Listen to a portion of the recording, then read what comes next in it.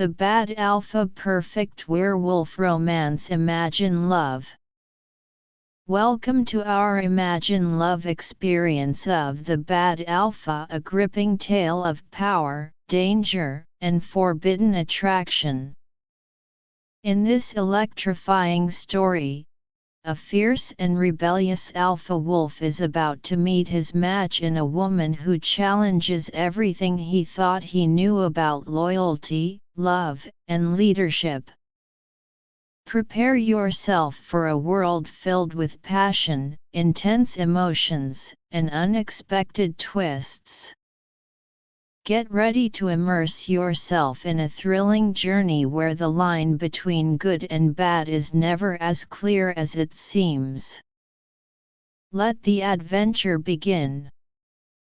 Self-respecting werewolf should ever have to endure single and celibate, at least he didn't have to spend it alone, he reflected, although the type of companionship he could expect to find at his friend's post-wedding engagement party left a lot to be desired, a bit long in the tooth for his taste. Graham preferred women who hadn't been painting the town red back when his ancestors still thought of the cotton gin as a newfangled contraption, plus seeing that he'd just broken off his on-again off-again relationship with one particular vampire.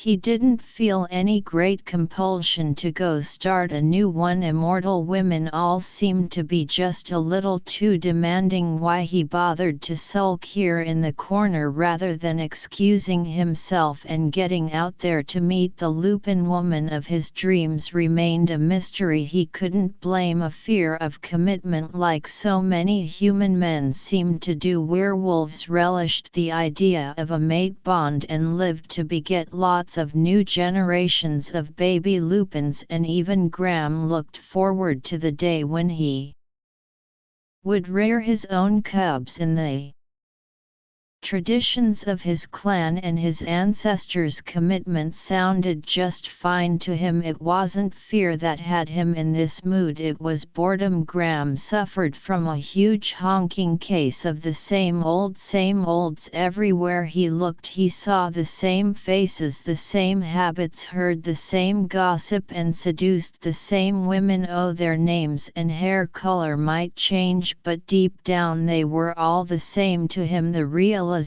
depressed him. What had happened to the carefree race wolf he used to be? These days he acted more like a priest than a playboy. He blamed the women, of course. What other reason was there for an attractive, healthy Lupin in his prime to suddenly go cold turkey from the pleasures of romance? He still enjoyed the act after all, so his problem wasn't physical. Never in his life had he experienced any problem getting an erection when the situation called for one. He had no trouble getting it up, but lately he'd had a time getting it back down, and that he blamed on his partners if he remained dissatisfied after a sweaty, breathless romp. He must be romping with the wrong woman, right? The conclusion sounded logical to him as long as he ignored the fact that he'd been lucky enough to sample some pretty amazing women. Take Natalie for instance, the blonde vampire he'd recently broken off with made most supermodels look like sideshow freaks with her pale hair, pale skin, and radiant blue eyes, not to mention the body of a Venus. She looked like an angel sent to earth to reward the truly righteous. The fact that she had the morals of an alley cat and the ruthless ambition of Napoleon Bonaparte explained why she'd spent the last 3 to put a hurry to shame, and had the stamina of an undead Olympic athlete. She was willing to try anything, no matter how depraved, and if it got her off she'd do it again until she could give lessons to the experts. How in God's name could he have gotten sick of that? He didn't know, but he'd gotten sick of all The women, and all modesty aside, Graham Winters had had a lot of women. Some were little more than one-night stands, some recurrent companions, and some like Natalie had barred on casual relationships, but none managed to hold his interest for more than a few weeks. The only reason Nat had lasted so long had more to do with his disinclination to deal with the fit he'd known she'd throw than with any real desire to keep her around. He tried just about anything he could think of to spice up their last few weeks together.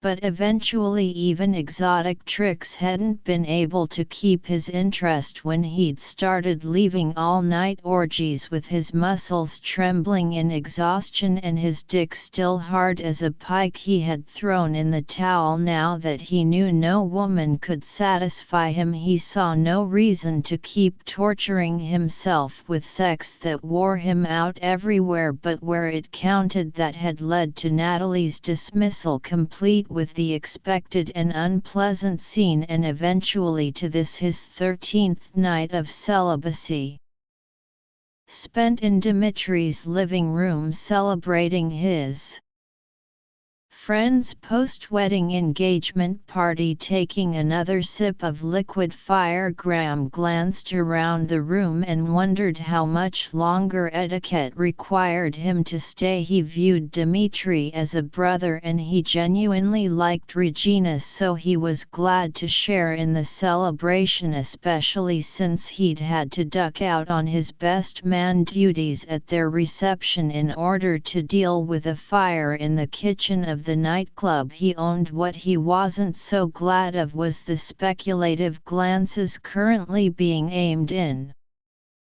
his direction by a large number of the room's single and some not-so-single women. He worked at ignoring their interest, but he knew it was only a matter of time before one of them decided to lay off the staring and make a move. I vote for the redhead. She looks like the typo, ready for anything, plus I don't think she's wearing panties. His friend and Beta appeared at Graham's side carrying a dark brown beer bottle and wearing a repressed smile. Logan Hunter knew all about Graham's predicament and seemed to find it amusing. Graham shot him a narrow look.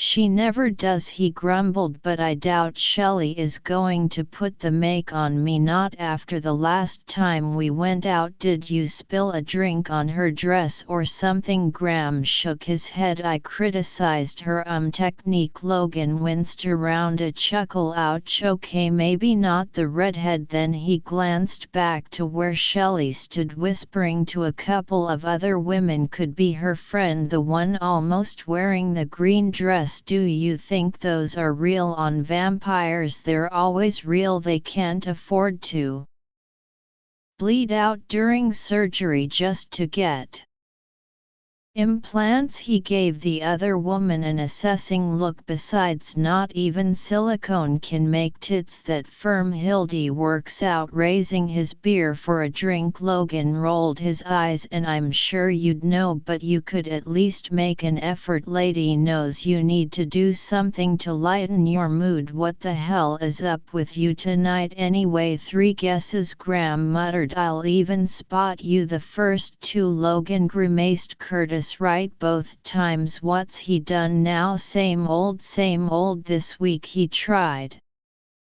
to get Bill Lakeland to take an interest in examining the validity of the challenge, Dad, and I fought when he decided to retire and leave the business of Alpha to me." Logan nearly choked on his beer. "You've got to be kidding me. I wish. I don't care how many packs. Consider Bill an expert of the traditional procedures for Alpha challenges. You took that fight fair and square. Your father wouldn't even cut your mother any slack in a challenge ring, let alone the son he raised to continue his family dynasty. You know that, and I know that, and so does anyone who was there." Watching you took that challenge fairly and by the skin of your teeth for a few minutes. I wondered if both of you were going to leave the circle alive. Graham's mouth twisted. So did we. So how does he figure he can protest? The outcome beats me. I doubt he thought he'd really get anywhere with that kind of nonsense. Chances are he was just pulling my chain. And how long has that been his favorite hobby? Let's see, I'm 34 and Curtis is 7 years younger. So Graham pursed his lips and pretended to think. About 27 years, I think. Logan nodded. And you did what to set him off again? Be born first, be my father's son, and be more of a Lupin than he'll ever be. Right, so you're just going to go on ignoring him? That's the plan. Graham saw the disgust in his friend's expression and smiled. Trust me, it's easier to ignore him than it is to dignify his idiocy with a response. If I got worked up every time he pulled a stupid stunt just to piss me off, I'd be the first Lupin in recorded medical history to have to take blood pressure medication. Logan sighed. True enough. He took a long pull on his beer and gave the room another thorough glance, which means that you could definitely use a distraction tonight. So who's it going to be? No one. Excuse me, I'm not in the mood for a woman. You know you've been saying that with distressing regularity lately, my friend Logan pointed out. I don't know about your blood pressure, but you might want to talk to a doctor about your libido if this keeps up. Graham glared at him. There's nothing wrong with my libido. It's not me.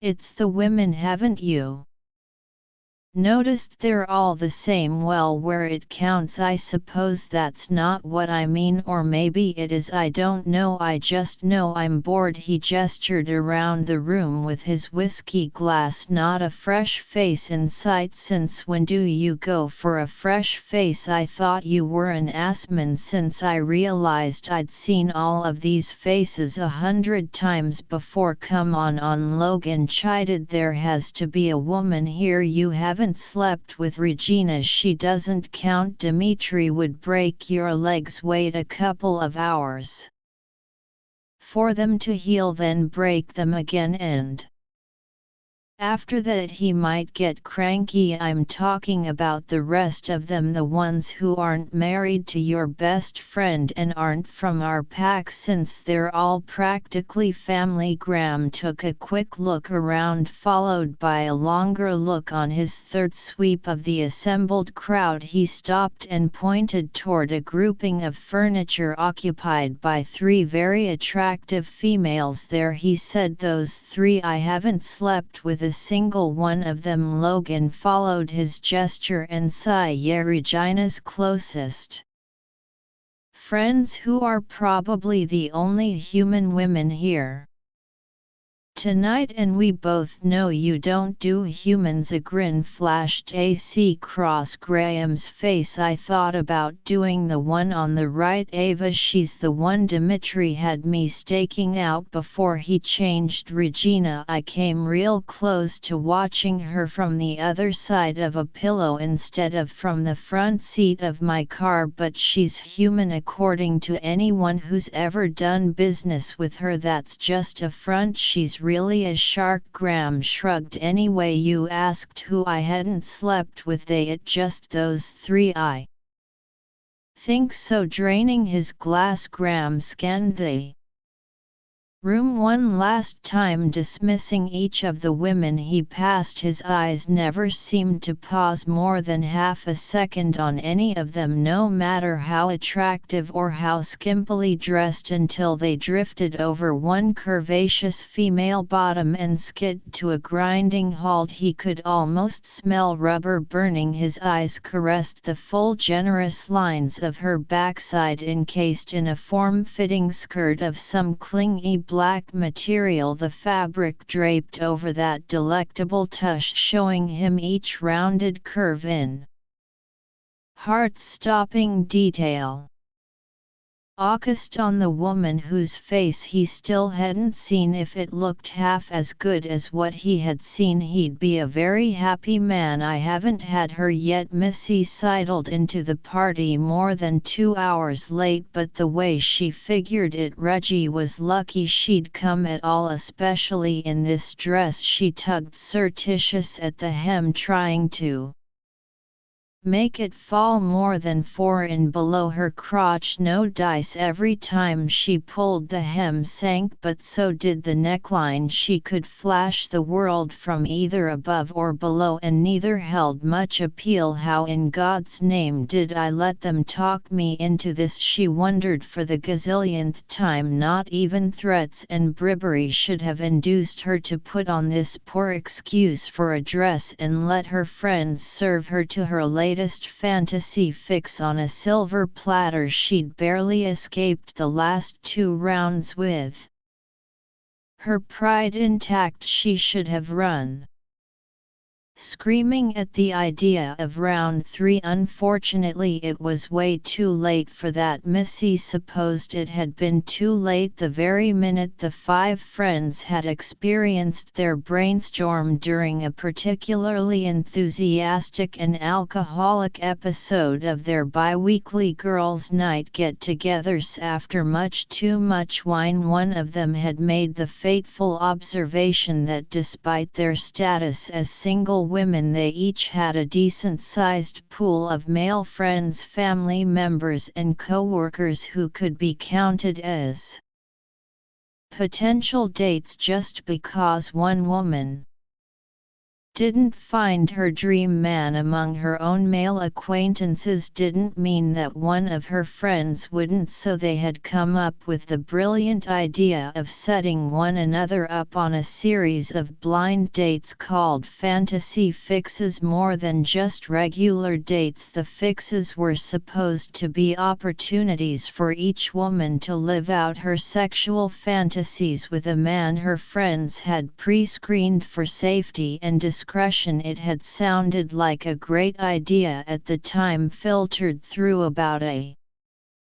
bottle of Sauvignon Blanc, but as soon as she had sobered up, Missy had experienced some misgivings. Translation: she had panicked. Always the highest and most conservative member of their clique, Missy wasn't the type to live out sexual fantasies with men she'd barely met. She was the kind to plant daffodils along the bottom of a white picket fence while her enormous brood of children were in school and her banker or lawyer or accountant husband was at his office winning the family bread. Unfortunately, her friends had devious natures and insidious stubborn streaks, and with Missy's own compulsion to please on side, they took ruthless advantage. They knew Missy harbored an intense reluctance to go on her fantasy fixed dates, but she'd done the first 2 rounds because they'd asked her to, and because she didn't want them thinking she was an even bigger coward than they already believed. But a soft heart and a latent sense of determination only went so far. 2 rounds had been the limit of Mrs. Good Nature, and they must have guessed that because this time they had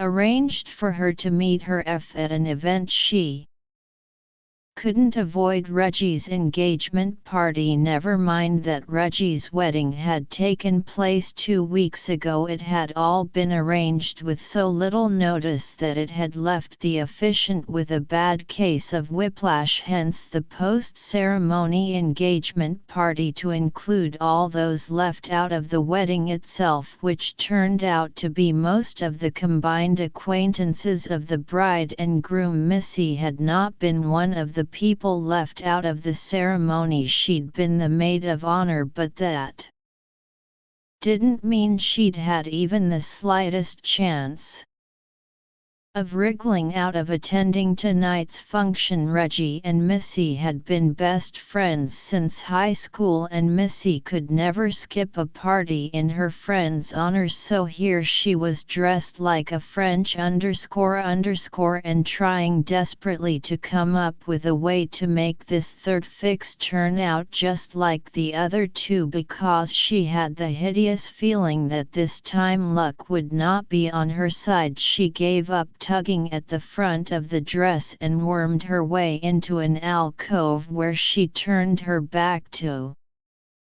the room and yanked the dress down over her ass. It pulled the neck down until her breasts threatened to fall out of the clingy material, but if she just kept her face to the wall, no one should be able to see that, and what they could see would be almost decently covered. She didn't think Ava, Denise and Karin had spotted her yet, but she knew it was only a matter of time. They would be keeping an eye out for her since she was so late and had refused to answer any of their calls to her cell phone thanks to the blessing of caller ID. Once they realized she had arrived, her reprieve would be over and she would have to face her latest fix, whoever he happened to be. The last 2 rounds the gods themselves must have been looking out for her, because those fixes couldn't have gone better if she'd planned them herself. Her kidnapping mountain man had turned out to be her older sister's high school boyfriend, and the idea of being trapped with little Missy Roper in a secluded cabin for 48 hours with nothing to do but test out the huge old feather bed in the corner had turned him an interesting shade of green. He'd given her a pair of his sweats, encouraged her to change out of the flesh-bearing clothes her friends had picked out for her, roasted her some marshmallows, and checked himself into a hotel room until it was time to deliver her back home. As he walked her to the door of her apartment building, he even made her promise not to tell Ava how their fix had really turned out. Like full disclosure had even been a possibility. She'd rather have told her parents she'd decided to become a leather-clad bisexual dominatrix. She'd rather have become a leather-clad bisexual dominatrix. Those same gods must have appreciated her prayers of thanks afterward, because they looked out for her on fix number 2 as well. In that one, the buff fireman who had rescued her from the deliberately stuck elevator at Ava's office building had been willing to give her the old college try right up until he had pulled off her mitten knit hat and seen the dull ash blonde color of her hair. That's when she started to remind him of his 4-year-old daughter, which in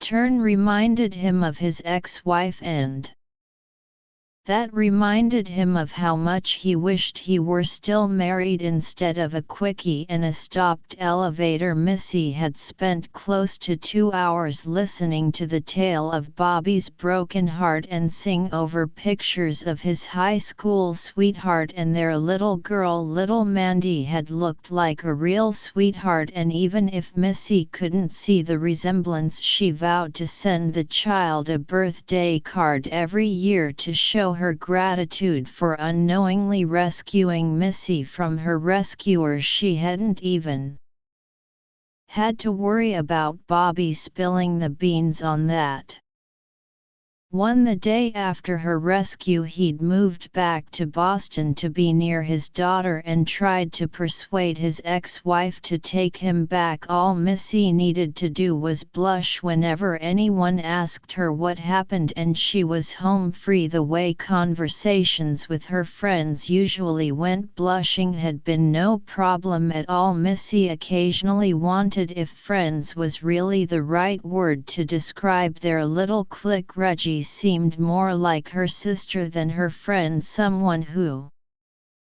loved her unconditionally but also delighted in tormenting her, who sometimes drove her crazy and who would defend her to the death, or the homicide. Kin and Denise were more like drinking buddies. They had a great time together despite the fact that they had less than nothing in common, and no one could make Missy laugh harder than there was Ava. Ava simply defied description. She presided over the lot of them like a temperamental goddess, dispensing gifts or torment depending on her mood. Ava wasn't the sort of person you just liked or got along with. She made you work too hard for that, but she was loyal and fierce, and Missy could easily pick to her, ripping the heart out of anyone stupid enough to hurt one of her friends. Missy loved her for that, which probably explained why she put up with all the crap Ava managed to put her through. Like tonight, Missy had dressed in this ridiculous pseudo dress, taken a cab to the Upper East Side, and walked through Reggie and Dimitri's front door looking like a call girl on the clock, all because of Ava. If not for the other woman's meddling, Missy would have shown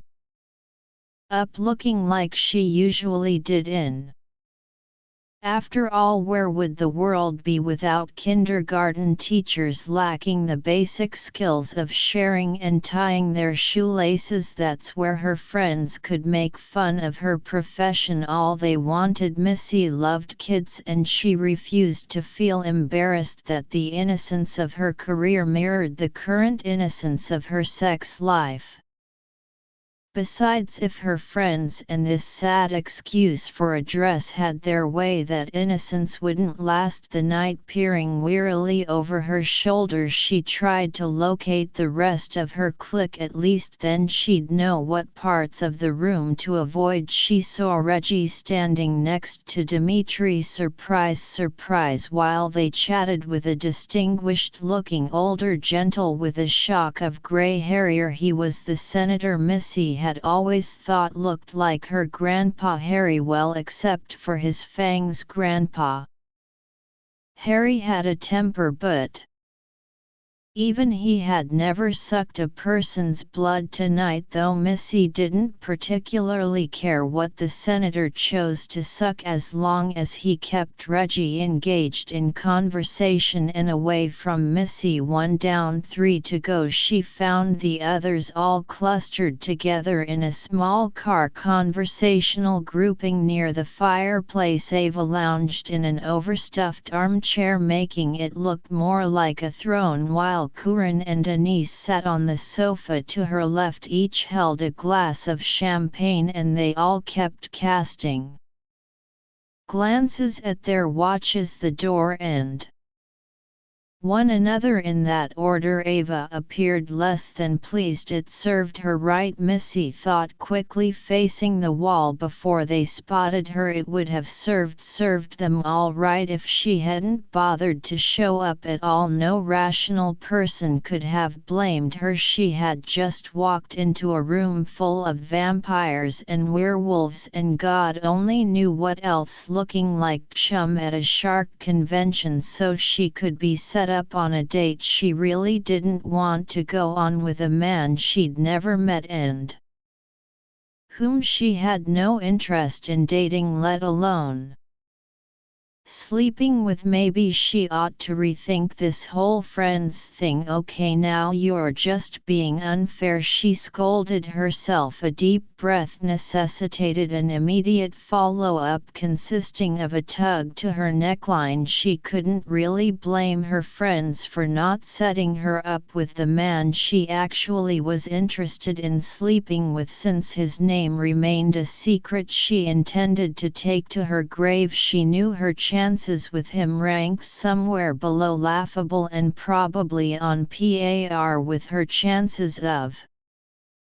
bearing the next Immaculate Conception, because as The entire other social world of New York knew Graham Winters did not date humans. Missy stared morosely into the leaves of a potted ficus while she absorbed the sharp sting of that knowledge. It wasn't news, she'd known it from their very first meeting, but even after 6 weeks she still hadn't quite managed to work her way out of crushing disappointment and into grudging resignation. She still floundered in the morass of wishful thinking. Thanks to her unruly hormones, the darn things put her on full alert every time she set eyes on his drool-inspiring body or knee-weakening gold-green eyes. That reaction gave her yet another reason to keep her face to the wall. The last thing she needed was to let him distract her, since he was Dimitri's best friend and best man. She knew he was probably in the house somewhere, so she'd be to stick to the shadows and avert her eyes until she could make her escape. But Lord, wouldn't she just love to get her hands on him? She sighed wistfully and dismissed the mental image of running her fingertips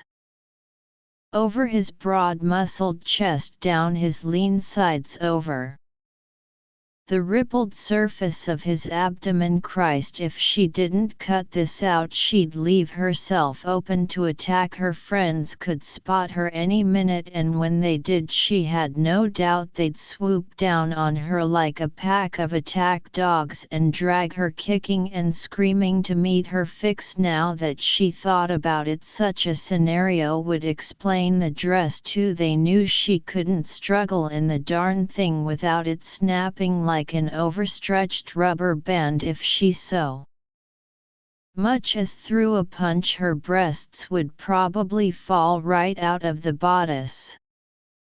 The idea of the dress's reaction to a swift kick made her shudder. Her friends were even more devious than she had imagined, and frankly, instead of intimidating her, the idea made her that much madder. After all, she could appreciate that they wanted her to have a good time, but really she was beginning to feel more like a John or a hooker than a date, while the idea of being fixed up with a man to fulfill all her fantasies had sounded like a good one at the time. Sobriety and 2 failed attempts had brought her to her senses. Then there was only one man Missy could imagine hopping into bed with after having exchanged less than 20 words, and since he wasn't interested, she found that she wasn't either. When rebellion struck Missy, it struck with a vengeance. To hell with her friends and their fantasy fixes. Missy was a mature, independent woman capable of making her own decisions and getting her own dates. In fact, it would serve them all right if she thumbed her nose at their chosen match for her and picked up a sailor to take home. Hell,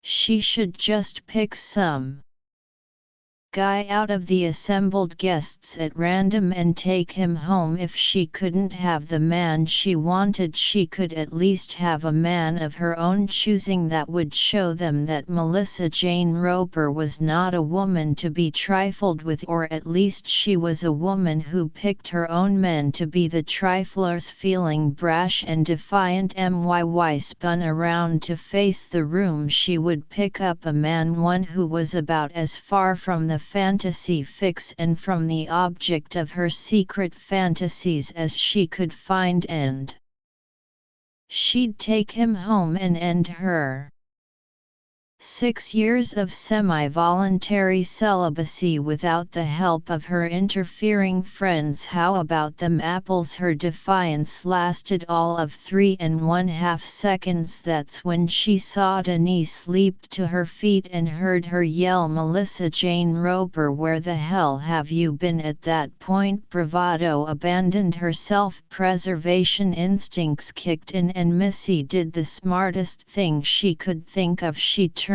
tail and ran just as fast as her 3 heels would carry her. She made it all the way across the living room, beating a path straight For the French doors that led out onto the side patio, she teetered on the very edge of making good her escape when a warm solid object stepped into her path and blocked her exit. Missy slammed into it hard enough to knock her slightly silly, but the thing that really stunned her was feeling the immovable object wrap powerful arms around her and press her against the entire length of a very muscular and decidedly masculine body. Well, the object rumbled in a voice so low she could feel the vibrations through the solace of her shoes. Where do you think you're going in such a hurry, gorgeous? I was hoping you might decide to stay a while with me. Chapter 2. Graham had seen the object of his unexpected lust spin around and race toward him as if the fires of hell licked at her heels. Clearly he must have done something very good to earn this kind of reward. He couldn't think what it might be, but didn't care when Miss Sexy Ass flung herself headlong into his arms. He offered up a quick prayer of thanks and decided to worry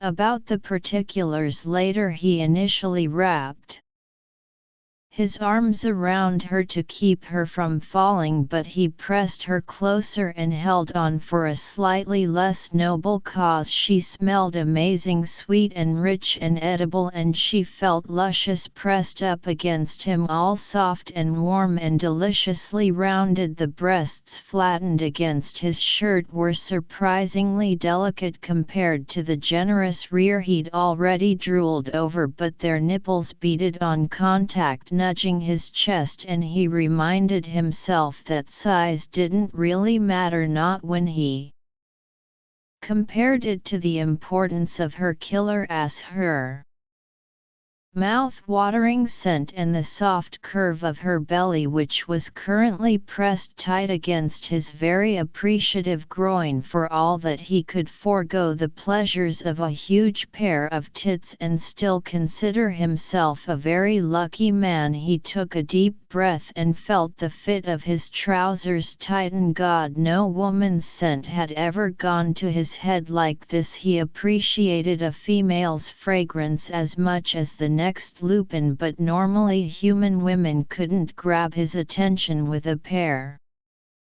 of pliers. They tended to smell like artificial chemicals and sterile soaps to his kind. Even when it wasn't offensive, it wasn't exactly compelling either, but this woman had him panting with nothing more than her luscious scent and her equally luscious curves. Well, he murmured, and he could hear the lust vibrating in his tone. He hoped she wouldn't be intimidated by it, because he doubted there was any way on earth he could have concealed it. Where do you think you're going in such a hurry, gorgeous? I was hoping you might decide to stay a while with me. He watched her head jerk up at his words and found himself looking into a pair of meltingly brown eyes the size and shape of china saucers. A man would have to be very careful not to get sucked down by the undertow he saw in those things. He ignored the vague sense of recognition he felt when he looked at her, because he felt certain they'd never met before. Graham was not the sort of man who forgot a figure like this woman sported. He'd been bored, not blind, but if he had his way this woman would be relieving that boredom, at least for the night. He smiled his most seductive smile, the one that made women melt and pant and compare him to a fallen angel, and loosened his grip enough to lean back. He looked down at her and patiently waited for her to respond to his pass. When she did respond, though it wasn't precisely what he'd expected, excuse me, she muttered, tearing her chocolatey gaze from his, ducking beneath his unsuspecting arms and darting behind him to let herself out the French door. What the hell, he scowled. No woman had ever turned down that kind of invitation from him. Beside him, Logan Laughed, never thought I'd see the day. The other Lupin grinned. The amazing Graham just struck out with a woman and a human woman. At that, Graham scowled both at Logan's taunting words and at the reminder that he'd gotten all tied up in knots over a woman from another species. No matter how good she smelled, what the hell was wrong with him? He wasted about half a millisecond wondering about it before his instincts kicked him in the ass. He didn't care if this woman was from another planet, he still wanted inside her. Badly shooting Logan a sharp glare. Graham caught the door before it could swing closed behind Miss. No time to chat, that was only the first pitch, he said. Next one goes over the fence. Ignoring his friend's snort, Graham disappeared through the doors and into the night, intent on pursuit and capture. Hello, Twilight Zone. It looks like I've come to visit, Missy thought, even as she jerked herself out of the arms of the man of her dreams and darted outside. She wondered if she had conjured the encounter just by fantasizing about him earlier. That was the sort of storyline the zoners really went for, right? And since she just finished reminding herself how entirely uninterested Graham had been in her before 15 seconds ago, an alternate reality made the most sense of any explanation she could think of. Either that or she dreamed up the whole thing. Now that explanation had logic and all sorts of other sensible possibilities going for it. Jogging across the living room with lights blazing and civilized carpet-covered hardwood had been tough enough in her stroppy 3-in heels, but Missy quickly found jogging across the pitch-black patio to be impossible. Reggie and Dimitri must have assumed no one would want to go outside on this unseasonably cold spring night, because they hadn't left a single outside light burning. That might be fine for the other guests, but for Missy it threatened to break her ankles. She stumbled to a halt on the uneven brick and debated kicking off her shoes and running barefoot. Then she noticed the cold of the masonry seeping up through the thin solace of her sandals, and discarded the idea all her friends wore heels as well, so the going wouldn't be any faster for them. If luck stayed with her, she might still be able to out-hobble them. She peered into the darkness around her and blinked, trying to force her eyes to adjust to the dim light. The high garden walls blocked most of the street lights, and since the moon was still not full, she couldn't rely on its pale light to illuminate her path. The day anyone could see stars in the night sky over New York City would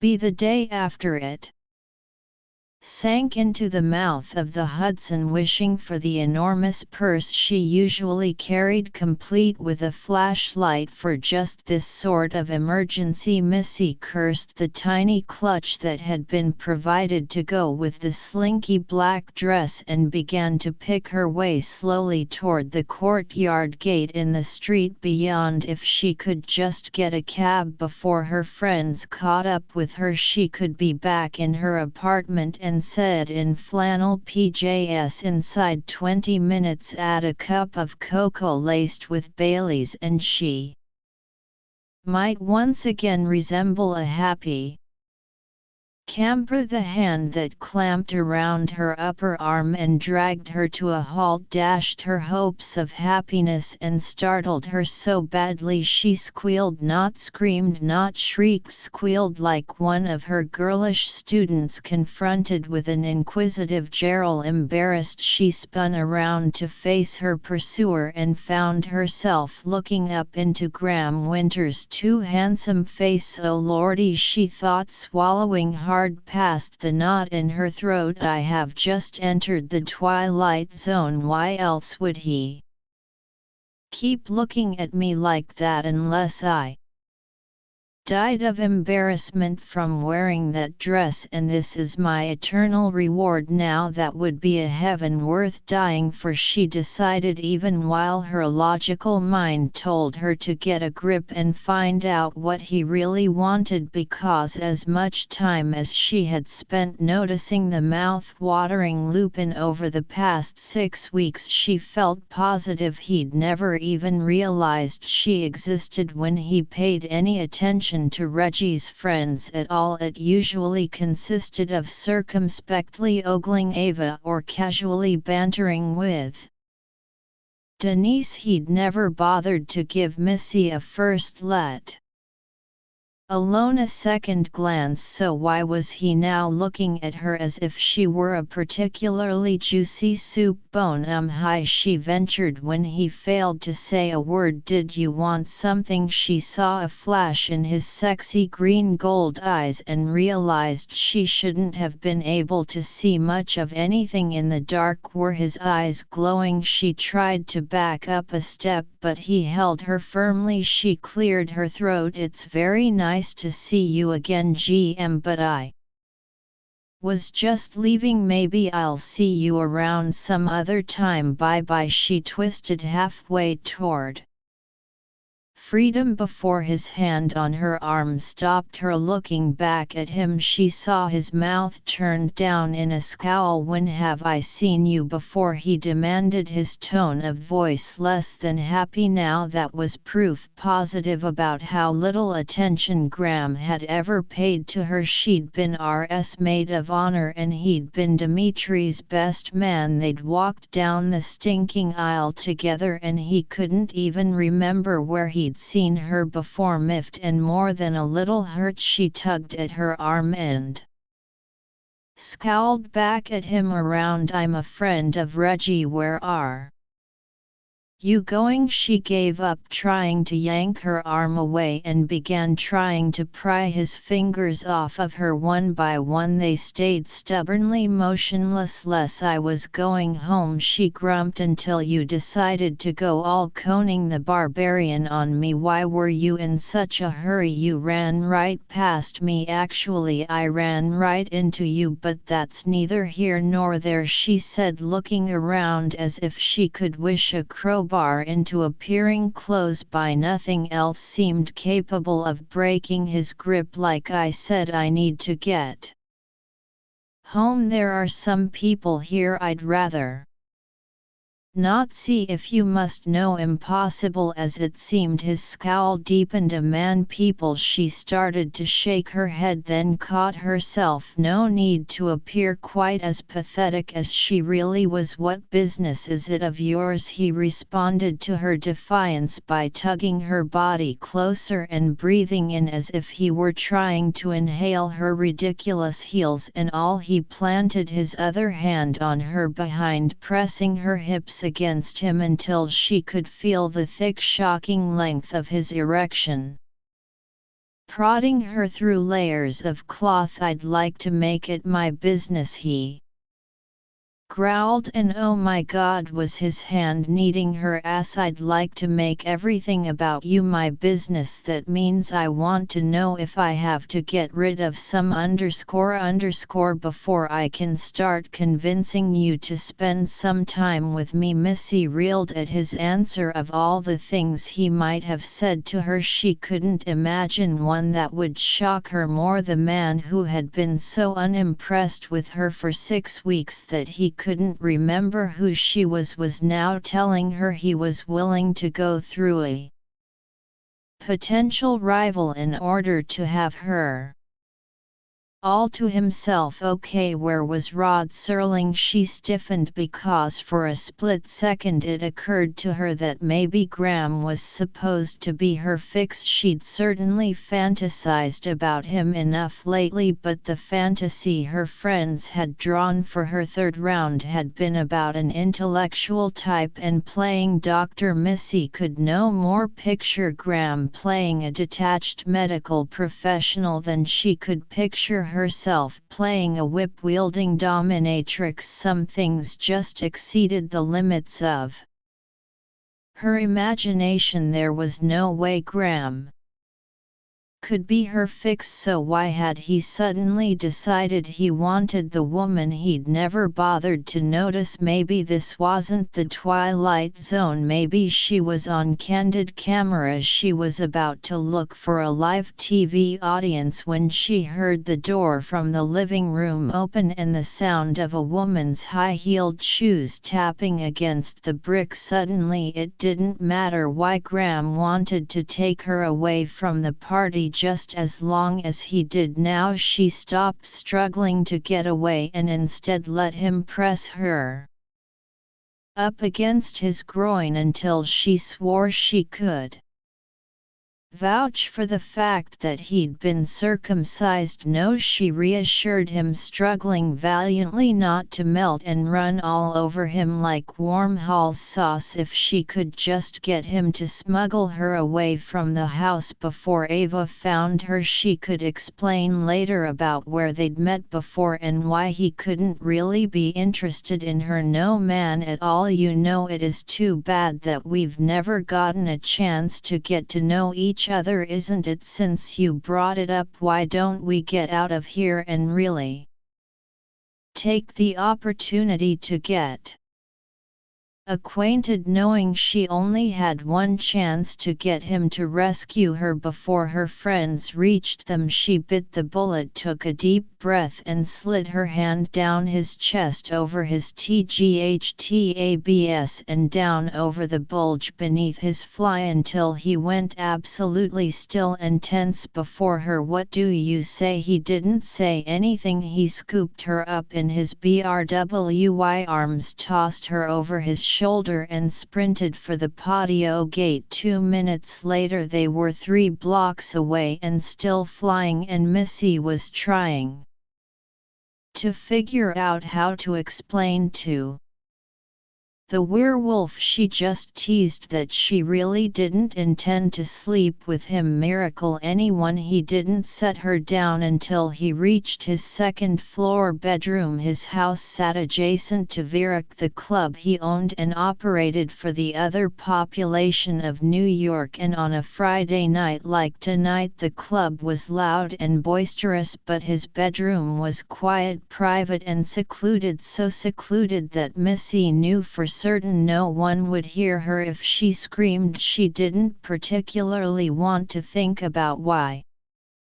she might decide to scream the minute her feet touched the floor. She scrambled backward, trying to put some distance between them. The difference between fantasizing about something and actually doing it had just hit home for her. With a sledgehammer, Graham stalked after her, his chin lowered and caned forward in a predatory posture, his powerful body moving ly and inexorably toward her. He looked tight and coiled, like a cat ready to pounce or a wolf ready to leap to the kill. The expression in his glowing greenish eyes made Missy feel a lot like lunch or maybe a midnight snack. Graham, I think we need to talk about this. She kept her eyes on him, afraid to blink when he had that look of intent etched across his angular features. No talking, he growled. His voice had lowered, becoming even rougher and deeper than she remembered, like honey-coated gravel. Too late for talking, time to mate. She almost tripped over her own feet when she stepped off the edge of the carpet and met the bare wood floor where it disappeared beneath the door. She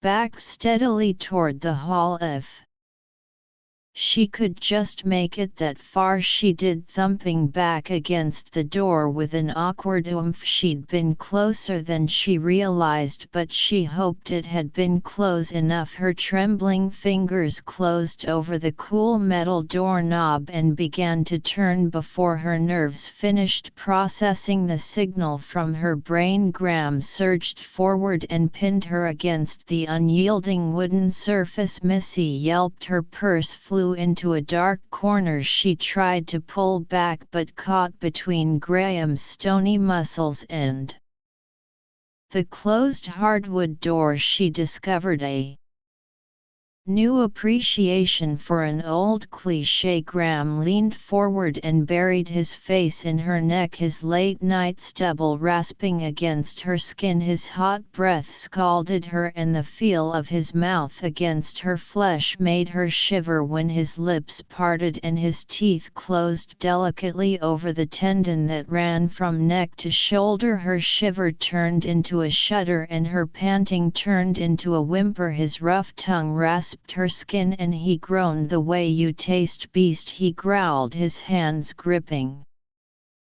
her and pulling her tight against an erection. As surprising as it was intimidating, restless fingers kneaded her hips. "So sweet, so hot, want more, oh God." Missy's head dipped back without her permission, baring her throat to Graham's hungry mouth. Her brain was telling her to scream, to run, to turn the doorknob and get the hell out of there, but her hormones were telling her to stay, to beg, to wrap her legs around his waist and hold on for the ride she might never be invited on again. Instead of doing either, she stood frozen against the door, trembling and panting, and felt an embarrassing dampness soaking through the thin cotton of her panties. "Smells so good," Graham grunted, nuzzling around her neck to lap at the hollow at the base of her throat. He ran his tongue up the soft white curve and her muscles spasmed in a convulsive swallow. "Wet, thick, creamy W it." With every word his voice became more guttural until she could barely understand what he was saying. Was he speaking English or some Lupin language made up of rumbles and snarls? But in spite of herself she understood the feel of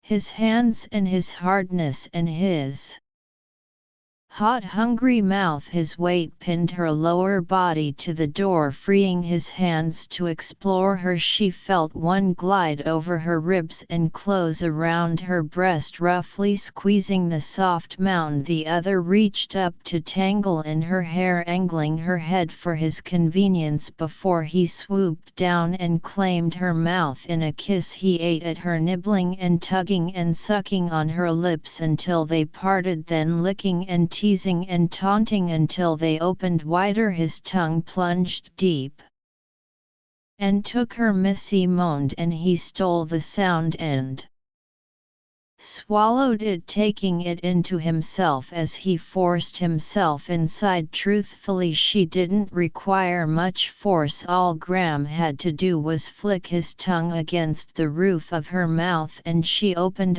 wide and begged his tongue to enter her. He thrust it deep over and over, in and out, in the primal rhythms of sex. It drove her crazy the way he seemed determined to taste every inch of her mouth without allowing her to do the same. She dreamed of this so many times, and in all of those dreams her favorite part had been when she'd gotten to touch and taste him for her herself. Whimpering her displeasure, she waited until he thrust deep, then tangled her tongue with his and sucked his flavor. Amazed her, as rich and dark as Turkish coffee, as addictive as caffeine, and twice as stimulating. Abandoning her grip on the doorknob, she wrapped both arms around his shoulders and pulled herself up against him, growling either a threat or a promise. He wedged his foot between hers and forced her legs apart. His knee came up high between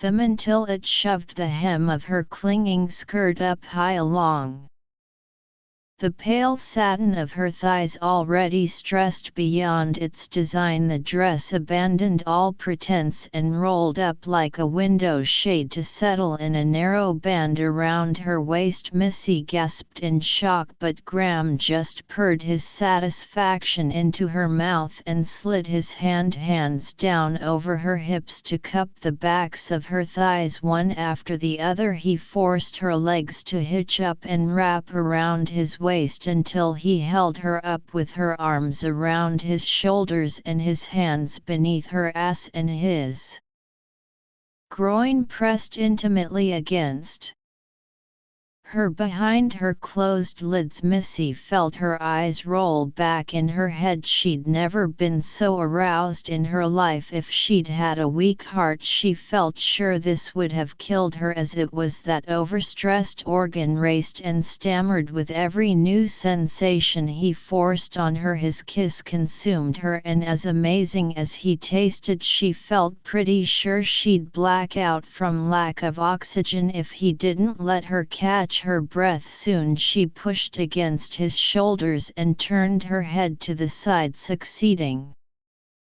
only in making his mouth shift from her lips to her throat. He kissed her, lapped her, nibbled at her, drawing the flesh hard against his teeth in a rough love bite. Her head knocked hard against the door, but she barely felt it. Instead she felt his hands slide from her bottom down the backs of her thighs to just above her ankles. He urged her legs higher against him and showed her how he wanted her to hook her ankles together behind his back to ride his hips more securely. Immediately his hand shot back up her leg, this time traveling along the sensitive inner surface until he cued her through the soaking crotch of her panties. Missy hadn't worn H since Ava had forbidden anything so common. Instead she'd reluctantly donned a pair of sheer silk thigh-highs that clung to her legs like perfume. Ava had also dictated that Missy should wear a lace br so see-through it barely qualified as lingerie, and a pair of matching thong pants when she dressed for the party. Missy had strapped on the bra but drawn the line at the butt floss. She refused to spend an entire evening fighting the urge to tug the cloth out of there, so she pulled on a pair of her own white cotton bikinis instead. Now she wished she'd worn a stainless steel corset belt, because the feel of Graham's hand cupping her through the thin layer of cotton almost killed her. She whimpered and pressed down onto his fingers. "Graham, please," she whimpered. She wasn't sure what she was begging for, but it didn't matter, not as long as he kept touching her, as long as he didn't think she was begging him to stop.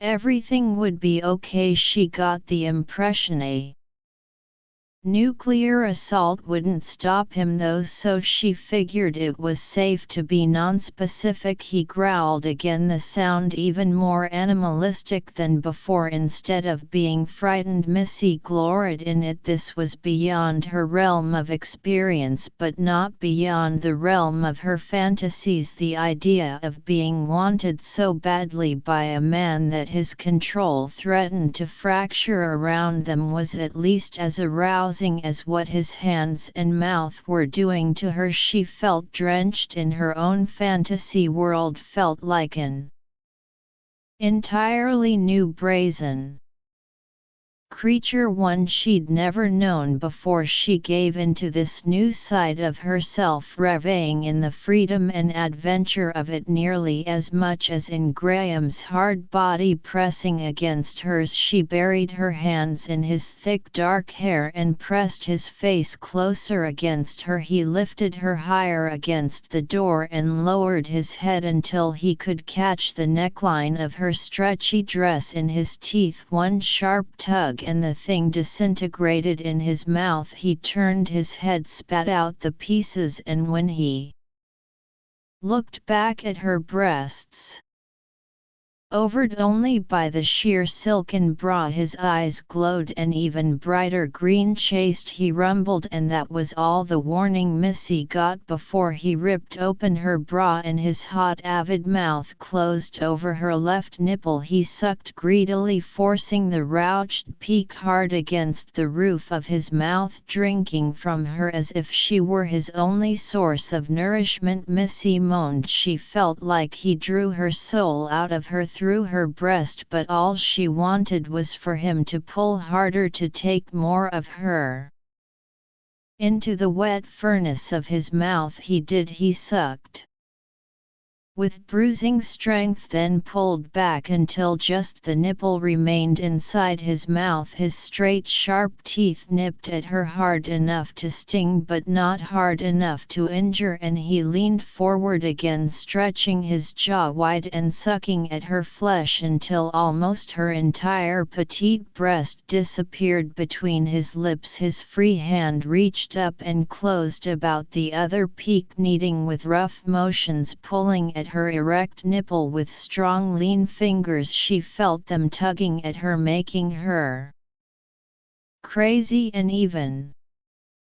As they moved, the hand between her legs went to work. He hooked his forefinger in the crotch of her panties and tore, ripping the panel right out from between her legs. Then his fingers were sliding through her slick folds and spreading the abundant moisture around her swollen lips and soft hidden valleys. Finger and thumb closed around the nub of her clitoris as if it were another nipple, touching and pinching in a gentle mimicry of his hand on her breast. Missy cried out, her heels digging into the small of his back, her thighs clenching.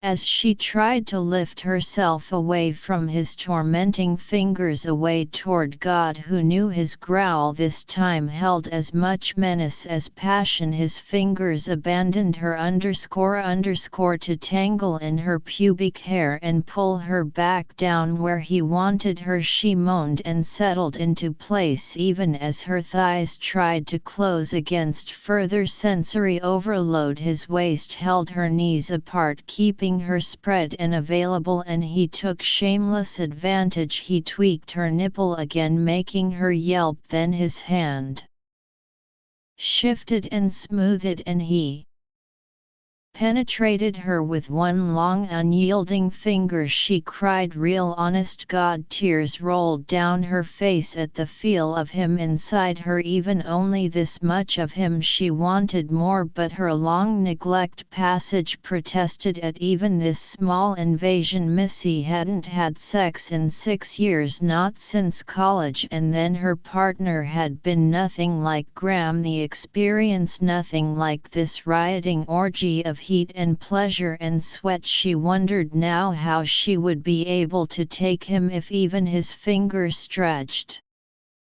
her so uncomfortably. She felt his finger withdraw and press back. A second later, followed quickly by another 2 strong digits pressed deep, tunneling through her body's resistance and showing her why it was much too late for doubt. If he was going to pleasure her to death, she intended to enjoy as much of the experience as she could. Using one hand to tug at his tulle hair, she dislodged his mouth from one breast just long enough to guide it to the other. He greeted her neglected nipple with a quick nip and a soothing pass of his rough velvet tongue before sucking it deep into his mouth. Missy felt every draw like a pulse between her legs and knew Graham could feel it too when he began timing the thrusts of his fingers to the clenching of her inner muscles. God, he was trying to kill her. Desperate to feel more of him inside her, she slid one hand down between their bodies and into the waistband of his slacks. The soft heat of her palm met his busy fingers between her legs wringing from him a soft growl, one that morphed into a breathless curse when her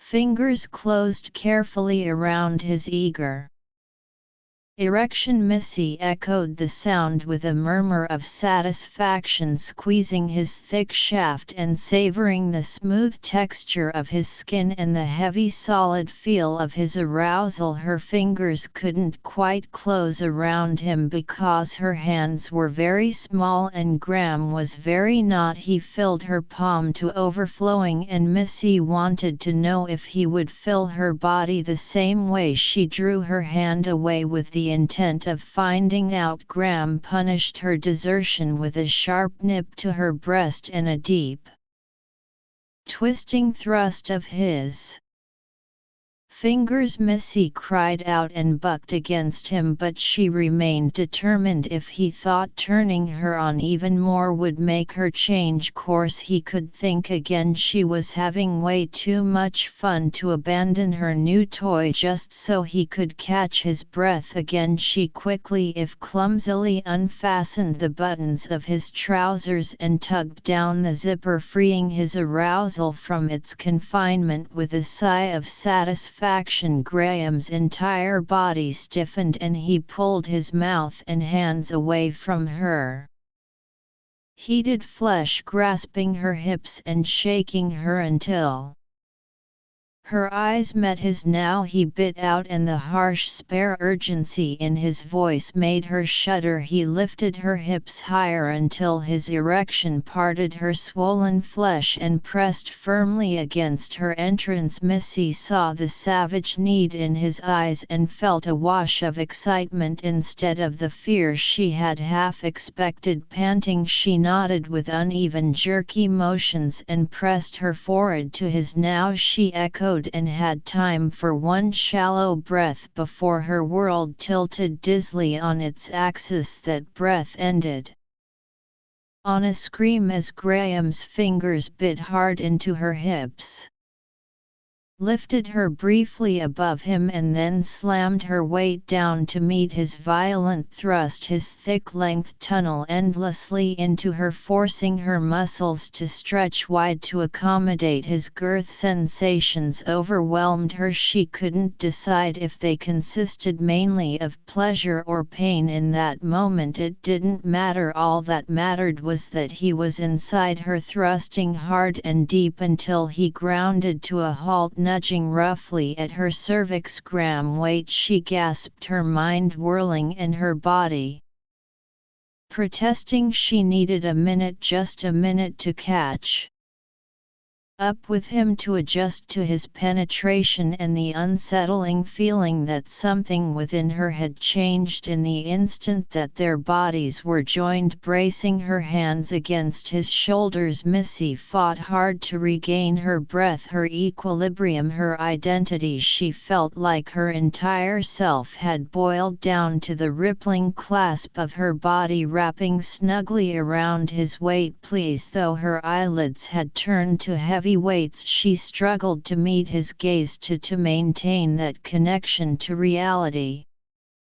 When everything around her had gone topsy-turvy in the dim light of the bedroom, Graham's eyes flashed with an eerie glow. Too late, he growled, pressing her hard against the door as he began to move within her to a relentless driving rhythm in her position, impaled on his thrusting length, held in place by the tenuous grasp of her watery legs around his waist and the biting grip of his fingers on her hips. Missy could do nothing else but cling to Graham's shoulders and let him conquer her like a foreign empire. He pounded into her hard and fast, and she struggled to decide if she loved it or hated it. She'd thought she knew what sex was, but Graham Winters was showing her she had no clue, lunging deeper inside her than she had thought possible, his corded muscles bunching and shifting against her. This man, this werewolf, seemed intent on teaching her that what she'd thought of as sex had as much in common with this urgent primal act as a chihuahua had in common with a loop in his hands. Shifted to her ass and tugged more. He rumbled, his lips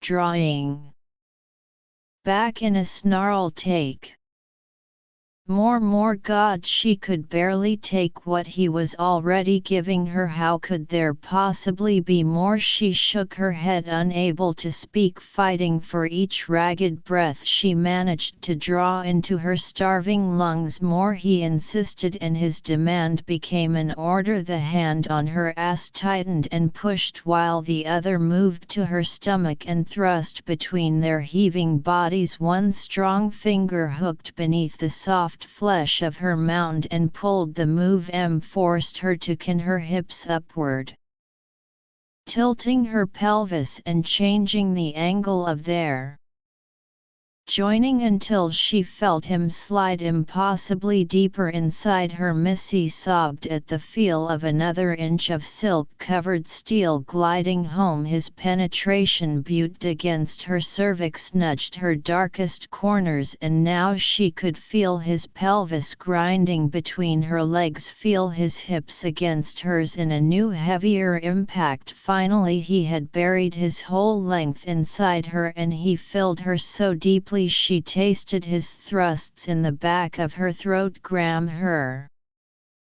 cry was a plea, a protest, and a demand for more. She had no idea which she meant most sincerely, but Graham answered only the last, ignoring the others completely, pinning her against the door. Now hot and slick from their sweaty bodies, he rode her hard, hilting inside her with each thrust, making her muscles ripple and contract on each entrance, collapse and yearn on each withdrawal. She wanted desperately to thrust back against him, but her position made it impossible. He controlled her every movement, holding her still and open for his powerful thrusts. She felt the constricting band of her tight dress where it had settled around her waist, felt the rasp of his dress shirt under her hands and against her breasts. She felt the rough fabric of the trousers he still wore low around his hips while he took her. She'd never felt anything so savage or so amazingly good. The tension built inside her until she sobbed for release. He bent his knees for leverage, thrust high and hard inside her, and Missy's world dissolved in an endless pulsing climax. Her body clamped tight around him, milking him with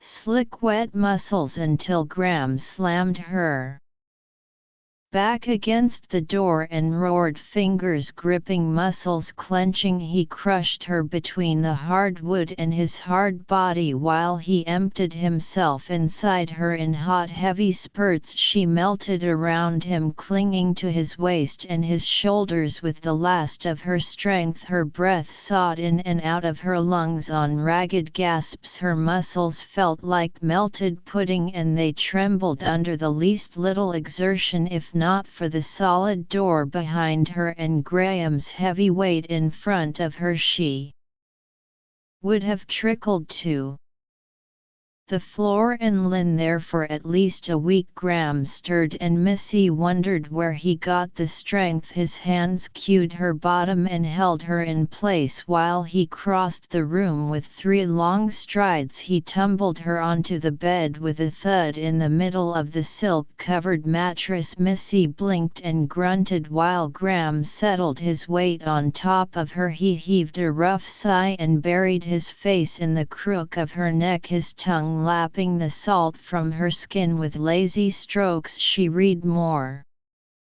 sleepy satisfaction than amorous intent in his actions and offered up a breathless prayer of thanks. She had just about enough energy left to close her eyelids and she'd be out like a light. Her hands groped along the mattress, looking only for a blanket to pull over them, but she found nothing. The only covering on the bed was the fitted silk sheet. In fact, she couldn't remember seeing sheets or blankets or even a bedspread pulled on the floor from a restless night's sleep. Too tired to wonder about it, she contented herself with Graham's body heat, which seemed more effective than an electric blanket anyway. Tangling her legs with his, she shifted her hips and felt him still nestled half-hard inside her. She molded over for a moment, decided she liked the sensation, and wrapped her arms around him. Her last thought before she tumbled into unconsciousness was that no woman could possibly need a fantasy fix if she got to spend one night of her life with a lusty lichen rope. Chapter 3 Honey and Vanilla. Graham's nose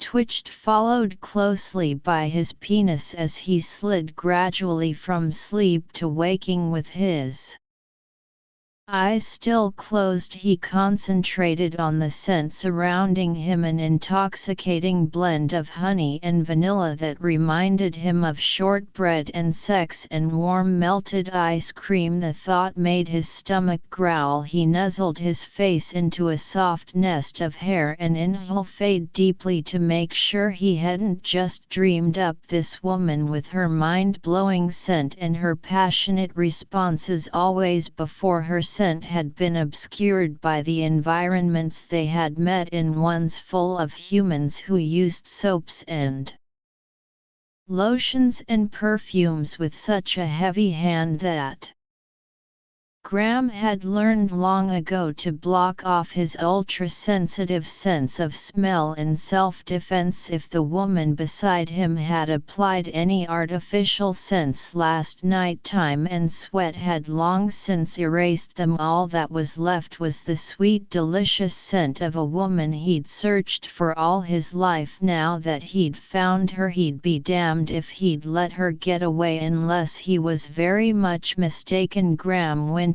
had just found his mate. Normally a new mating, especially for a pack alpha, was a cause for celebration when your entire culture was based on the pack mentality. Anything that led to the perpetuation of the pack won praise and respect, so he ought to be feeling just terrific at the idea that he'd finally found the one woman he could be happy with for the rest of his life. He just had two problems. The significance of the first slammed into the back of his head like an iron pipe with a grudge the minute he looked down at her, with her hair soft and rumpled on the pillow, her makeup worn away by time and exertion. She looked completely different from the way he remembered her. Instead of the brazen blonde sex pot in the too-tight dress, she looked like a little girl, all fair skin and pink cheeks and childlike innocence. Her thick brown eyelashes lay in soft arcs against her cheeks and her rosy lips were parted and slightly pouting. She looked like a china doll, a very human china doll. Interspecies dating wasn't exactly for bone among lupins, but it hardly represented the norm either. His kind tended to view humans as amusing and occasionally useful, but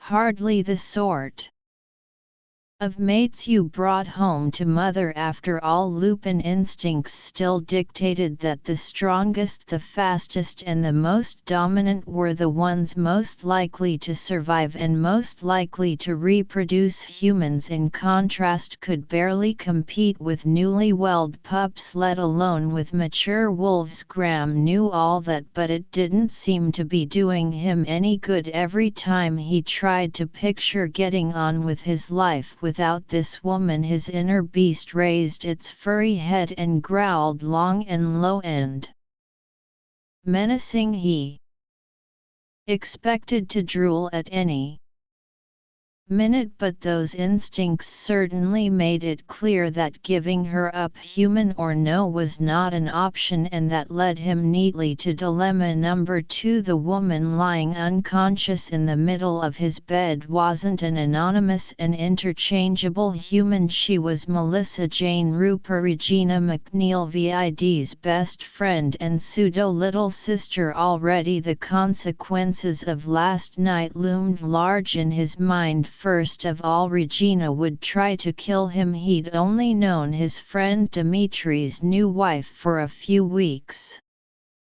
but that was plenty of time for Graham to learn how protective she felt. Her quiet wallflower friend Missy had been Regina's maid of honor, and though she'd faded into the background for him until last night, he clearly remembered the things Regina had told him about her. Missy is a sweetheart, probably too sweet, Regina had explained at the rehearsal dinner while he'd sat politely bored beside her. Don't be offended if she doesn't talk to you much, even if you are the best man. She's always been kind of quiet, especially around men. That doesn't mean she's some sort of poeno or a nun or anything. It just means she's more likely to listen than to talk, and she almost never says anything bad about anyone, but I just don't want you to think she's ignoring you or anything." Graham hadn't noticed the woman enough to know whether she was ignoring him or not. With her hair in a neat subdued braid and her body camouflaging clothes, he'd paid her about as much attention as the flower arrangements on the tables at the restaurant, even when he'd practiced escorting her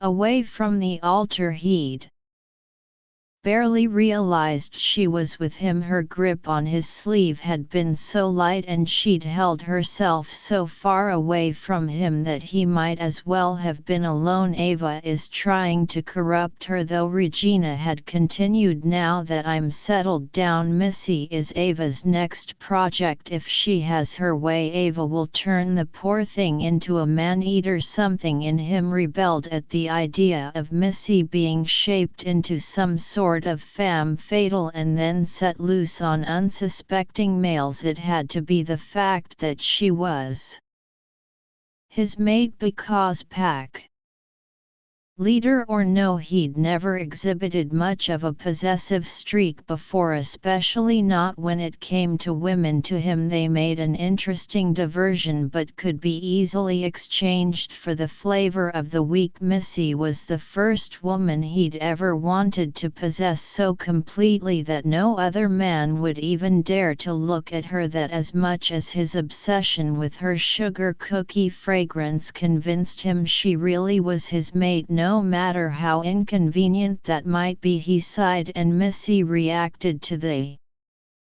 small sound, frowning and shifting in her sleep. She rolled over to face him and burrowed into his furry chest. The tip of her cold nose brushed his nipple and she nuzzled it sleepily, pressing a small kiss to the tight surface before snuggling back into sleep. He fought hard against the urge to hook her leg over his hip and slide gently into her sleepy soft warmth. After last night he knew how quickly she could be aroused and read for him. If only the knowledge didn't make his mouth water, he wouldn't be in this predicament.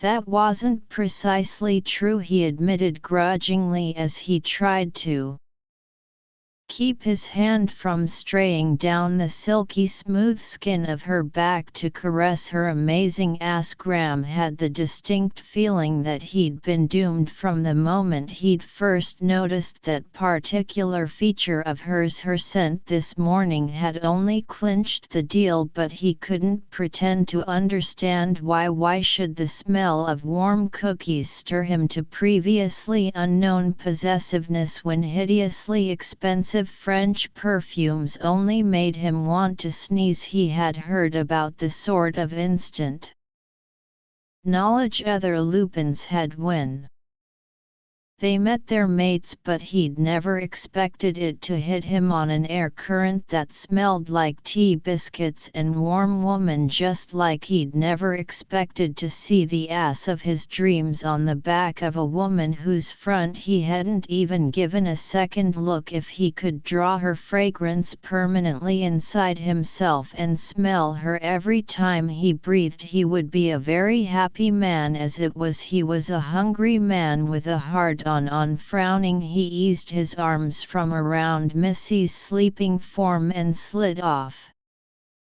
the bed. The loss of his body heat made her shiver. His bed had no blankets on it because he never used them. He generated enough body heat to keep warm in anything short of a blizzard, but his human guest didn't. He dug through his closet and found a spare blanket he kept around for moving furniture. Lucky for him, he'd washed it after the last trip, so it was clean and would serve to keep her warm. He wrapped it around her, trying not to notice the way she curled up into a little ball beneath it, one hand resting under her cheek, the other tucked between her legs just above her knees. The urge To slide his own hand in beside hers only higher gripped him, but he shook it off and pulled on a pair of jeans before he padded barefoot down to his kitchen. The pitch blackness outside the windows told him it was still the middle of the night, and the clock on the microwave read 402, a little late for a midnight snack, but it was either food or sex, and he figured option 2 had already gotten him in enough trouble. He needed a few minutes to get his equilibrium back, finding his mate apparently knocked a wolf for a bigger loop than he'd thought.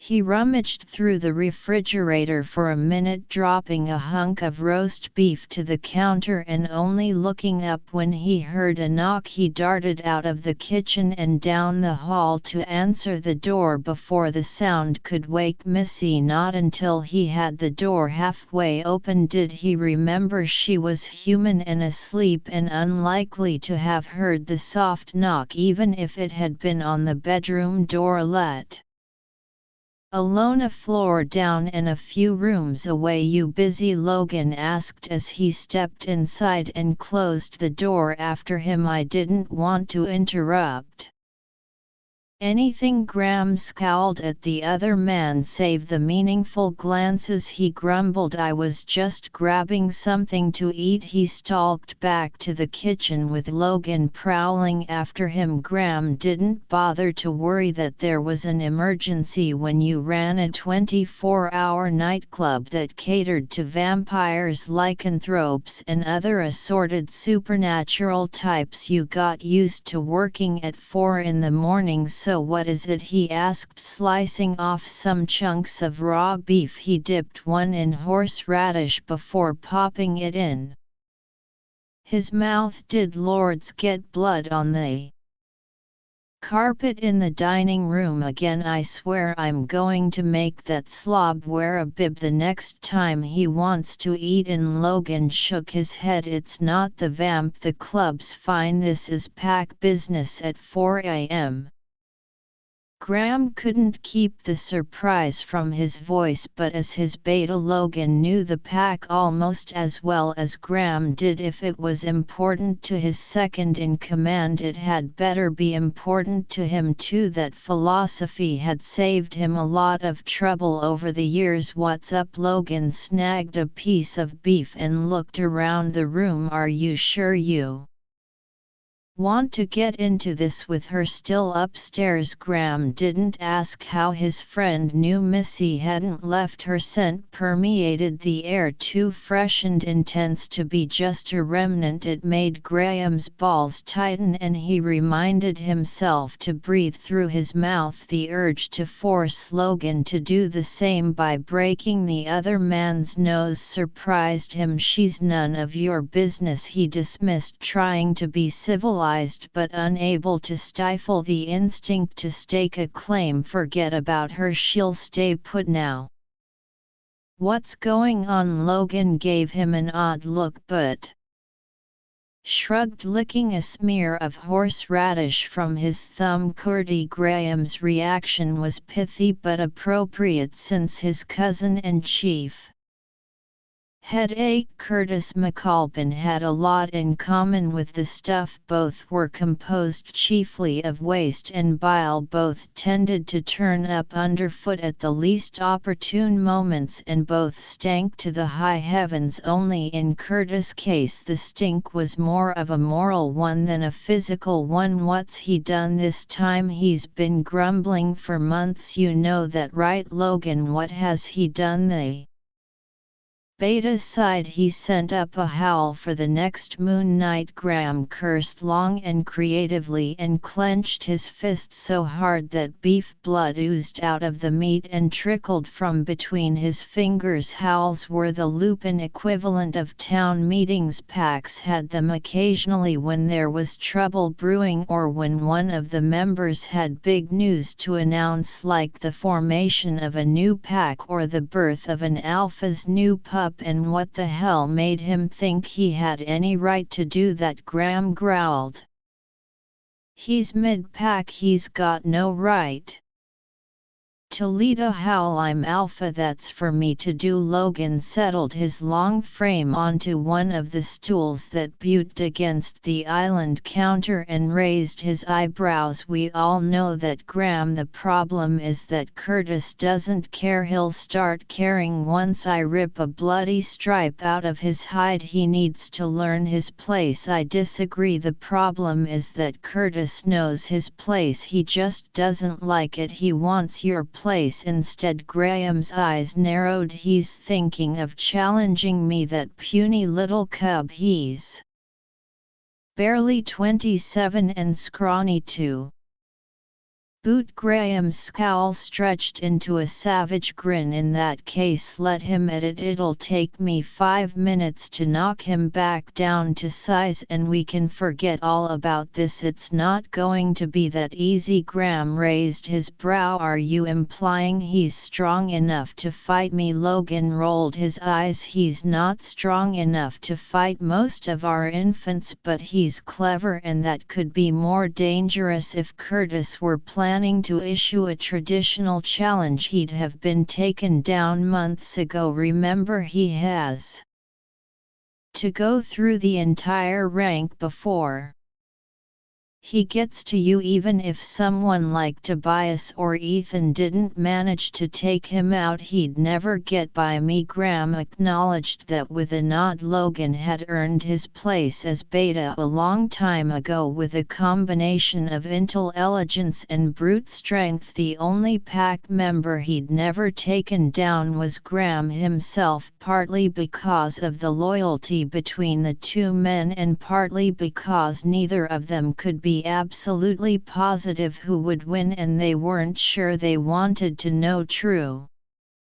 enough, Graham acknowledged, but if Curtis isn't going to challenge me, what are you all worked up about? There's only one road to Alpha and you just said he's not taking it. See, that's where you're wrong, Logan said, his gaze level and intense. Curtis isn't going to challenge you because he thinks he won't have to. He's going to call for you to step down. Graham snorted. He can call until he's too hoarse to howl for all the good it'll do him. I'm Alpha of this pack and I mean to stay that way. Logan grimaced. You might not have a choice. What are you talking about? I think Curtis is going to call on breeders' rights. The term sounded vaguely familiar, but Graham couldn't place it. Lupin society overflowed with so many old traditions and rights and laws and customs that only an anal retentive history professor could keep track of them all. As Alpha of the Silverback clan, Graham had more important things to worry about than whether or not someone had forbade the eating of deer meat on Tuesdays in all Februaries with blue moons. Old Lupin common law, Logan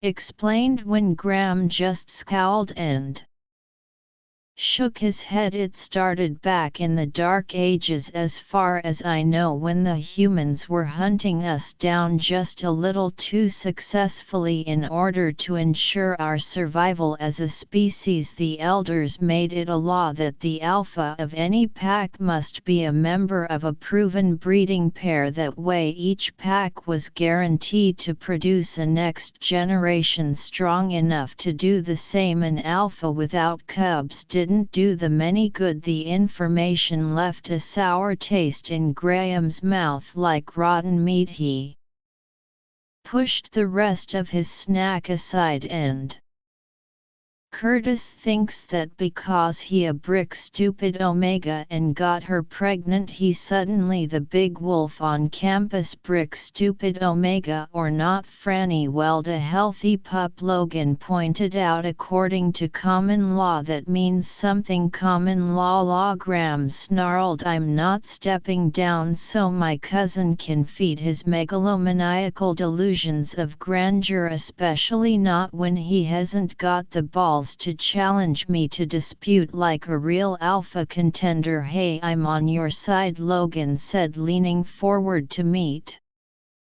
Graham's furious gaze, but common law still holds a lot of weight with the pack, especially with the elders and the conservatives. You and I know there's a lot more to being alpha than getting cubs, but traditions die hard for lupins. In case you hadn't noticed, what do you suggest I just step aside and let Cousin Curtis take over my pack and lead them all to hell in a handbasket? Should I wave to them on the way down? You can take your sarcasm and shove it up your ass, Logan barked. I'm trying to help you here. All I'm saying is that you're going to need to tread pretty carefully if you want to get around Curtis's argument. It would be a lot easier if you'd at least taken a mate, whether or not you had a cub yet. Graham still not sure he felt quite ready to share the news of his new mate, not even with his beta. Logan would have to know eventually though, and the knowledge rankled. It felt almost like sharing her, and Graham still didn't have this possessive streak quite under control. He forced his mind away from the sleepy, sexy blonde in his bed and gritted his teeth. Even if you were newly mated and didn't have cubs yet, they'd have to give you one season of moon cycles to prove your fertility as a breeding pair. The beta continued. If she got pregnant, the challenge would be thrown out and things could go back to normal. Graham knew it would be hard enough to explain to Missy about their mate bond. How was he supposed to break the news that he needed to knock her up as soon as possible, and it was all her fault if she hadn't been wearing that ass-flaunting dress? He'd never have noticed her and never have gotten her alone and close enough to smell her above every other competing odor. Damn her in her sugar cookie scent. Logan stared at him, brows knitting together and head tilting to the side. What are you thinking? He asked. You've got a really weird look on your face, and if you inhale any harder I think your face might cave in. Not that I don't agree, she smells fabulous, but keep your nose to yourself, Hunter. The possessive warning lashed jagged and sharp between them. Logan eyed his alpha's fural snarl, and his eyebrows shot toward his hairline. Tell me you're not thinking what I think you're thinking. It's none of your damn business what I'm thinking, Graham growled, scooping up the remains of his snack and dumping the lot into the garbage. He needed to get back upstairs to Missy. It is if you're thinking about taking someone you just met last night to mate, and it's doubly my business if that someone happens to be human. Logan grasped Graham by the arm to keep him from leaving the kitchen. That makes it pack business.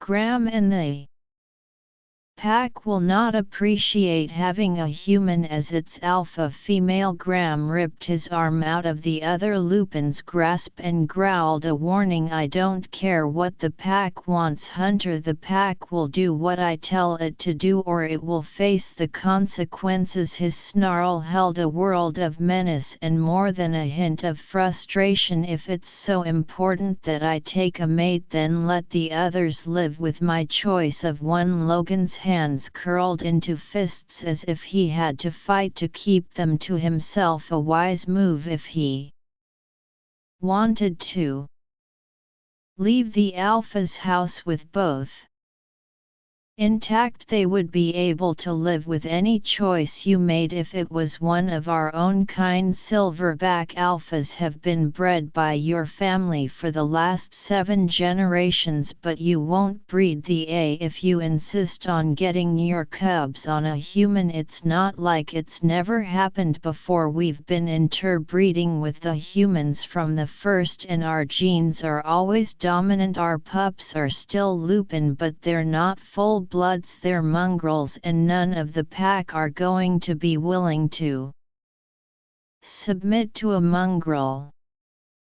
Alpha, they'll submit if he's strong enough to make them. Graham proclaimed, arrogant and unyielding in the knowledge that fate had already made the decision sometime when he wasn't looking. It was irrevocable. Missy was his mate. Case closed. Alpha isn't a matter of heredity anyway, it's a matter of power. If my pup isn't strong enough to lead the pack, someone who is ought to have the job and give up 7 generations of tradition. The confusion in Logan's tone drained away some of Graham's anger. If his beta didn't get it, he ought to get used to no one else getting it either. Traditions can be broken and new ones founded, but a mate is per. Logan pointed out, switching tactics. Lupins may mate for life, but humans don't always do it, no matter what they claim. What happens if she changes her mind? Graham's eyes narrowed dangerously. She won't. It's been known to happen. Not this time. Logan was silent for a moment. It really doesn't matter to you what I say, does it? No. Gray knew it to be absolutely true. Missy was his mate, whether he would have admitted that after one night, if not four. The challenge from Curtis was a moot point. Graham needed a mate and his instincts wouldn't let him have any mate but Missy. He met his friend's gaze with a steady one of his own. Logan sighed. Does it matter what she says then? Graham thought of the things she'd said when he'd had her pinned against his bedroom door, and the things she'd said when he'd woken her an hour later with his tongue buried in the sweet honey between her thighs. His lips curved into a smile and he hardened beneath his jeans. No, he said, heading for the stairs and beating back the niggling feeling that maybe he was taking one or two things for granted here. It doesn't matter at all. Chapter 4. I could always say I was drunk. Missy lay in the unfamiliar bed, curled up beneath a nubby cotton blanket that didn't quite combat the chill of the room, and practiced the fine art of not panicking. He didn't spend much time talking to me, so he probably won't remember if I was slurring my speech. Wait, he can probably smell stuff like that, and I know I didn't smell like a brewery. Darn it, she'd woken up when Graham left the bed. Sleeping in a 60 degrees bedroom was fine when you had a werewolf radiator cranking out heat beside you, but once he got up, the cold brought awareness back in a hurry. Not that she hadn't pretended to still be unconscious until she figured out how to handle this situation. She had every intention of playing possum, except you can't stay here forever. Unfortunately, her inner voice told her so that really isn't an option. Better go to plan B. There is no plan B. There should always be a plan B. Didn't you learn that in Girl Scouts? Squeezing her eyes shut, Missy groaned and yanked the blanket up over her head. The movement let some of the icy air seep into her cocoon and she felt her skin pucker into goose flesh. She doubted even God himself could deliver her from the situation she'd managed to get herself into. Even she couldn't quite grasp the reality of having been kidnapped and screwed senseless by the wickedly sexy werewolf of her dreams, the same one who had never been able to remember her name before last night. To be precise, he couldn't remember it last night either. In fact, I'm not quite sure he's managed to figure it out yet. You may still just be doer, and that's what was turning her stomach into a knot. Missy was not the underscore type. She was a kindergarten teacher, for heaven's sake. Kindergarten teachers were not. They were plain and kind and boring and wore sensible shoes and unflattering clothes. Missy had been living with those guiding principles for the entire 4 years of her teaching career, and had even gotten in some practice while she was still in college. After her disastrous experience with Jim from her child's psychology practicum, she had pretty much residential resigned herself to the whole frumpy spinster with cats scenario, and she was okay with that. After all, someone had to be the frumpy spinster cliché. Preservation could be an admirable cause, and Missy had been serving dutifully until some twisted instrument of fate had decided to step in and make her fantasies come true. How the heck was she supposed to deal with that? She wasn't the type of woman who lived fantasies, not even when her friend handed them to her with great big bows on top. This one night had managed to set her entire world tipping into surrealism. The only thing that kept her from convincing herself that she had dreamed the whole thing was the irrefutable physical evidence, like the fact that she was lying in a strange bed under a strange blanket in a strange room, naked, whisker burned and sore in some really uncomfortable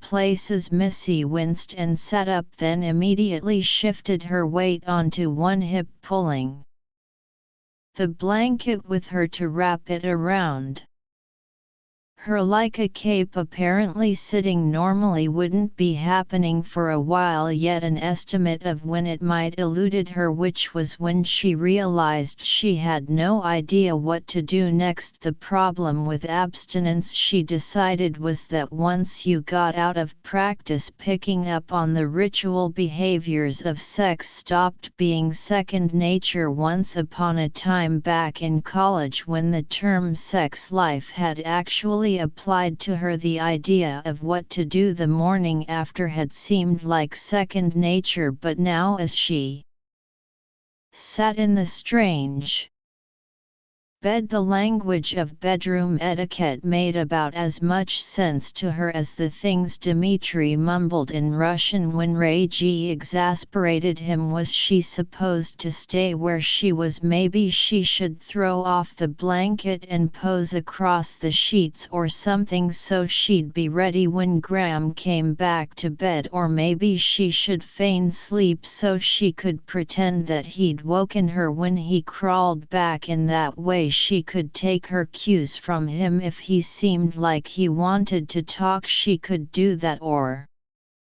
if he seemed like he wanted more sex, well, maybe she could suffer through that too. After all, Graham might get to sleep with women 4 times prettier than her every day, but she knew what the chances were of her ever again getting the opportunity to snuggle up to a man half as gorgeous as Graham Winters. Precisely nil. But oh no, what if the reason he had disappeared was because he realized who he'd gone to bed with and he just wanted to get away from her? Maybe he'd woken up and had a coyote moment, the kind where a man would rather chew off his own arm then wake up the woman beside him, and he'd really left to give her the chance to be gone before he came back. What the heck was she supposed to do? Okay, first calm down, she told herself, closing her eyes and taking a couple of slow deep breaths. No need to panic, everything's okay, just breathe. That worked for about 15 seconds before the demons of embarrassment and low self-esteem made themselves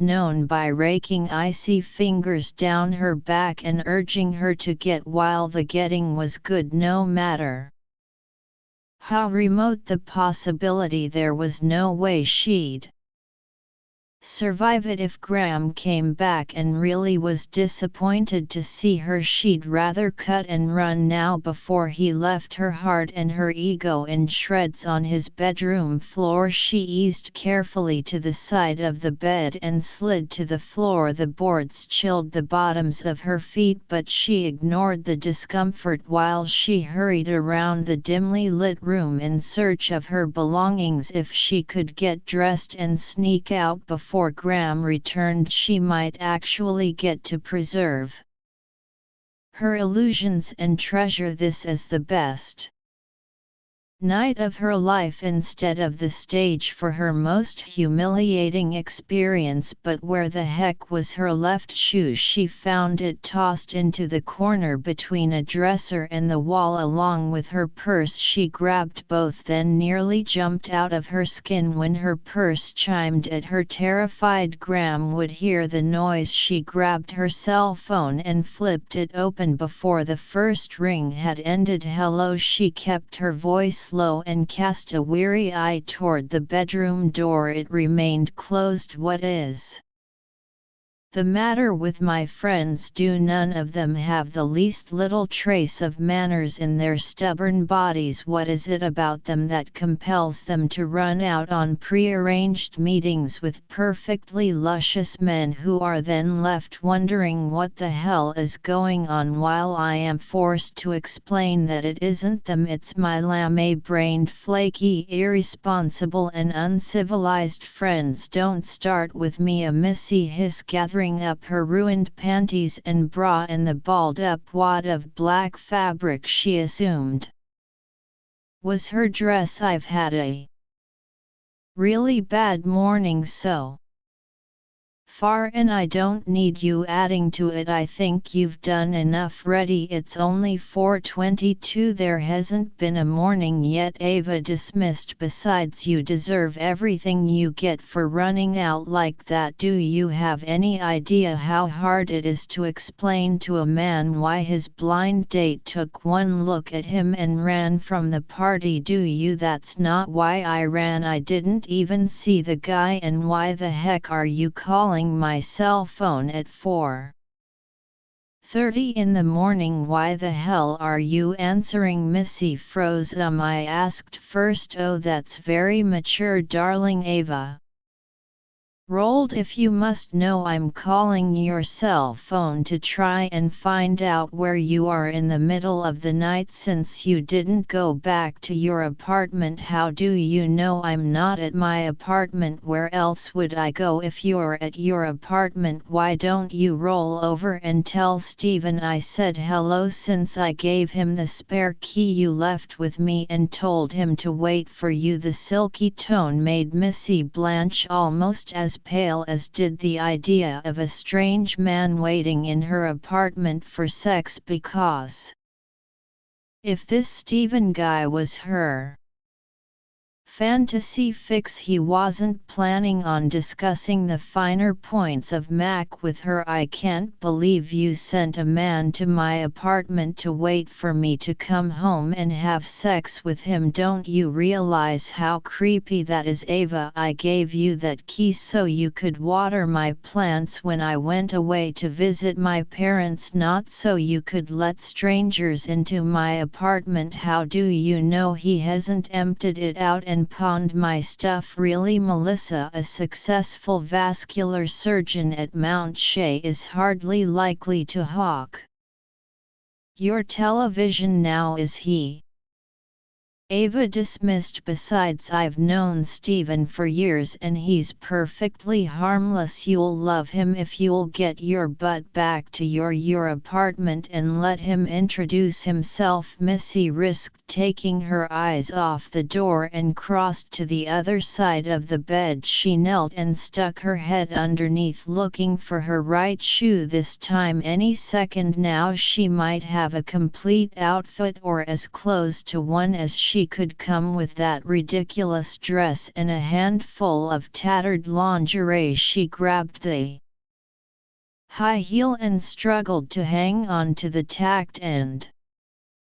Diplomacy that usually came to her a lot more easily. Okay, I think we need to communicate a little better here. She began rocking back onto her knees behind Graham's massive mattress. I didn't run away because I realized I had left my iron on. I'm just not interested in being fixed. Ava, I admit I should have mentioned this before, but there it is. I'm sorry. I don't care if you're interested. I care that this is the best thing for you. I didn't lay off of Regina and I'm not about to lay off of you, darling.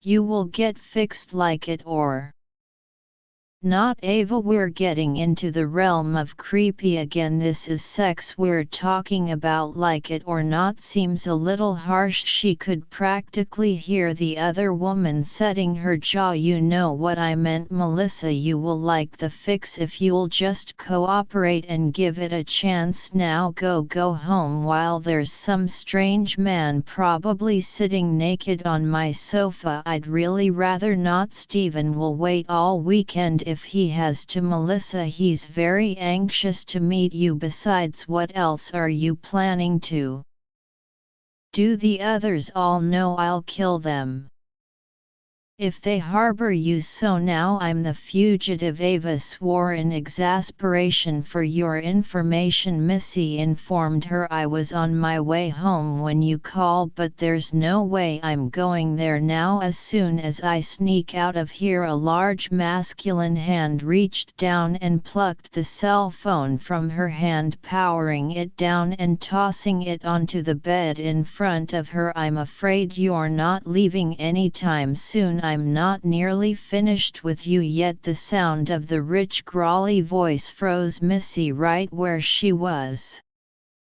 on her knees in the middle of a strange man's bedroom floor. She hadn't even heard him come in, let alone heard him cross the room. Why hadn't the stairs creaked or something? It was just plain unnatural for a set of stairs in a house as old as this one not to creak. She risked a glance over her shoulder and found herself staring straight at the fly of his blue jeans, which was unfastened, and the intriguing shadows that filled it. She swallowed hard and tried to pretend her legs hadn't gone all liquid. She clutched her clothes to her chest and yanked her gaze away from his groin, dragging it up over his well-mused and beautifully furred chest. That did nothing for the liquid problem. In fact, it only compounded it. She could feel her body softening and growing damp despite the raw sore feeling it had protested about only a few minutes ago. Darn thing doesn't know what's good for it. When her eyes finally made it as high as his face, she saw the look of amusement there and stiffened. That was rude. I was talking to someone. He folded his arms across his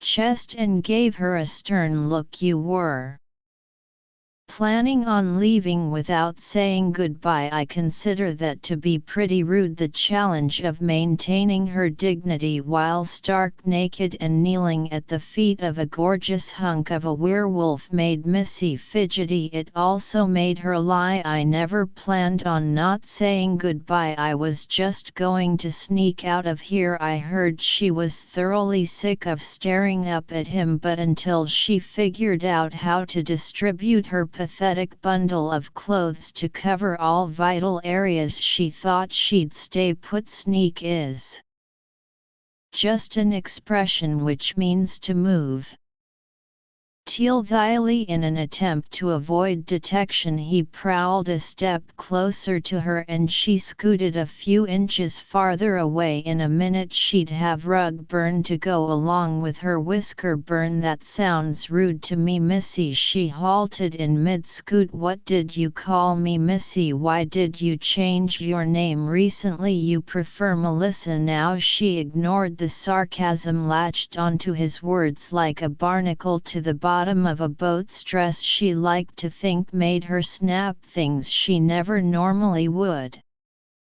have said. Oh, so now you remember my name? Last night you didn't even remember meeting me before. He scowled. I was distracted. I don't care if you were struck temporarily dead. You don't forget someone you walked down a church aisle with. It's not like it was at our wedding. I was there for about 15 minutes before I got the call that the club's kitchen was on fire, so I'm sorry if I didn't. He cut himself off. Wait a minute, what the hell am I doing? This is completely not the point. The point is that you are not going anywhere right now. Missy stopped inching toward the door and bit her made it difficult to scramble away before he coiled his muscles and leapt up after her. At that point, the fact that she had 200 pounds of grinning werewolf lying on top of her made it impossible either way. He had her trapped. She stared up at him with her mouth hanging open and her eyes practically popping out of her skull. His grin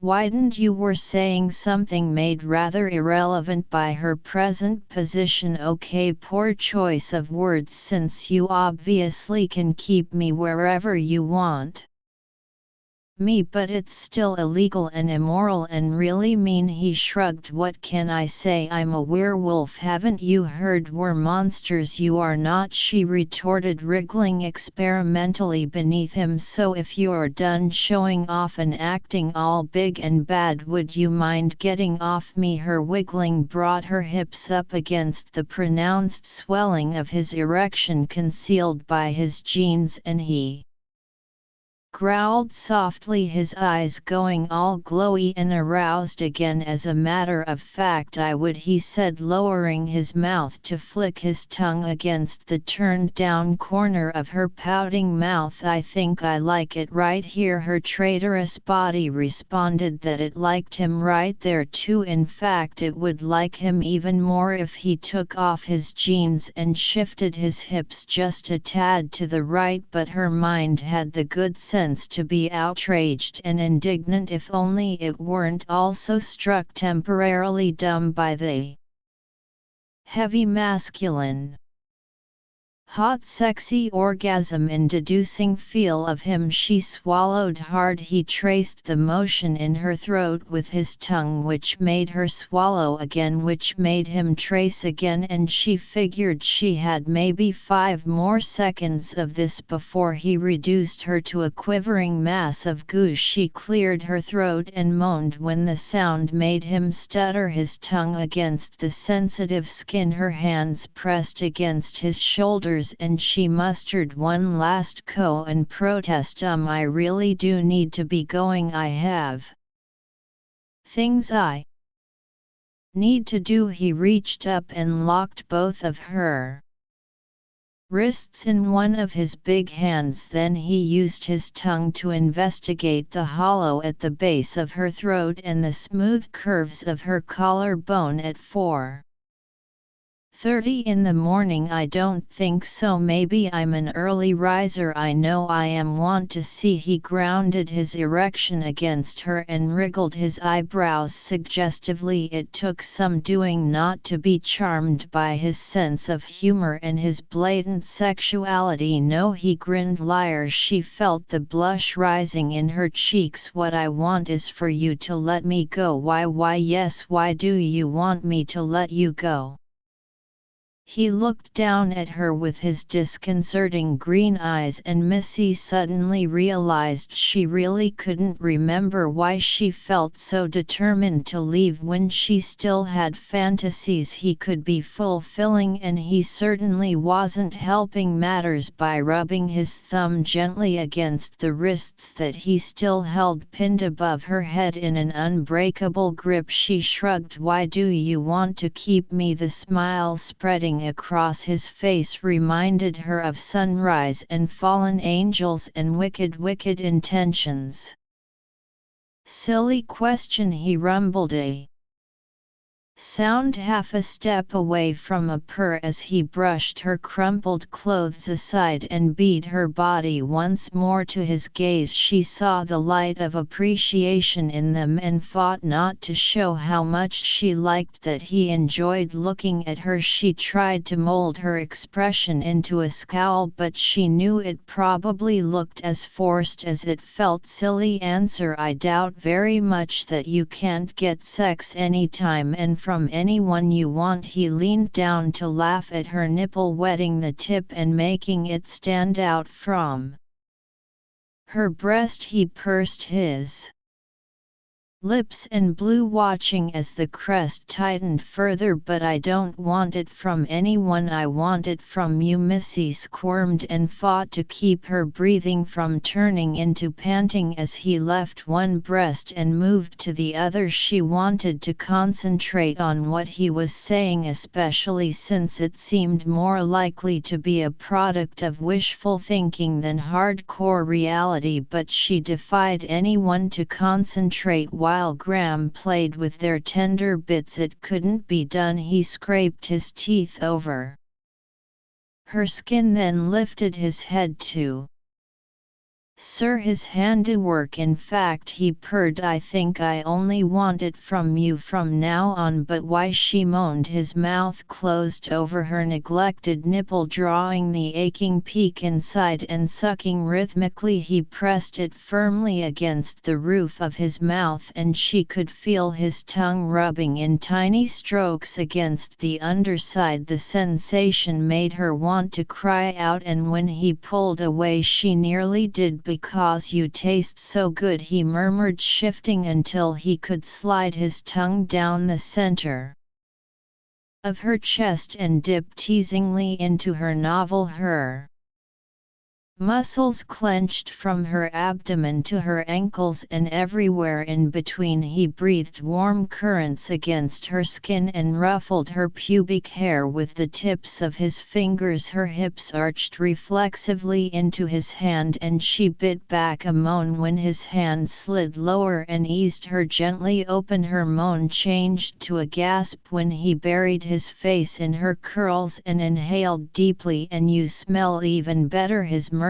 had become a growl, and when he slid his tongue along the path of his fingers, Missy echoed it with a breathless cry. His tongue circled in a wave of hot moist sensation before dipping into her center and drinking her wetness. Her free hand slid into his hair and cradled him to her while his tongue drove her crazy. Her nerve-ending seesawed between pleasure and pain for a brief second until his head came up. "You're hurt," he said, the growl back in his voice. "Why didn't you say anything about what?" She barely recognized her voice as breathless and soft and drugged as it sounded. "About the fact that I hurt you," he grumbled, pulling back from her and sliding off the bed. "From now on I expect you to tell me." He scooped her up in his arms and stalked into the bathroom while she was still trying to reconnect the synapses he'd blown with his clever tongue. As soon as the darn things got back into working order, she was going to get mad. The man was snarling at her because of something he had done. Logic, anyone? She glared up at him from the edge of the bathtub where he set her down. "As I recall, you weren't real interested in anything I had to say at the time. You were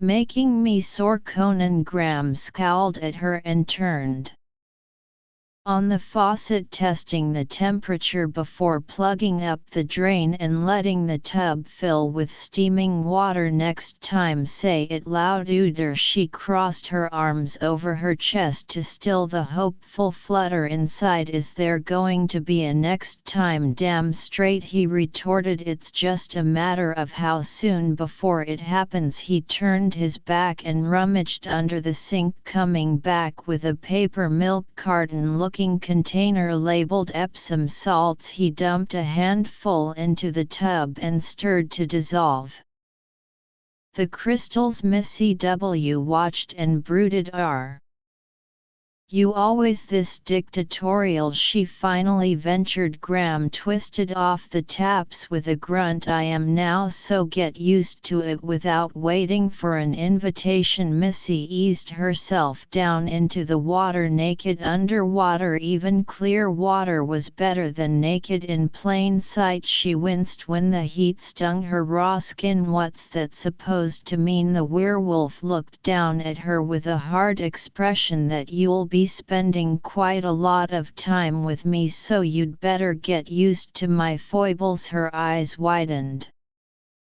but she couldn't tell if they did it because of His abrupt declaration, or because he punctuated his words by stripping off his jeans and sliding into the tub with her. The oversized old claw foot was plenty big enough for the both of them, as long as they didn't mind touching. Graham obviously didn't. He settled his large frame into the opposite end of the tub and stretched out his legs on either side of hers until his feet rested beside her hips. He draped his arms over the sides of the tub and pinned her with a probing stare. "How does this feel?"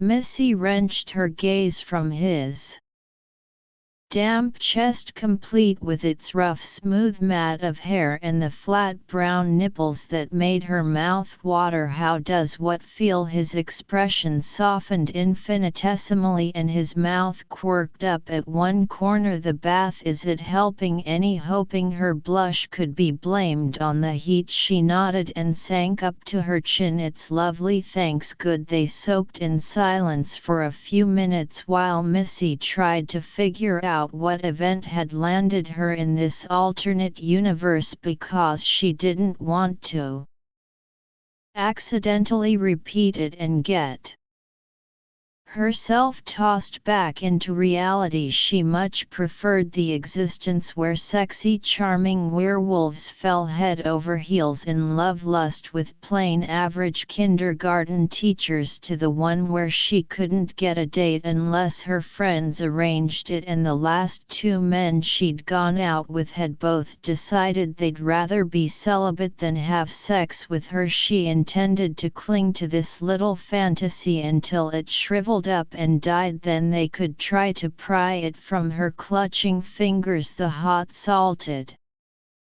water began to work its magic on her, easing her sore muscles and soothing the raw feeling between her legs. Too bad it couldn't soothe the raw feelings of confusion and fear and doubt that lurked under her blustering declarations. She draped her hair over the back of the tub to keep it dry and let her head rest against the cool air enameled iron. Her eyes drifted shut of their own accord and she stifled a yawn. With the adrenaline of the evening fading from her system, Missy began to realize just how short her nap in Graham's bed had really been. She felt like she could sleep for a week, but she didn't want to miss a second of her fantasy fulfilled. God, what wouldn't she give if this one encounter really could go on forever? She couldn't imagine anything more heavenly than to have Graham so enamored of her that he never stopped touching her. All the sexual exertion might kill her, but boy would she enjoy the trip to the cemetery when he picked up her feet and began to massage the arches with firm pressure. She sighed in pleasure. "You're welcome to do that for the rest of my life," she murmured, and drifted into that cloudy, peaceful state between sleeping and waking, where the sound of the lapping water and their quiet breathing faded into a soothing metronome in the back of her mind. She felt like she just might sleep for a week, or at least until the water began to cool. "I'd be happy to do it for the rest of our lives," Graham murmured, his voice distinct and warm and rumbling through her sleepy haze. "So why don't you make it easy for me and move in with me?" Chapter 5. Graham wasn't quite sure where the words came from. He could only think to blame it on instinct and the relaxation caused by the hot water and the soft woman that let such instinct overwhelm his normally well-developed internal sensors at such a critical moment. He had intended to ease Missy into the idea of being his mate, of becoming a permanent and tangible part of his life. He knew that knocking her over the head with the reality of the situation the first time he opened his mouth wouldn't do any good. He knew she wouldn't be able to understand his point of view, not yet. He needed time for her to get to know him for her to become well acquainted enough with the Lupin mentality to give him a fighting chance at chasing away her doubts. The few short hours they'd been together so far weren't nearly enough. Missy, he reminded himself very deliberately, was human, and as such she would require very special handling of the sort that did not come like second nature to a Lupin. Humans always wanted to take things slow and let romances develop over weeks or months or even years. Lupin relationships didn't work that way. Fate decided on each Lupin's mate, and their young learned from an early age that the only way to deal with FAI was to accept it. When Al Lupin found a mate, he didn't waste any time in claiming her, but Graham also knew that attempting to claim Missy in the Lupin style would just as likely earn him a kick to the balls as a partner in his bed. He needed to start playing things cool, or as cool as possible, for a single horny Lupin who had just found the woman of his dreams very funny.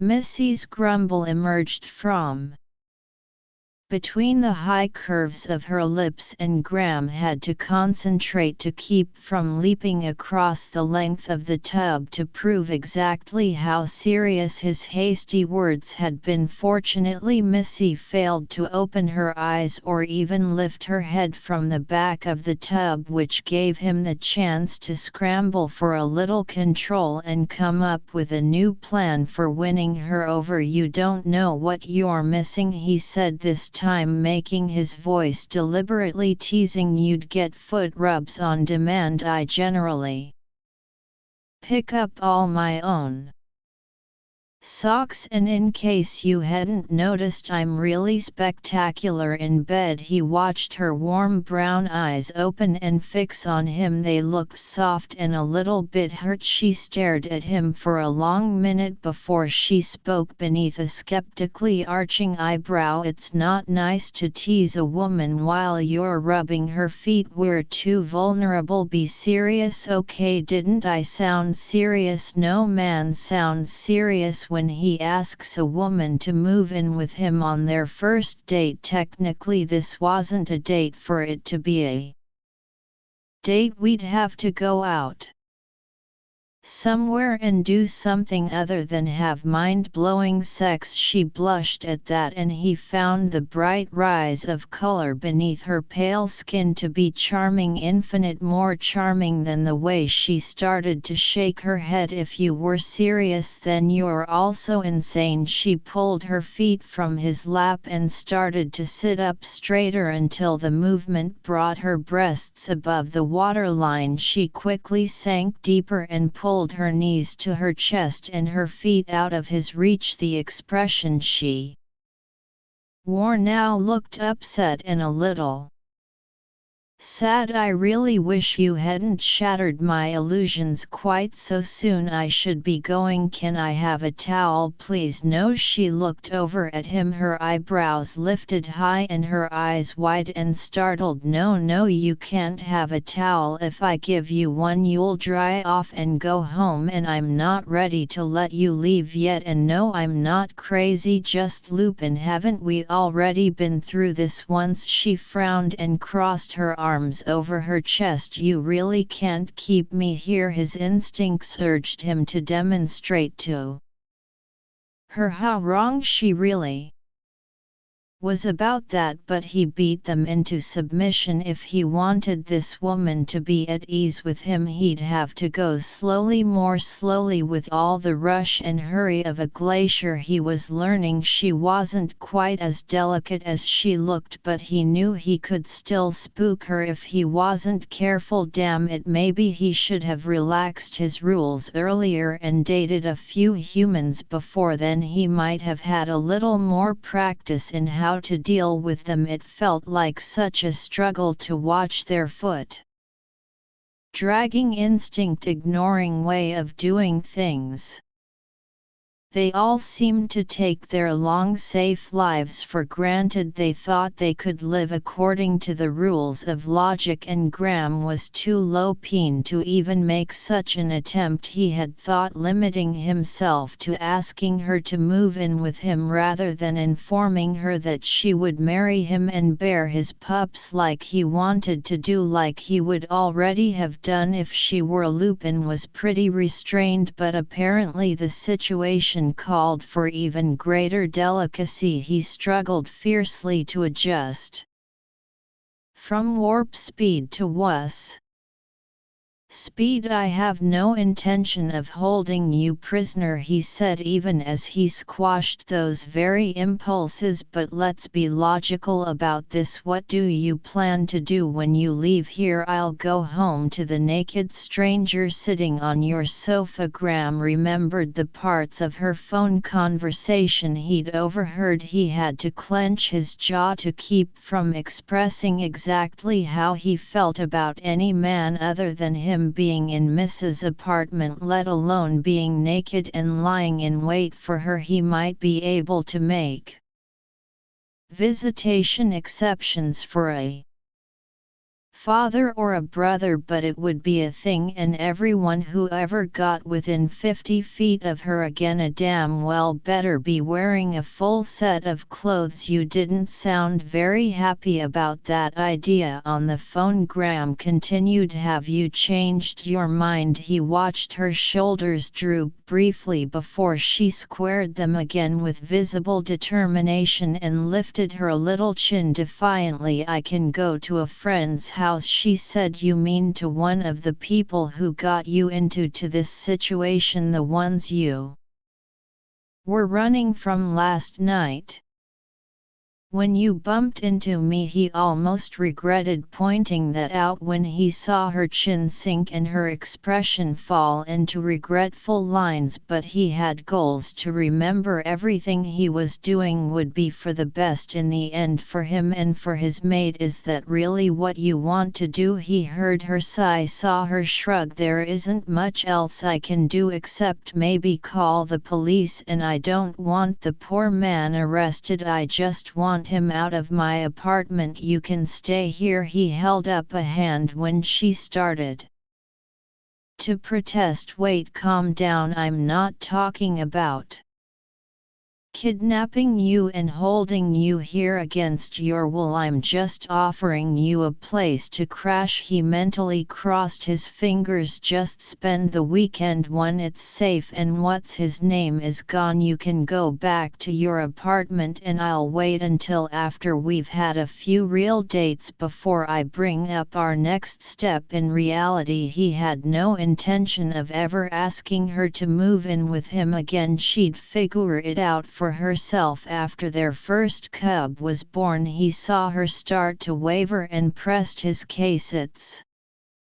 just a couple of days. You can be home in time for work on Monday morning." "I don't have to work on Monday," she murmured, chewing on her lower lip until he wanted to sink his own teeth into the pink flesh. "Next week is spring break." He filed away that useful tidbit and kept up the pressure while she debated with herself. "That's even better in case the loser doesn't clear out until he goes to work Monday. It gives you a buffer. You won't have to feel pressured to go back until you're sure he's gone. Besides, you didn't tell Ava where you were, did you?" She shook her head. "How did you know I was talking to Ava?" "I've met all the women Regina calls close friends," he said as he buried his face in Missy's neck. "None of the others are that intimidating, so if you didn't tell Ava where to find you, you're safe. No one would ever think to look here, would they? They have no reason to. Why not take advantage of that? You get to keep them out of your hair for 2 whole days. Doesn't that sound pretty good?" She tapped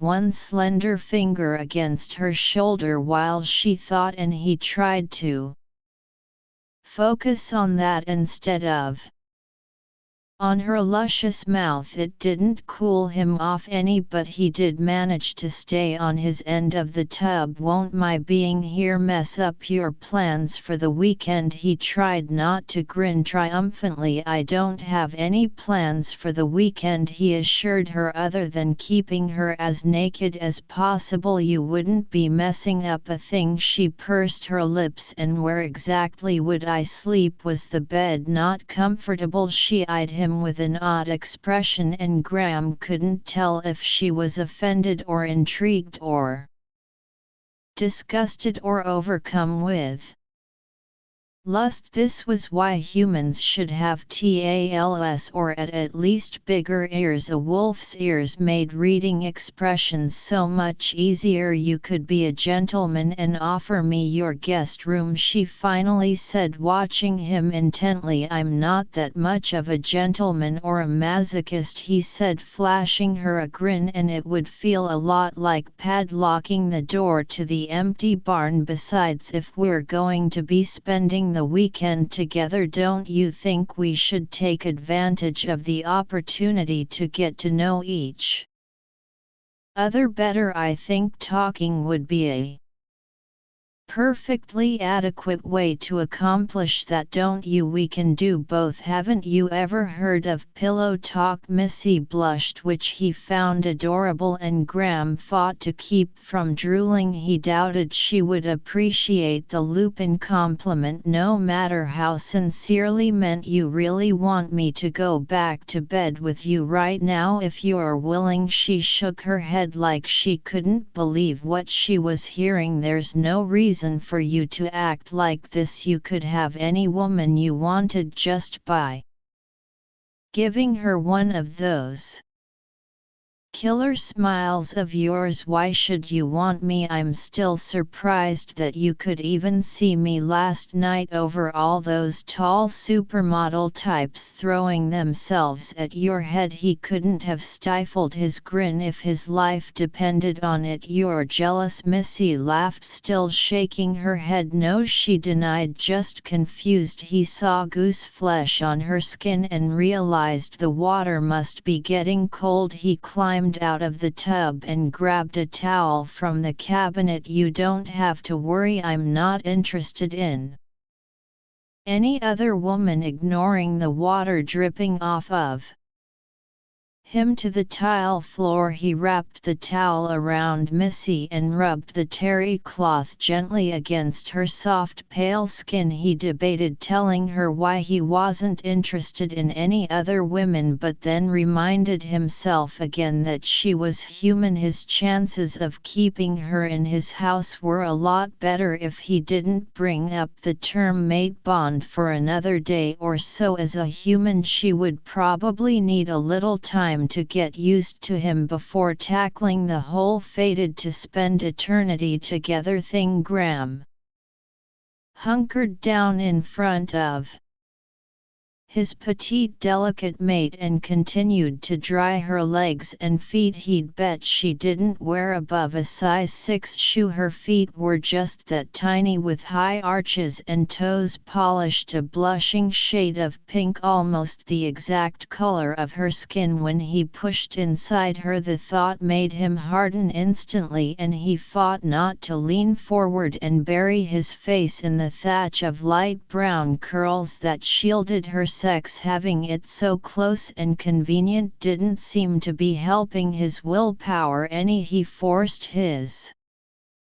eyes back to her feet until he could feel her gaze on the top of his head. He looked up. What? She shook her head. I was just wondering something. He stood and finally took pity on her, wrapping the towel around her body so she could unclamp her arms from in front of her breasts. His hoped she realized exactly what the show of chivalry cost him. What were you wondering? Missy hugged the cloth against her like a security blanket and tucked her hair behind her ears. Then she looked down at the floor and shrugged. Why, you're acting like you're so interested in me. Because I Graham wondered where these ridiculous doubts were coming from. How could she doubt how badly he wanted her? Had she gone blind? He thought about grabbing her hand and wrapping it around his aching just to give her a tactile demonstration of exactly how interested he really was, but there was that whole problem with her being likely to run from him screaming, "Yeah right." He frowned. "What's that supposed to mean?" "It means that I have a little trouble believing that I'm all of a sudden irresistible," she said, her chin lifting again as she forced her eyes to meet his eyes with obvious effort. The way she could turn from bashful flower to rebellious firebrand fascinated him. "You've known me for 6 weeks and tonight is the first time you've looked at me like I was more than an extension of the wallpaper I've obviously been a," he countered, enjoying the way her brown eyes had gone warm and were sparking at him, and he had been clearly. How could he not have noticed how amazing she was before this? "What else were you expecting? I'm a man. We're morons by birth, or so my female cousins tell me. Some of you are more moronic than others," she agreed, "but I'd really prefer it if you didn't act as if you've suddenly realized that I'm utterly gorgeous and sexy in everything a man has ever dreamed of." "But you are." Missy shook her head, her expression taking on a hint of anger. "Just because I teach kindergarten does not make me a simpleton. Don't lie to me, please." The way her skin flushed and her breasts rose and fell with her angry breathing made his beast sit up at attention.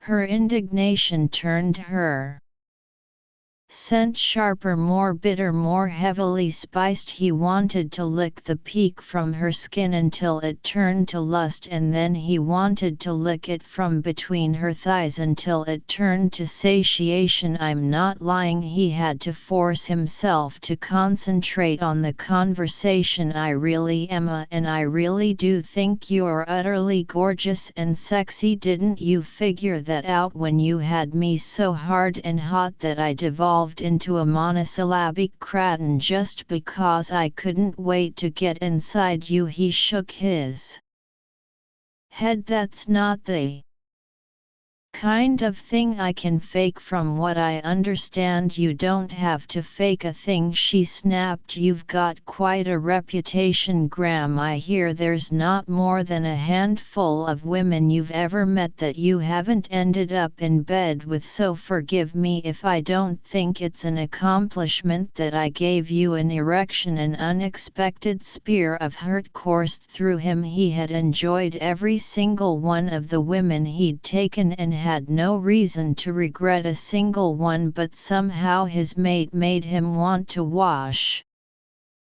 away his past. He ran a hand through his hair and frowned. "You're making it sound like I only wanted you because you were there, like I would have just as soon had someone else." Exactly. Frustration made him want to howl. It succeeded in making him pace. "It's not like that," he snapped, trying to think of a way to make her understand his need without terrifying her so badly she'd run. "I want you, Missy, not just another female body." "Yeah right, I mean it. I've had plenty of female bodies." "You were right about that," he admitted, and had to grit his teeth against the hurt he saw flicker in her eyes. "But that means I know the difference between them and you. I don't want another woman. I didn't invite another woman to spend the weekend with me." He saw her shake her head and strode back to her side, grasping her by the arms and forcing her to meet his gaze. He needed to impress her with the truth, and he hoped she'd be able to read it in his face. "I didn't invite another woman to move in with me. I've never invited a woman to do that, just you."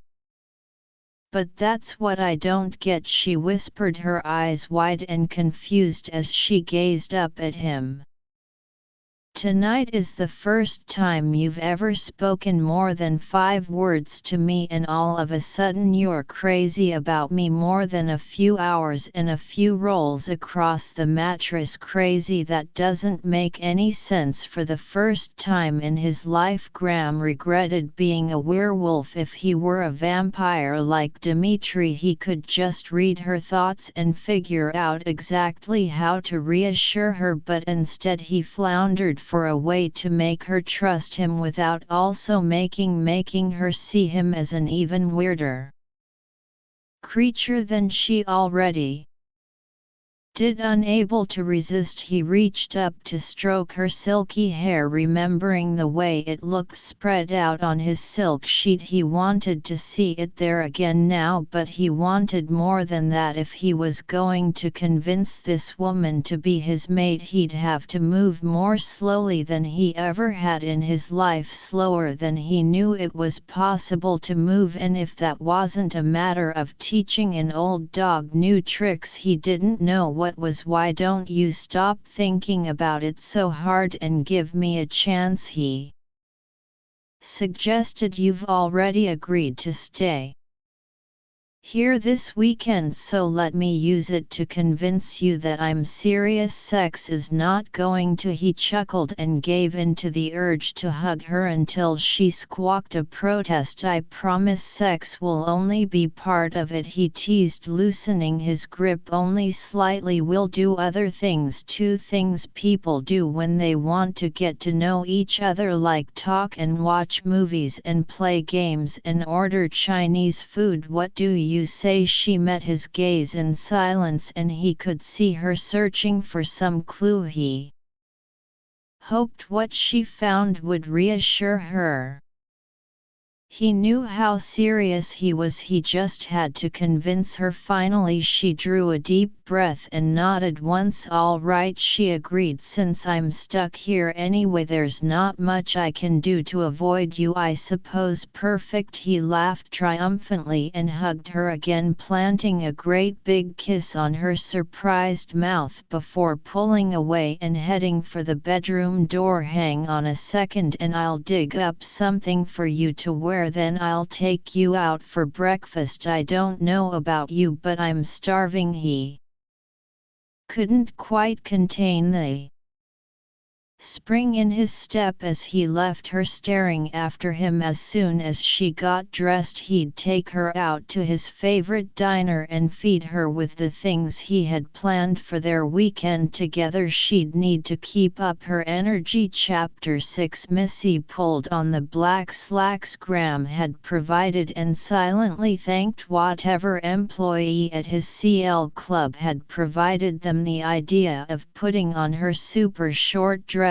from last night made her shudder, especially considering she lacked any sort of underwear to put on beneath it. The scraps left after Graham had torn her lingerie off last night now graced the trash can in the bathroom, and she struggled not to wriggle at the unfamiliar feel of going pantyless. She didn't worry so much about the bra being a long way from a cup. She could get away without one, especially since the shirt she wore was one of Graham's and could have fit 3 of her. She had to roll the sleeves up almost to the shoulders and tie the bulk of the material at her waist to keep from being overwhelmed by the thing, but it was comfortable and the roomy fit hid the fact that her breasts were bare beneath it. All she really needed now was a layer of cloth to hide her feelings. Having the man of her dreams devoted to fulfilling all of her wildest fantasy could definitely go to a girl's head, and Missy could only pray it wouldn't go to her heart as well. Graham had just offered her the opportunity to spend an entire weekend living out her dreams, and she'd seized it with both hands. As much as she wanted to protect her feelings, she'd never be able to forgive herself if she didn't do everything she could to have this one interlude with the man she'd been mooning over for the past 6 weeks. She knew perfectly well it couldn't last for forever, no matter what level of lust and curiosity Graham felt for her now. She knew it was only temporary. She just hoped she could be satisfied with her memories of this weekend when it ended. She couldn't bear it if she spent the rest of her life in love with a man who had gotten bored with her. Graham stuck his head through the open bedroom door. Just as she was contemplating her bare feet, somehow her stiletto pumps from the night before just didn't go with the outfit. "You almost ready as I can be," she answered, dragging her attention back to the outside world and wiggling her toes. "But I think I fall in the no shoes no service category." He pushed the door open and held out a pair of white tennis shoes. "I looked at your heels. No one on my staff wears a 5.5, but I got a pair of 7s and 2 pairs of thick socks, thanks." She took the shoes and sat on the edge of the mattress to pull them on. "I feel like I've taken rotten advantage of your waitresses, stealing all their clothes. You didn't have to steal, they were donated. Besides, the shoes came from my secretary. She had the smallest feet." He tapped his own booted foot against the floor while she laced the sneakers tightly and tested the fit. A little loose, but the socks would keep her from feeling like she wore clown shoes. "Okay," she announced, sliding to the floor. "I'm ready." Graham grinned. "Great, I just need to let the staff know where we're going and we can leave. Come on." He took her hand and tugged her toward the door. Missy followed, trying to pretend she had a choice. She hadn't gotten a chance to see much of anything the night before, what with making the trip to his house and up to his bedroom face down over his shoulder in the pitch dark. But now she got a chance to look around. The old townhouse had the elegant sort of grace that 19th century architecture naturally seemed to impart. The dark woodwork gleamed with the richness of age, and the soothing earth-toned decor had a masculine and comfortable feel to it. It wasn't the type of place she would have pictured Graham living in, but maybe he had facets to his personality that she hadn't seen yet. The only facets he'd been interested in showing her so far were protuberant and demanding, expecting to be led out the front and around to the entrance of very locked next door. She was surprised when he made a left turn into a large study and walked up to a well-stocked section of built-in bookshelves. He reached out and pressed a button, then took hold of the shelving and pulled it toward them to reveal a well-lit and entirely dusty hallway. "It's not quite like I always imagined, a secret passageway," she said. Graham smiled. "I could add some cobwebs and dirt if you want." He put his hand on the small of her back and ushered her in ahead of him. "It's not really secret though. My staff and I use it when we need to go back and forth between the buildings. Saves time and it keeps us dry when the weather's bad." The short corridor was papered and lit like a regular interior hallway and ended at a handsome 6-panel door. They stepped through into another hallway and turned right, emerging from behind a grand staircase into the front hall of the club. It looked like Missy's image of the foyer of a grand London townhouse for some rich aristocrat. It had that look of age and wealth and power seeming oozing from its wainscoted walls. The decor seemed more like someone's home rather than a club, but she imagined there weren't a lot of people's homes that experienced this much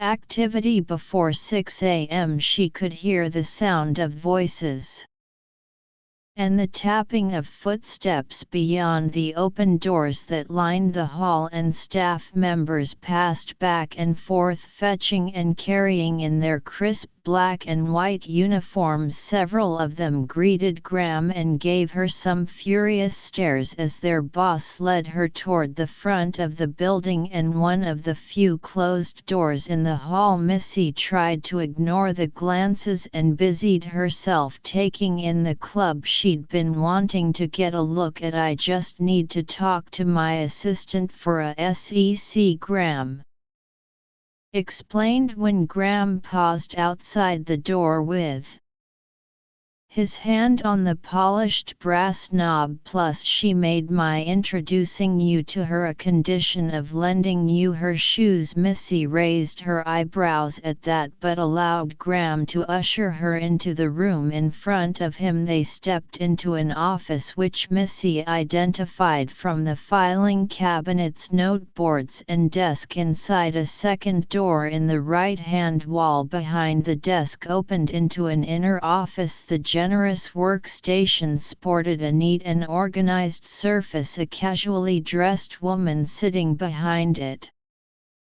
her long brown hair pulled back into a ponytail. The woman looked up and smiled when they entered. She looked to Graham first, but when her blue eyes fastened on Missy they did so with evident curiosity. "Good morning." She practically bounced up from her chair and hurriedly crossed in front of the desk to stand before the couple. "I'm so happy to meet you. I was so excited when Graham told me about you." Missy offered the other woman a friendly smile. At least she tried to, but the brunette seemed determined to stare at some place near Missy's right elbow. Her smile turned into a puzzled look and Graham stepped forward to make the introduction. "Missy, this is my assistant Samantha Carter." Trying again with a smile, Missy extended her hand. "It's nice to meet you." Samantha took her hand and leaned forward to kiss her lightly on the mouth. Surprise made Missy jump back a little and Samantha's eyes opened wide, meeting hers for the first time. "What's the matter? Did I do something wrong?" "Luna, I apologize." Graham cut her off. "It's no problem, Sam. I think you just surprised Missy," which was true for what it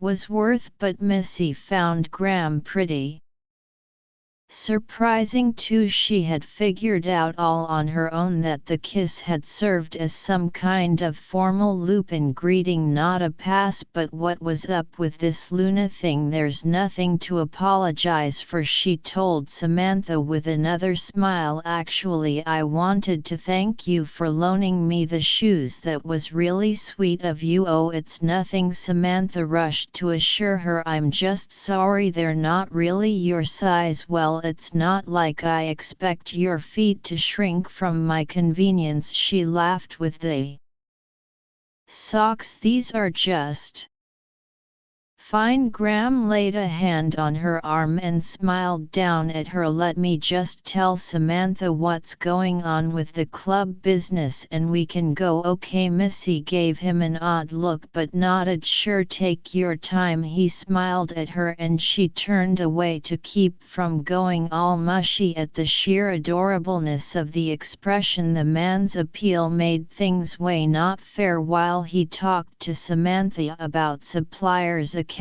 and correspondence, Missy wandered around the room and checked out the working environment of the man she just agreed to spend the weekend with. She fought the urge to peek into the inner sanctum since Graham hadn't bothered to point it out, but it was a struggle. She wanted to see where he worked so she could picture what he might be doing once their time together was over. The outer office was comfortable and casual and a little bit cluttered. To flesh out its architectural digest, Bones utilitarian file cabinets lined up against a beautifully paneled wall just beneath a stretch of individually paned windows. The desk looked like a combination of antique and contemporary sections, but it was covered with ultra-modern computer equipment and reams of paper. Samantha looked comfortable and at home in a pair of faded blue jeans and a battered NYU sweatshirt. Missy felt slightly less comfortable with the fact that the other woman couldn't seem to stop staring at her. Finally she gave up wandering around and pretending not to pay attention to them. She leaned up against a filing cabinet to wait. Samantha looked away as soon as Missy met her eyes, making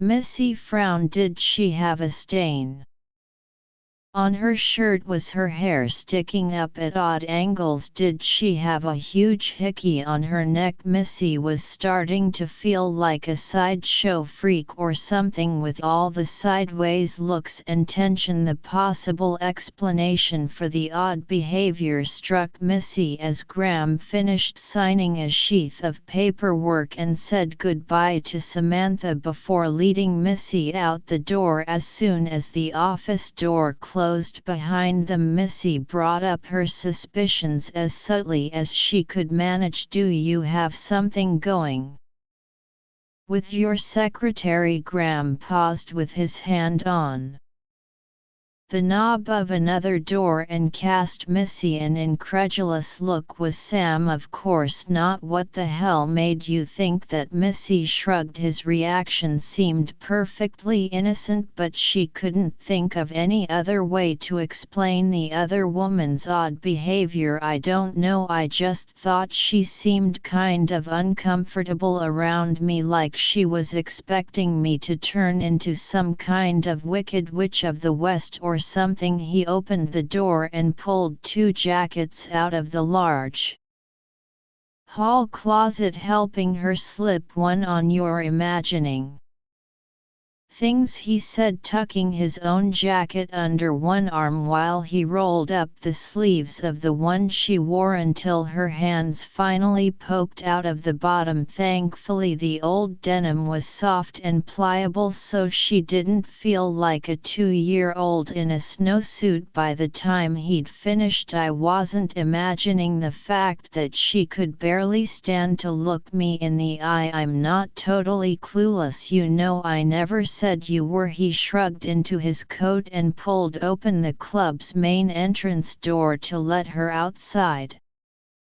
That had nothing to do with you. Well, not directly anyway, it's just Samantha. But he cut her off with a sigh. It's a little more complicated than a one-word answer, so can we wait until I get some coffee in me? The diner is only a couple of blocks from here. Reluctantly Missy nodded. I guess so, but I do want to know, and I promise to answer all your questions. Okay. He smiled down at her and reached out to hold her hand in his. For now, let's just enjoy the fresh air and the company. Missy found herself smiling. Is that your suavely polite way of telling me to shut up? He nodded, flashing his charming grin. At least until after the coffee. Is it working? She shrugged and smiled, letting him guide her north along the quiet street. It wasn't even 6 a.m.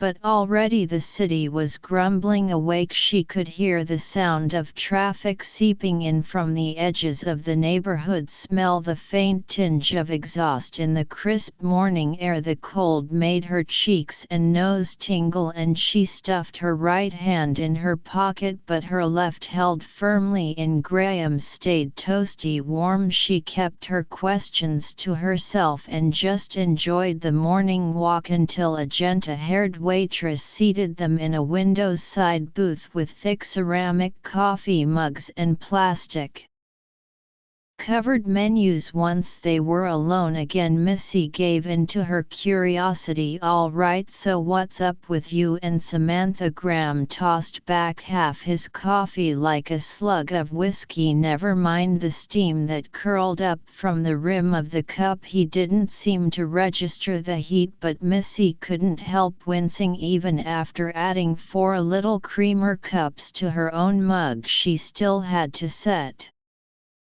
it aside for a few minutes to let it cool. I told you there's nothing up with me and Samantha. He said she's an employee and a member of the pack. That's it. She's a werewolf too then Missy asked, but his nod just confused her further. Then why did she look like she was afraid I'd jump her? She could probably spin me on one finger like a basketball. He got a couple minutes of reprieve while the waitress came back to take their order, and Missy could almost see him sorting through explanations in his head while he looked for the best one. He sighed when the waitress took their menus and headed back toward the kitchen. She probably wasn't exactly afraid of you, she was just being cautious. Missy gave him a look over her coffee cup. Cautious of what? Unless she has a mortal fear of the alphabet song. I doubt she has much to fear from me. Like I said, it's complicated. Mary had a little lamb. It's a Lupin thing. He began, pausing when she rolled her eyes. And I wouldn't understand. I thought you wanted us to get to know each other better. How will we do that if we avoid anything complicated? I mean, I'm going to go out on a limb here, but I'm pretty sure complicated is a given when members of two different species start dating. He tapped his fingers on the scratched formica and frowned. You don't sound a lot like a kindergarten teacher at the moment. Somehow I don't think you've associated with many since you were 5, she said. And don't change the subject. Just because I teach 5-year-olds doesn't mean I'm okay with being treated like one. What is this big werewolf secret? I wouldn't understand. It's not a secret, just a point of culture. She leaned back when the waitress set their orders down, but she didn't look away. She wanted to know what was going on, and he studied her, and she set her shoulders and lifted her chin, determined to make clear her refusal to back down. When he spoke, he sounded matter of fact and just a little bit cautious. You're her new alpha. She was being cautious around you was a sign of respect. That's what the kiss was about too. Alpha? I'm not even Lupin. You're her alpha, not me. Alphas come in pairs, male and female. I'm alpha male of the pack, but Samantha acknowledged you as alpha female, and Lupins call alpha females Luna because they're as influential as the moon. Missy wondered if the world would ever shift back onto its axis because it had been off kilter since he'd first touched her the night before. I'm not Lupin, she repeated. I'm not even a member of the pack. I can't be a leader of it. Graham swallowed a mouthful of bacon. Samantha obviously disagrees. She can't just decide to do that, can she? I mean, Missy's protest sputtered to a halt when Graham slid fork full of fluffy eggs into her open mouth and leveled a stern glance at her. Can we not talk about Samantha, please? He looked a little impatient, but at least he tried to be polite. You're only giving me a weekend to win you over, and this particular conversation is cutting into my time. Missy nodded reluctantly since she couldn't do much else with her mouth full, and he withdrew his fork. Good, now finish your breakfast. We're going to have a busy day. Graham turned his attention right back to his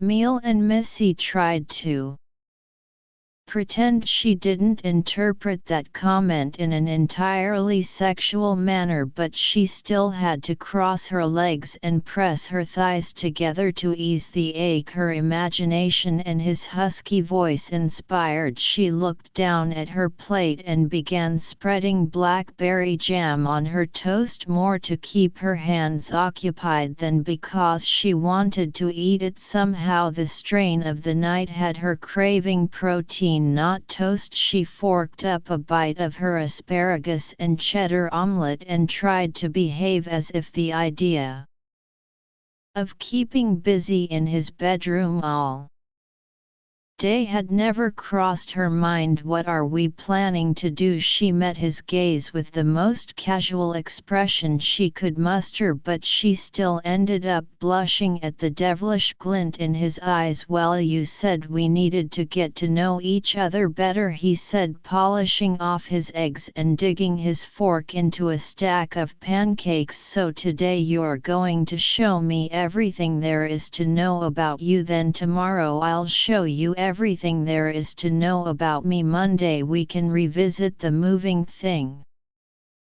I'll even help. You pack. Missy rolled her eyes and laughed, but she couldn't quite suppress the little voice inside her that wailed at the injustice of the fact that by Monday he'd be sick of her and moving on to the next woman. 247.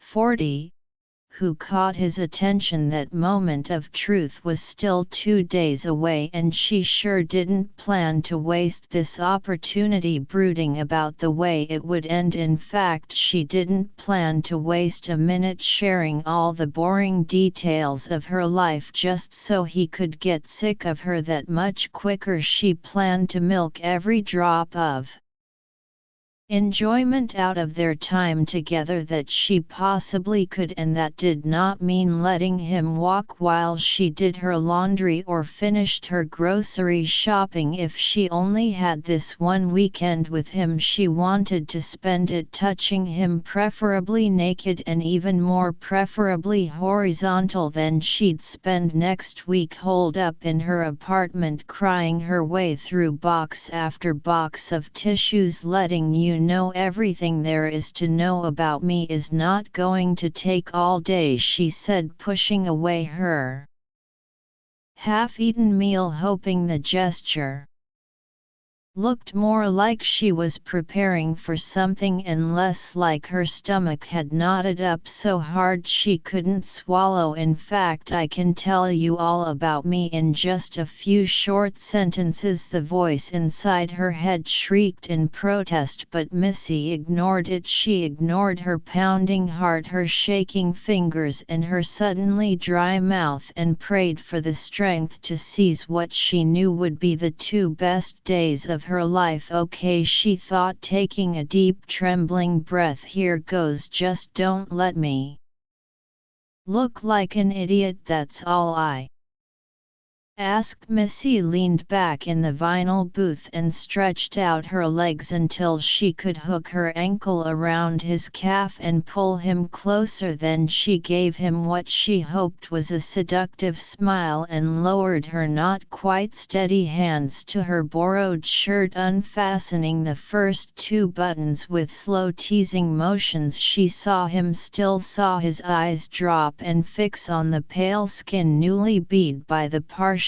unfastened shirt, and she felt a sense of power that made her smile widen. I just turned 27 years old, she said, slipping her hand into the open placket of the shirt she wore and trailing her fingers along the pale skin from her throat to her modest cleavage and back again. His eyes followed the motion as if they were glued to it. Only child, born in Brooklyn, raised in Westchester County, went to Sarah Lawrence, degree in early childhood education, never broken a bone but once sprained my wrist playing tennis, haven't picked up a racket since. She continued speaking, opening another button every few words. By the time she started telling him about her parents and the fact that she was mortally afraid of jellyfish, the dimple of her belly button was just visible in the opening of her shirt. She saw his jaw clench and circled her fingertip around the last remaining button. It and the knot in the shirt tails were the only things standing between her and her very first arrest for indecent exposure. Allergic to shellfish but adore catfish, especially blackened. Favorite musicians include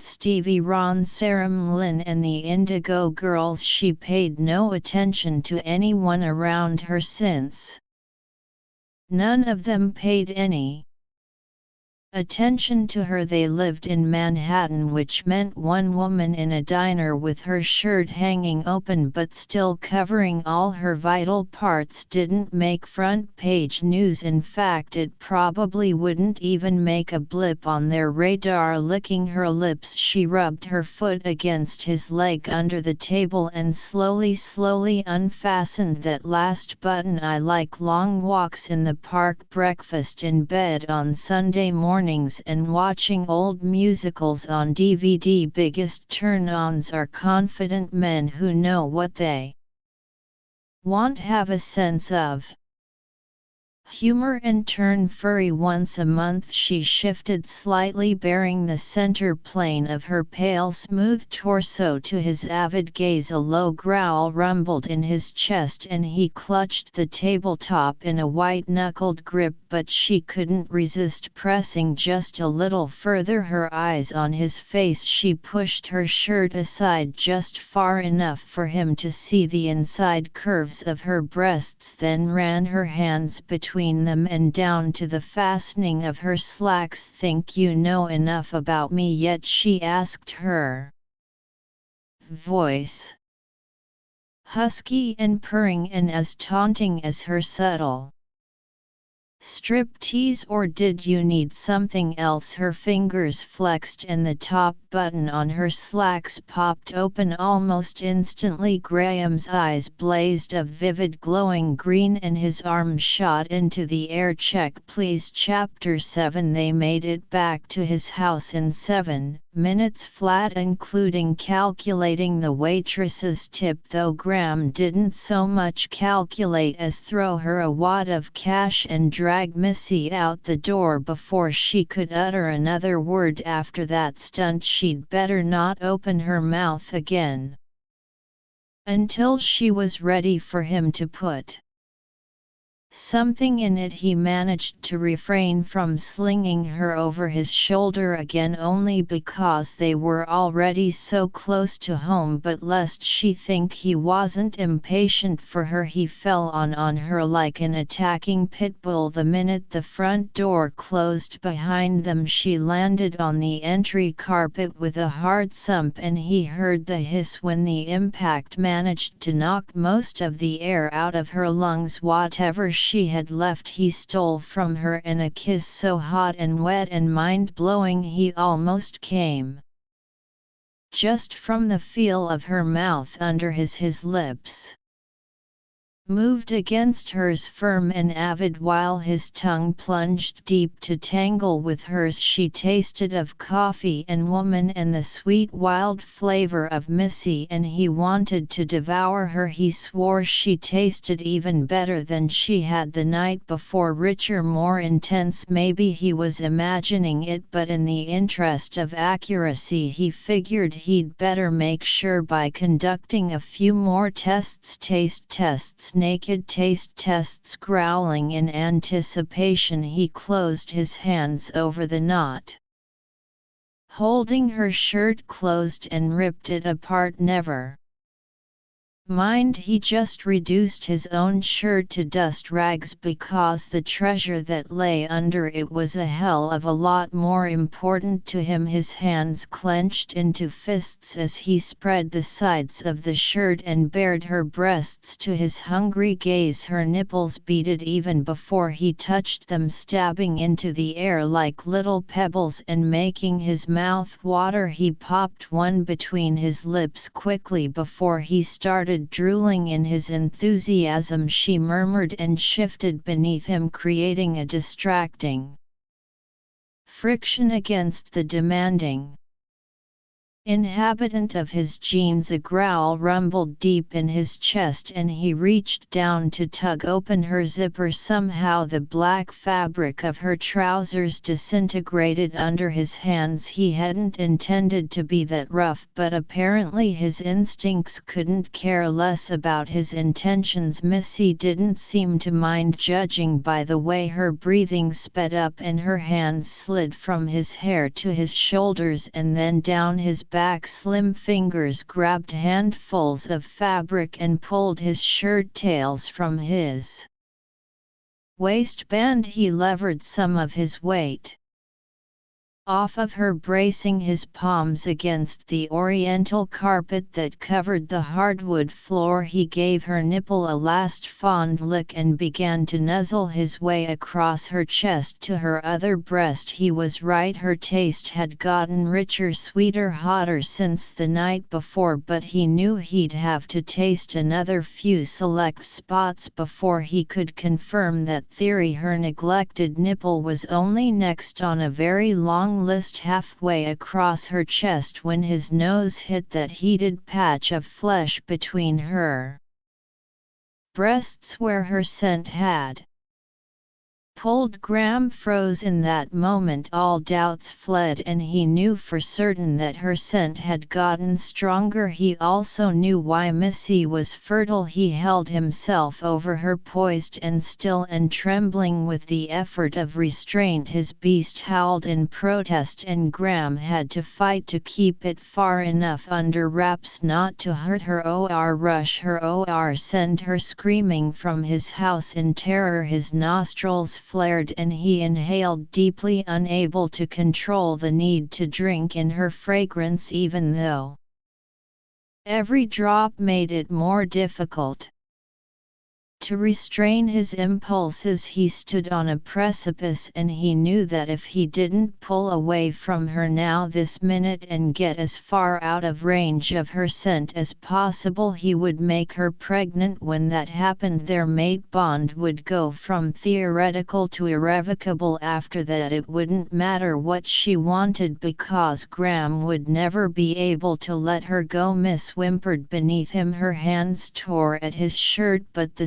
sturdy material held fast, and her hands had to detour between their bodies to attack his buttons. One after the other, she slid them from their moorings until she could push the shirt off his shoulders and out of her way. Then she bowed her body upward and ran her warm pink tongue over one of his flat nipples, and Graham knew he'd passed the irrevocable stage of their bond a long time ago. She was his, and now he would make sure that never changed. With a fierce snarl, he reared back onto his knees, pulling away from her just long enough to rid himself of his clothes, tossing them away, and falling on hers, he shredded the fabric with fingers whose tips had sharpened into claws and scattered them across the hall floor. When all of her skin lay bared to him, he crouched back on his heels and licked his lips. Missy stared up at him, her eyes glassy and narrowed, her lips parted to make way for panting breaths. "Cram, I want you," she breathed, reaching up and twining her fingers in the silky rough pelt of hair on his chest. She tugged and he grunted at the sharp sting of pulled hair, but didn't move. She frowned up at him now, she said,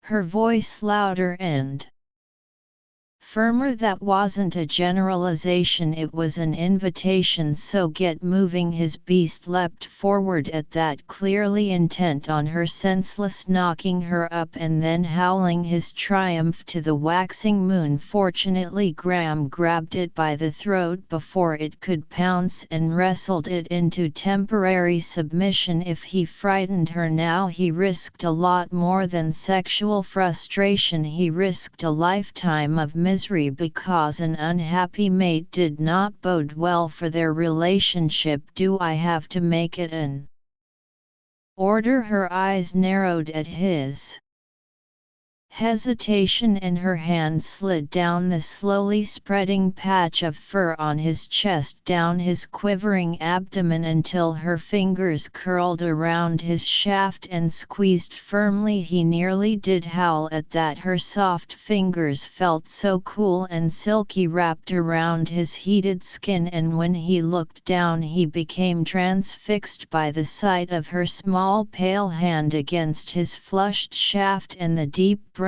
of the fur. He couldn't keep from spreading his jaw, clenched so tightly he thought it might snap.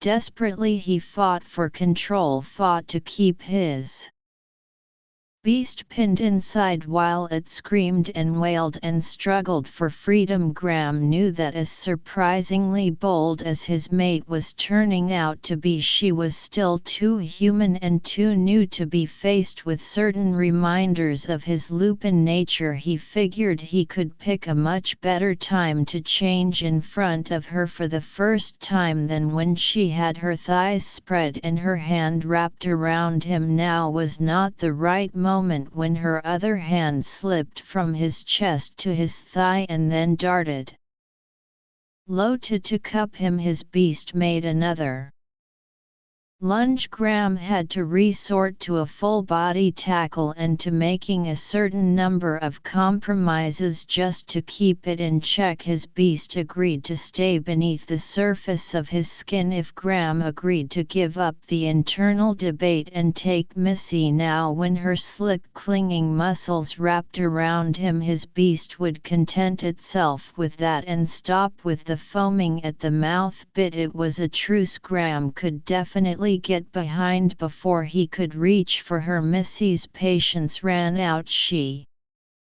dropped her hands, pushed herself up from the floor, and glared straight into his eyes. Did you break all those land speed records so you could admire my fine eyes, or could we get on with the more interesting stuff? His beast growled, and the smile he gave her felt futile when his tongue darted out to lick his lips. It rubbed against the edge of his fangs and he smiled wider. Interesting, he growled. Very interesting. Then he lunged. He dove for her like a wolf diving for the jugular of its prey. She jerked with the gracelessness of instinct and rolled away. He feigned to pounce and grinned when she scrambled to her knees to eye him wearily. What the heck are you doing? She demanded. You said you liked men who get furry. I'm letting you see my furry side. Her eyes widened and he watched as her posture shifted from aggressive to weary. He sniffed, testing the air, but he couldn't smell any of the bitter taint of fear marring her rich sweet scent. In fact, he thought sniffing again the vanilla's stronger. She's excited. The idea made his body tighten in some places more than in others, and he began to prowl slowly toward her. He kept his eyes on hers and paced closer, carnal intent in every motion. She scooted backward, but the fact that she was still kneeling hampered her movements. He saw how she never took her eyes off him, but he also saw when her muscles began to bunch and tense as she prepared to get to her feet. She never made it before she could even get one sole on the carpet. He leapt and brought her down in a gentle flying tackle, wrapping his arms around her and hugging her against his chest. He twisted in midair and landed beneath her, absorbing the impact on his shoulders and back. He had her back on the floor before she could even gasp her surprise, but she was gasping the very next minute when he flipped her onto her stomach, pulled her legs apart and wedged his knees between her spread thighs. She reared beneath him, pushing up on her hands and craning her neck around to stare at him with wide eyes. What are you doing? His answer consisted of a futile grin and his hands gripping her hips, jerking them up off the floor until she knelt on all fours in front of him. Then he leaned over her, blanketing her body with his until he could nip gently at her earlobe, then slide past to nuzzle his cheek against hers. She shivered and he followed it up with a lick that drew his tongue from her jaw all the way to her hairline. You said you liked me furry, he repeated, placing his hands over hers and pinning them to the floor when she would have tried to scramble away. You said you wanted me. Did you change your mind? He closed his teeth around the nape of her neck and held on. When a shiver raced down her spine, his tongue darted out to taste the warm skin, and her scent rose to tease him, filling his senses with her sweet heavy perfume. Every time they touched, her fragrance got stronger, more filled with honey and vanilla and the indescribable richness of her fertility. It told him how much she wanted him, but more than that, it identified her as his mate, because no other woman had ever affected him like this. No lupin, and certainly no human he'd never experienced a scent like hers, one that told him how ripe she was and how welcome his seed would be.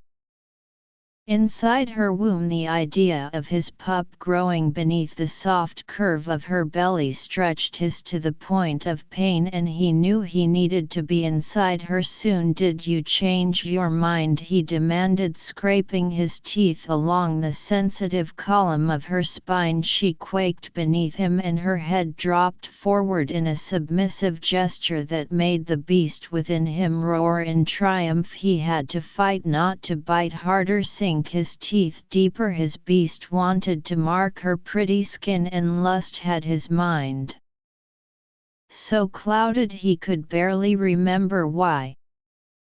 "That was such a bad idea." "No, no," she whimpered, snapping him out of his fog with a surge of triumph. "I want you, Graham, please." Her words whispered faintly even to his keen senses, but he still heard, and he still snarled in satisfaction. "Then take me," he growled and thrust. She screamed, but the sound didn't faze him. He barely heard her over the deafening pleasure of feeling her slick heat clo tight around him. He grunted when she thrust back against him, savoring the smooth curve of her back as it arched into his blanketing chest. Her hands twisted beneath his, trying to pull free, but he pinned her easily, holding her still for his ravenous thrusts. Leaning forward, he closed his teeth over her shoulder, pinning her in place the way his beast demanded, barely refraining from marking her. He grounded his hips hard against her cushioning bottom, pushing so deeply into her he could feel her womb at the bottom of each hard glide. The echo of her scream had died, fading into the gasps and pleading murmurs that drove him deeper into his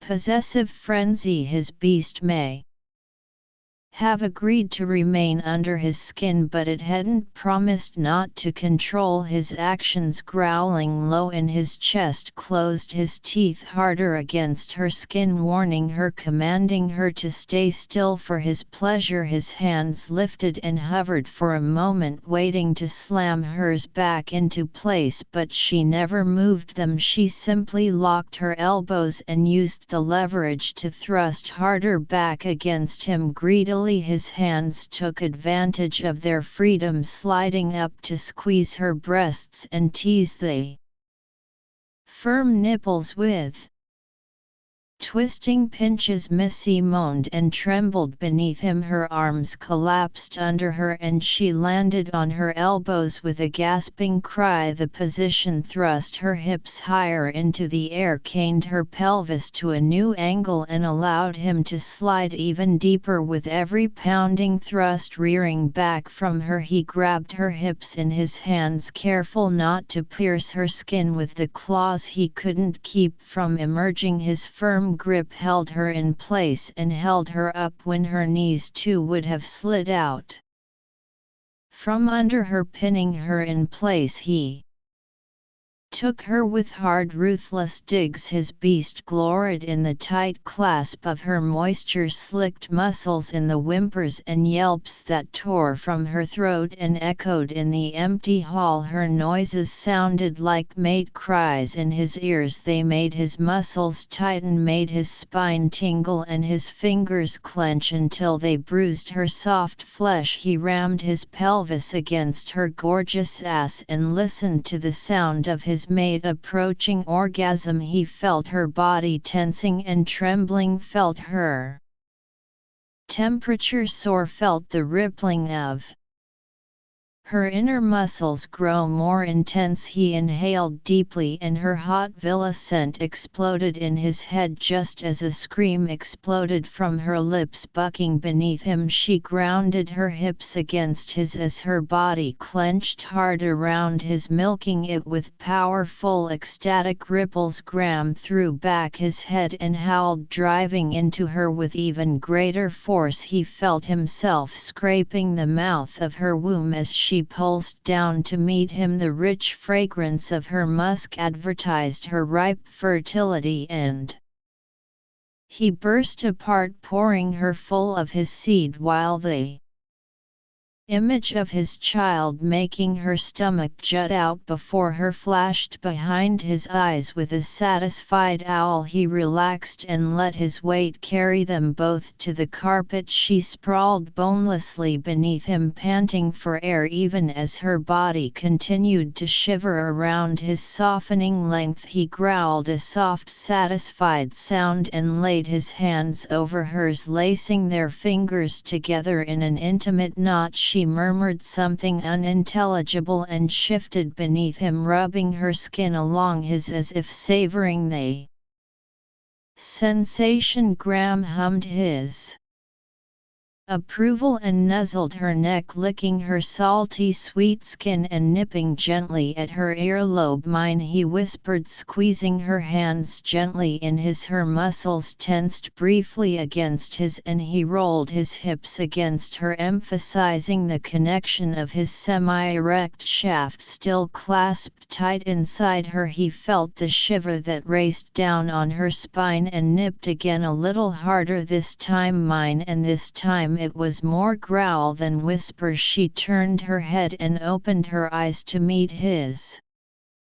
which he knew were probably glowing green and possessive. Above her, she licked her dry lips. "Yours," she agreed so softly it barely qualified as a whisper. "Damn it, he always gets the good ones." Graham didn't think he'd ever seen a human move so fast. Logan's words had brought Missy's head up like a deer scenting gunpowder, and it hadn't taken a mind reader to pick up on her horror at being caught in flagrante delicto on his hallway carpet. A quick bark had sent Logan back behind the door to the club long enough for Graham's mate to scramble out from beneath him, grab her clothes and sprint for the stairs as if the hounds of hell nipped her heels. Swallowing a curse, Graham reached for his jeans and tugged them back over his hips. Not that he hadn't appreciated the view of his mat's retreating derriere, but he'd have appreciated it more if he'd been following her up the stairs in anticipation of another round of the passion they just shared. "Is it safe to come out now?" Graham looked from the door to his discarded shoe and back.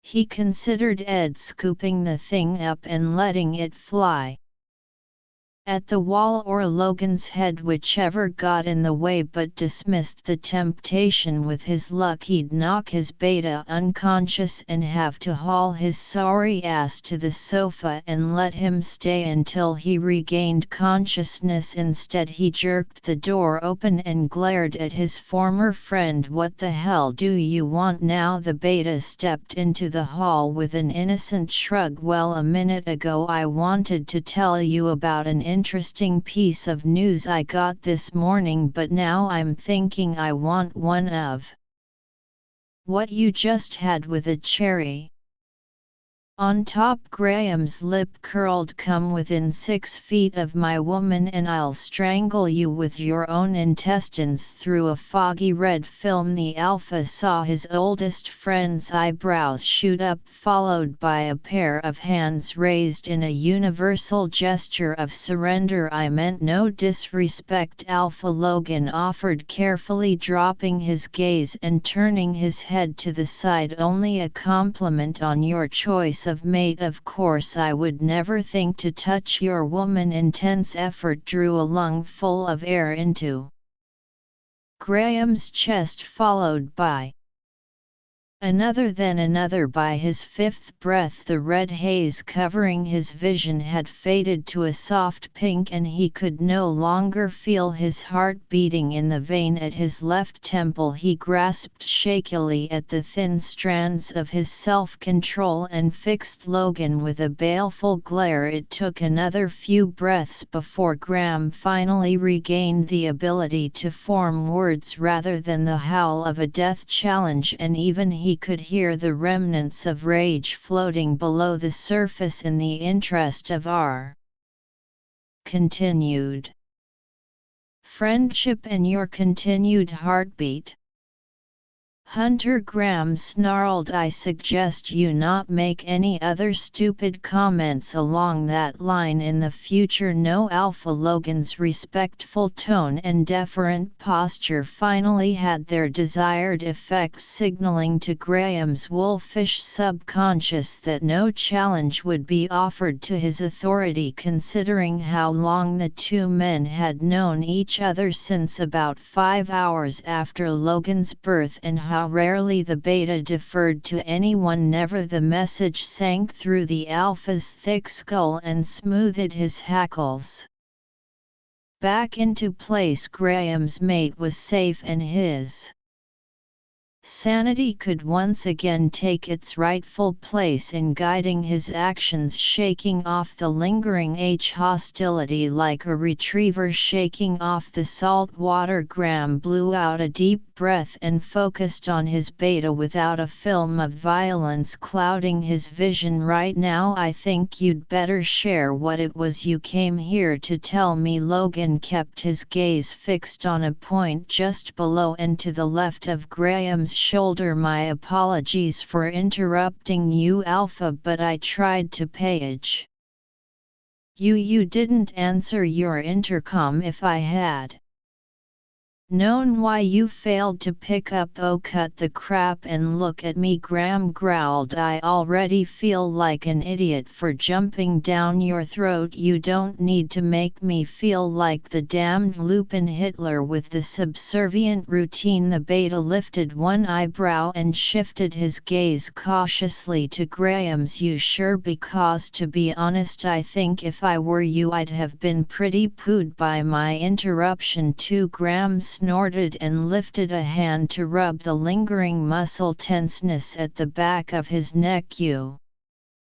could do with a lesson or two in timing. Honestly, I had no idea she was still here. I figured you'd have packed her off home by now. Did we not have a conversation about this in my kitchen last night? Graham frowned. Did I dream that? No, we had it. I just didn't get how much you meant it. I guess I figured heat of the moment. It is kind of a big decision. Since when has a Lupin decided anything having to do with a mate bond? Logan heard the sardonic tone and grimaced. Right, fate just smacks us upside the head, and we get in line with her plans like good little wolves. Doesn't that ever kind of piss you off? You saw what she has planned for me, Graham said, his grin sudden and wide and wolfish. How hard would you fight it? You may have a point, right? And since I'd really rather be spending the next 3 or 4 hours with my fate as opposed to with you, no offense, none taken, how about you spill your big news so I can get back to spilling something of my own? Logan rolled his eyes. Charming, no wonder the human fell for you in your smooth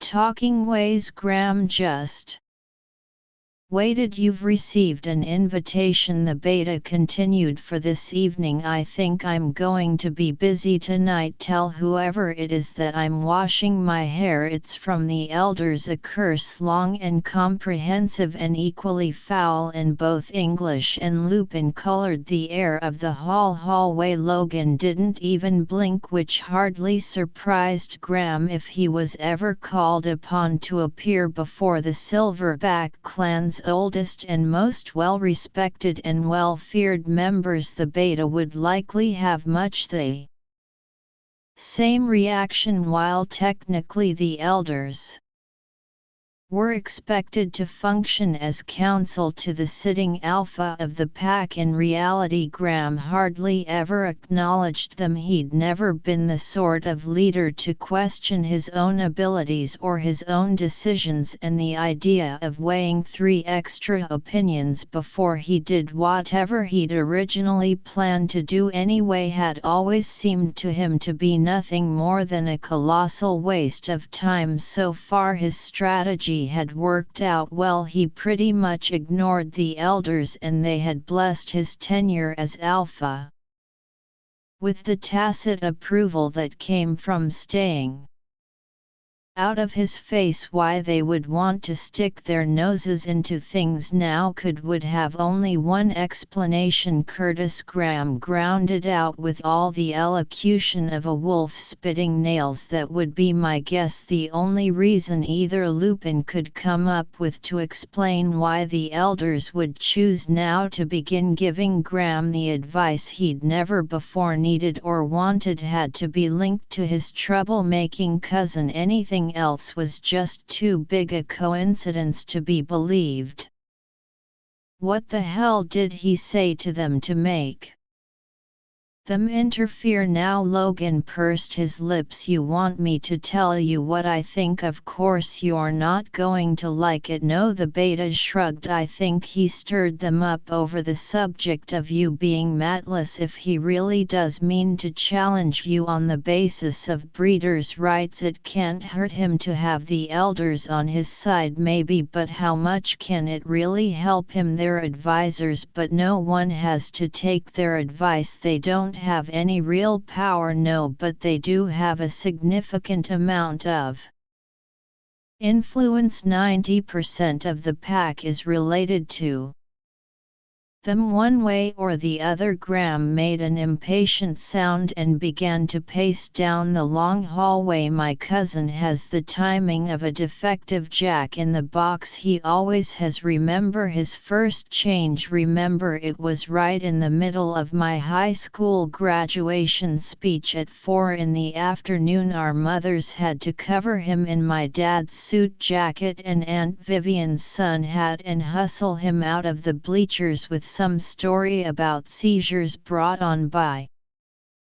photosensitivity. By the time they got him turned over to Uncle Glenn, Mom had missed half my graduation party exactly, and think of all the years he's had since then to plan this little inconvenience. Graham rolled his eyes. I suppose I should consider myself lucky he didn't catch me 20 minutes ago like some people. Hey, if you're going to mate in the hallway in the middle of the day, it's not like an interruption should come as all that big a surprise. The alpha side, I guess I wasn't thinking all that clearly. Not from what I saw, Logan agreed. Didn't look to me like much thinking was involved at all. I can't help it. I take one look at her and my palms start to itch. Graham made the admission with a sheepish expression and a clenching of his fists. Actually, all he had to do was think about Missy, and his hands ached for the feel of her soft warm skin. It's the damnedest thing. She's the only woman who's ever gotten to me this way. Maybe you should tell that to the elders. Logan said you'd put a hell of a hole in Kittis's strategy if they knew you would found a mate, even if she is human. I thought about that, but it's just a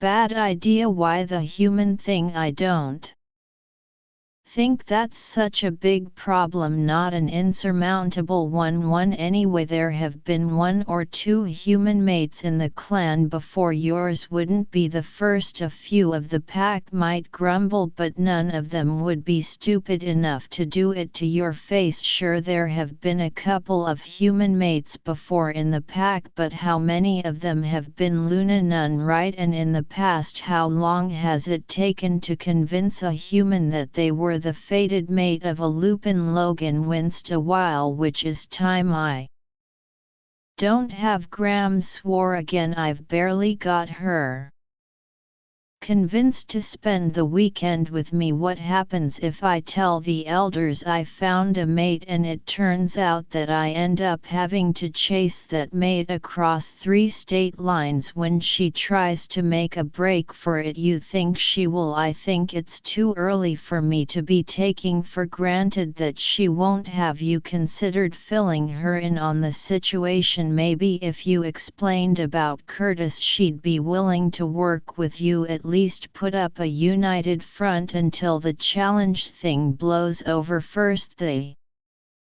challenge thing isn't going to blow over as long as Curtis is alive, Graham said, and second, Missy is currently about as skittish as a November turkey. She'd hear the words mate and breeders and challenge and go to ground so fast I'd need a were-terrier to find her again. Logan stared at his friend for a moment in silence, then he shook his head. Wow, I guess you just screwed then, Graham growled. Thanks, no problem. The beta shifted and turned back toward the door to the club. What do you want me to tell the elders? Though I'm thinking expect you to treat their invitation as a summons. They seem to look at it that way. Graham thought about the woman upstairs who had last seen him as she scrambled out from under him in embarrassment, glowing the color of cherry syrup and making small noises of distress, and then about the 3-pack elders who were likely to give him a hard time about something he wouldn't change just because they thought they could. Both situations smacked of D, but there was only one of them that he really cared about. He turned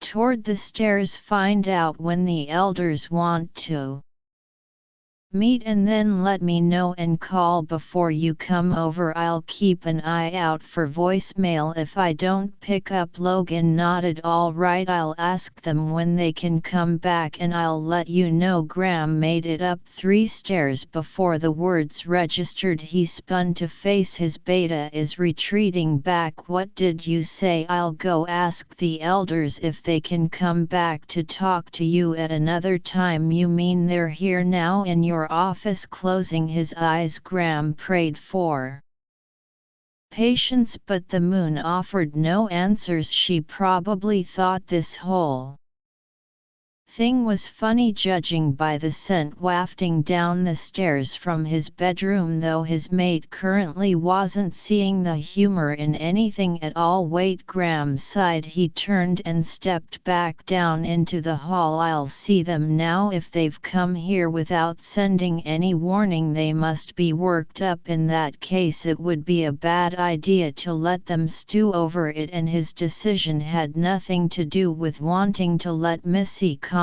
down before he faced her again. He assured himself nothing at all right.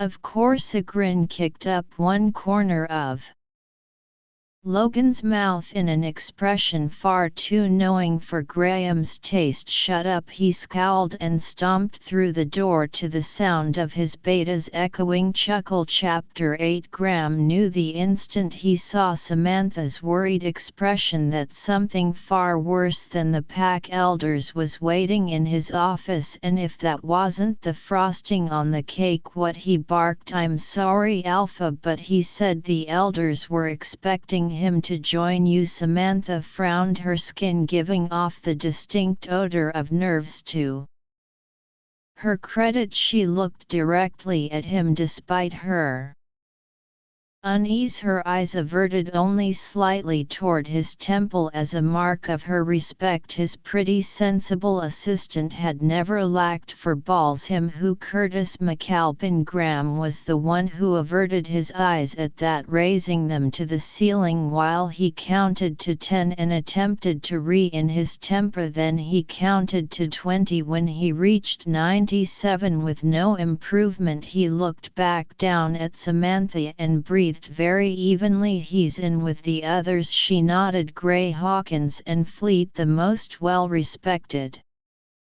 elders of the clan, each of the 3 men Samantha named had reached his 70th year, an age not unheard of but considerably less common in lupins than in the human population. The pack's lifestyle system of social advancement and feeling of invincibility among young male lupins all conspired to make the average lifespan of grippiers somewhere around 65. The only consolation was that fate had balanced things out. Lupins healed remarkably fast, potentially fixing a broken bone in a matter of a few hours, and cuts and slashes within minutes. They also benefited from an immune system that protected them from many of the diseases that plagued humans, making them impervious to most infections. Once a male lupin reached the age of 55, chances were he could survive well past his 100th birthday. The problem was that only about 5 to 10% of the males ever made it that far. Female lupins had it slightly better because they tended to fight fewer challenges for advancement within the pack and took far fewer stupid risks in their youth. Their average life expectancy put them well into their late 80s, with many living to celebrate their centennials. Graham himself was 34. If he survived another 20 years, it would not be thanks to his cousin Curtis. The door behind Samantha's desk opened and a rough, age-shaken voice called out, "Winters, we can hear you out there. Our ears aren't gone yet. Come inside, we want to talk to you." Samantha saw him wince and asked, "Do you want me to page you in 15 minutes? I could make up an emergency only you can handle." "Not that I'm not tempted." And oh, how he was, "but I'm hoping this won't take that long." She shot him a skeptical glance but said nothing. She just watched while Graham straightened his shoulders and entered what should have been his private sanctum but had instead turned into a den of hungry lions. They had taken over the comfortable sitting area at the far end of his office. 3 elder statesmen of the lupin race and 1 spoiled brat with delusions of grandeur. Jonathan Gray, Nathaniel Hawkins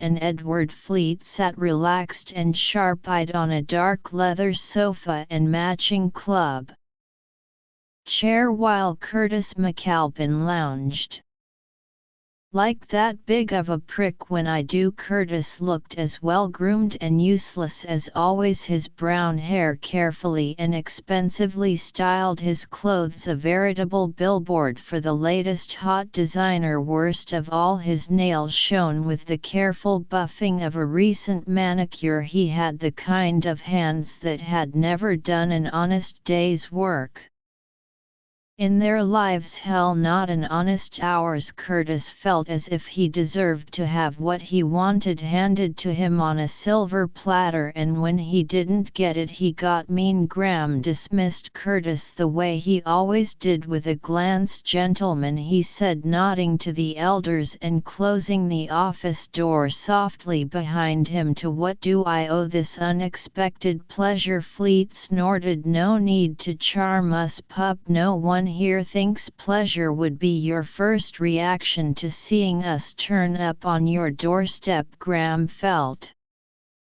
his mouth twitch.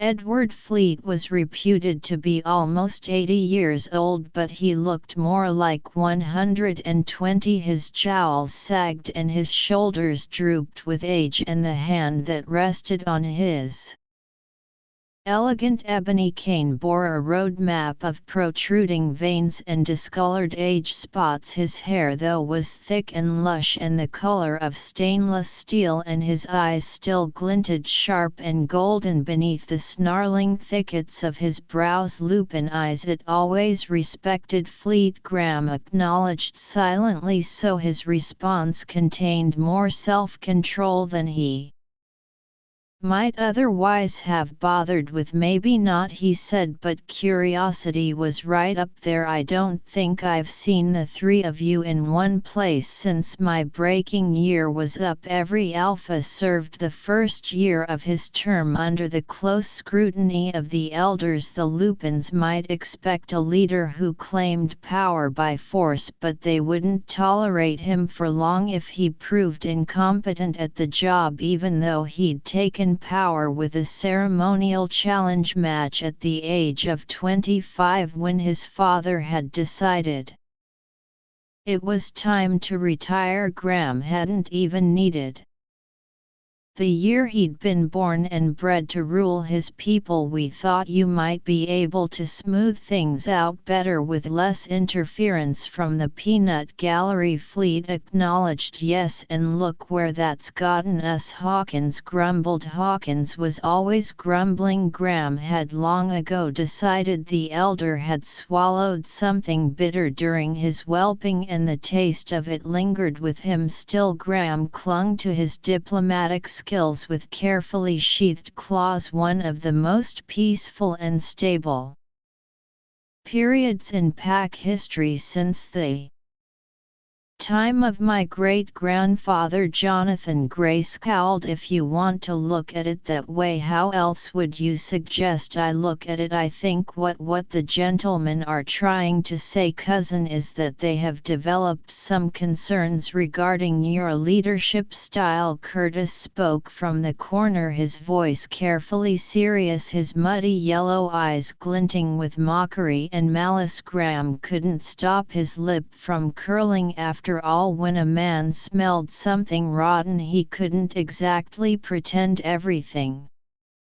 was Rosie's sweet, could he? And I think that if anyone wants to criticize my methods, he can do so for himself, the Alpha said, his tone a clear warning rumble from his own lips and in his own words. Oh, I wouldn't call them criticisms. Winter's Fleet broke in, his eyes stayed on Graham, sharp and steady. They're more like a few issues we thought you might want to be paying a bit more attention to. Suggestions like what the hell was going on with the universe lately? Graham wondered as he frowned at his unwelcome guests. First he finds the woman of his dreams only to discover she's human, then his new mate has the gall to try to run from him before her skin had fully cooled from his touch, and now his cousin, because Graham hadn't needed Curtis' presence in the room to know what this was all about, had set the pack elders on him to grade his performance as alpha of the Silverback clan. Had everyone in the world suddenly forgotten what being alpha meant? Clinging desperately to his rapidly fraying temper, Graham raised an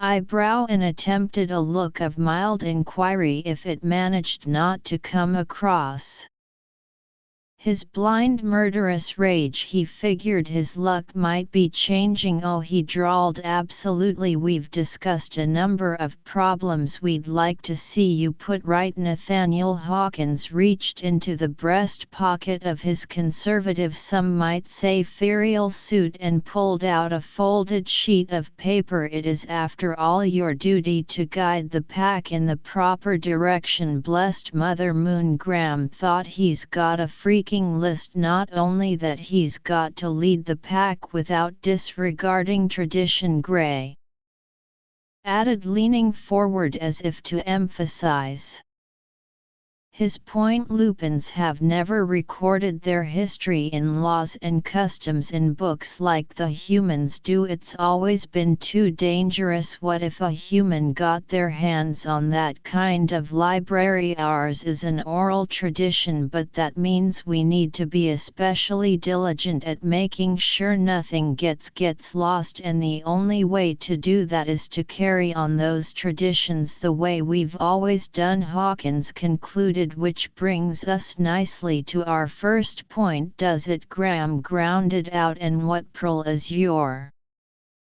point? There are some members of the pack who are upset that you've never gotten around to appointing a new Goofy after old Hank Chase passed away. Curtis pointed out. Graham turned and pinned him with a stare. Are there, and I suppose you're one of them. The alpha sarcasm was obvious. The idea that Curtis cared one iota about keeping filled the largely ceremonial position of pack storyteller when most of the progressive packs in the Western Hemisphere had to abandon it a generation ago was ridiculous. Graham knew it and Curtis knew it, and the fact that such a lame opening salvo in their private little war for supremacy was the best the other man had to offer made Graham frankly uneasy. His cousin shrugged. I'm not without concern, but I wouldn't say your failure to appoint a Goofy was my number one concern. No, so what is? We'll get to that, Hawkins snapped. We're just getting started here, pup. Graham had been willing to let Edward Fleet get away with the casual form of address because he respected that old man and had detected no trace of mockery in his words. Hawkins, as though had been clearly laced with contempt. I'll hear every item on your list, old man, Graham said softly, his quiet, intent voice more fierce than the wildest howl. But it will happen a whole lot neither if you remember how to address me. You might be old enough to be my grandfather, but I'm still your alpha. Hawkins stiffened, his gaze meeting Graham's for a long tense moment before he dropped his eyes to his list with a dismissive sniff. We've got more important things to do here today than argue. Graham unclenched his fists slowly. Can't prove it by me, he muttered under his breath. Some members of the pack think the lack of a Goofy is just a symptom of your lack of respect for our traditions. Gray jumped in to say. He carefully kept his tone free of Hawkins's antagonism, but the message came through clearly. People have noticed your ignorance of common law. Anytime an issue with a common precedence has been brought to you, you've had to confer with advisors to learn what the proper ruling should be. Lady, please grant me patience, Graham prayed. He took a deep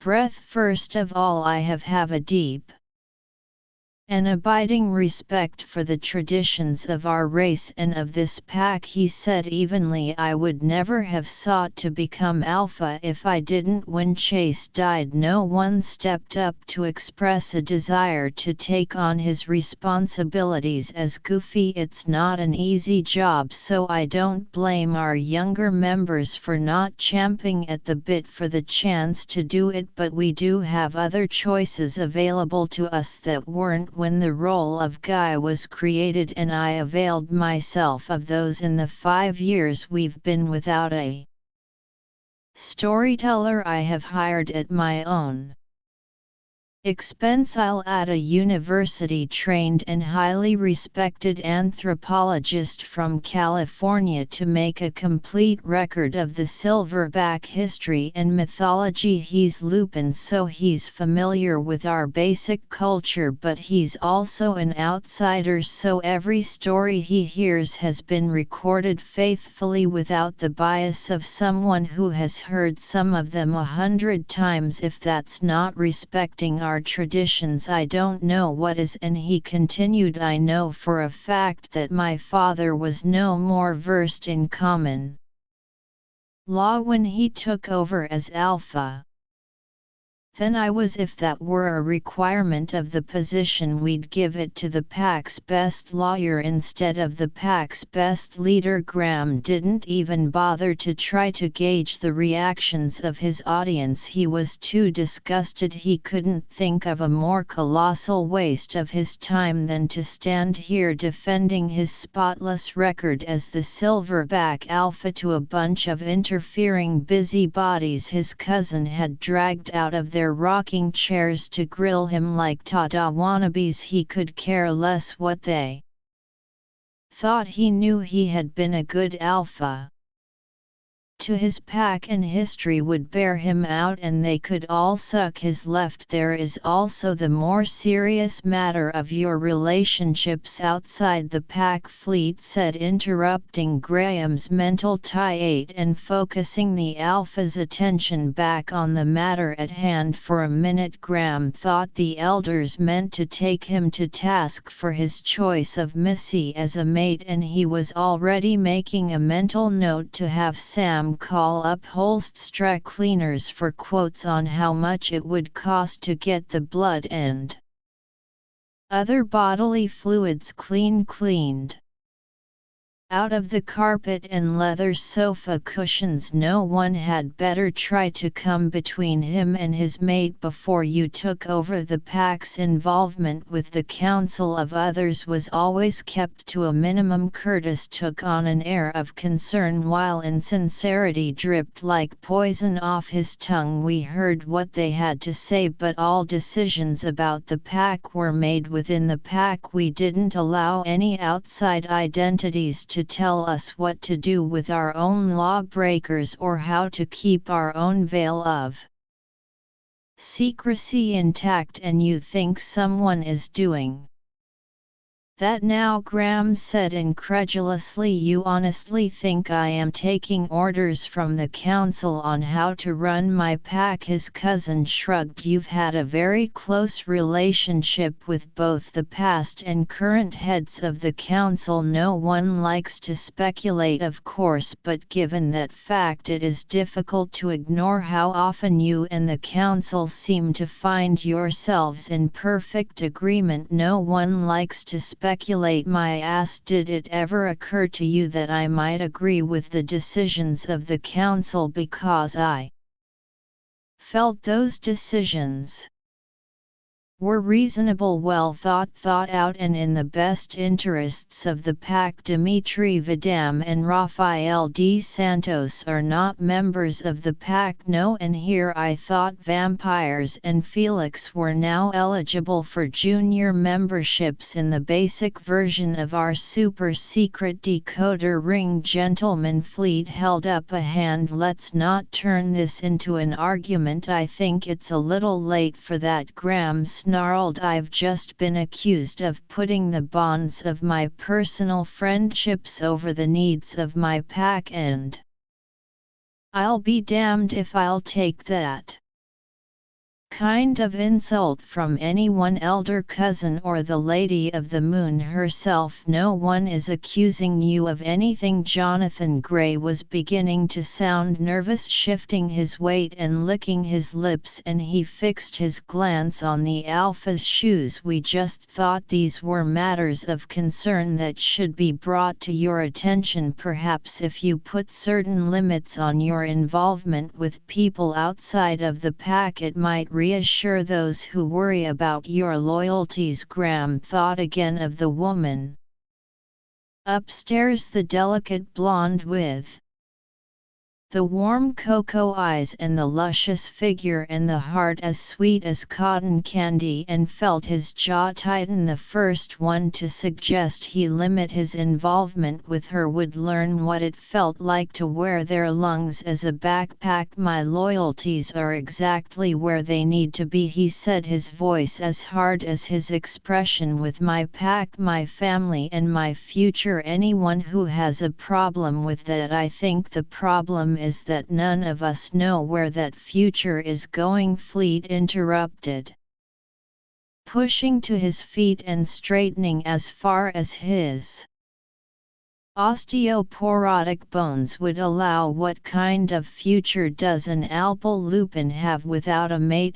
I don't know. Want me to ask him when I find one? Out of the corner of his eye Graham saw Curtis stiffen. What is that supposed to mean? He demanded. Are you trying to tell us that you found a mate all of a sudden? That seems awfully convenient for you. Who is she? Graham heard the anger and unease in Curtis's voice and cursed himself for his outburst. The last person he wanted to talk to about Missy was his cousin. The second through the fourth to last were also currently staring at him with avid curiosity. "Well boy, out with it," Fleet urged. "This is big news and Allah needs a mate, and I'm not afraid to tell you it would ease a lot of minds if you had one of those to introduce to the pack. You need to send up a howl to make the announcement. Hasn't been one of those in too long either if you ask me." The alpha slid a glare toward his cousin. "I believe Curtis has taken care of that for me. Isn't there going to be one next weekend?" Fleet waved a hand dismissively.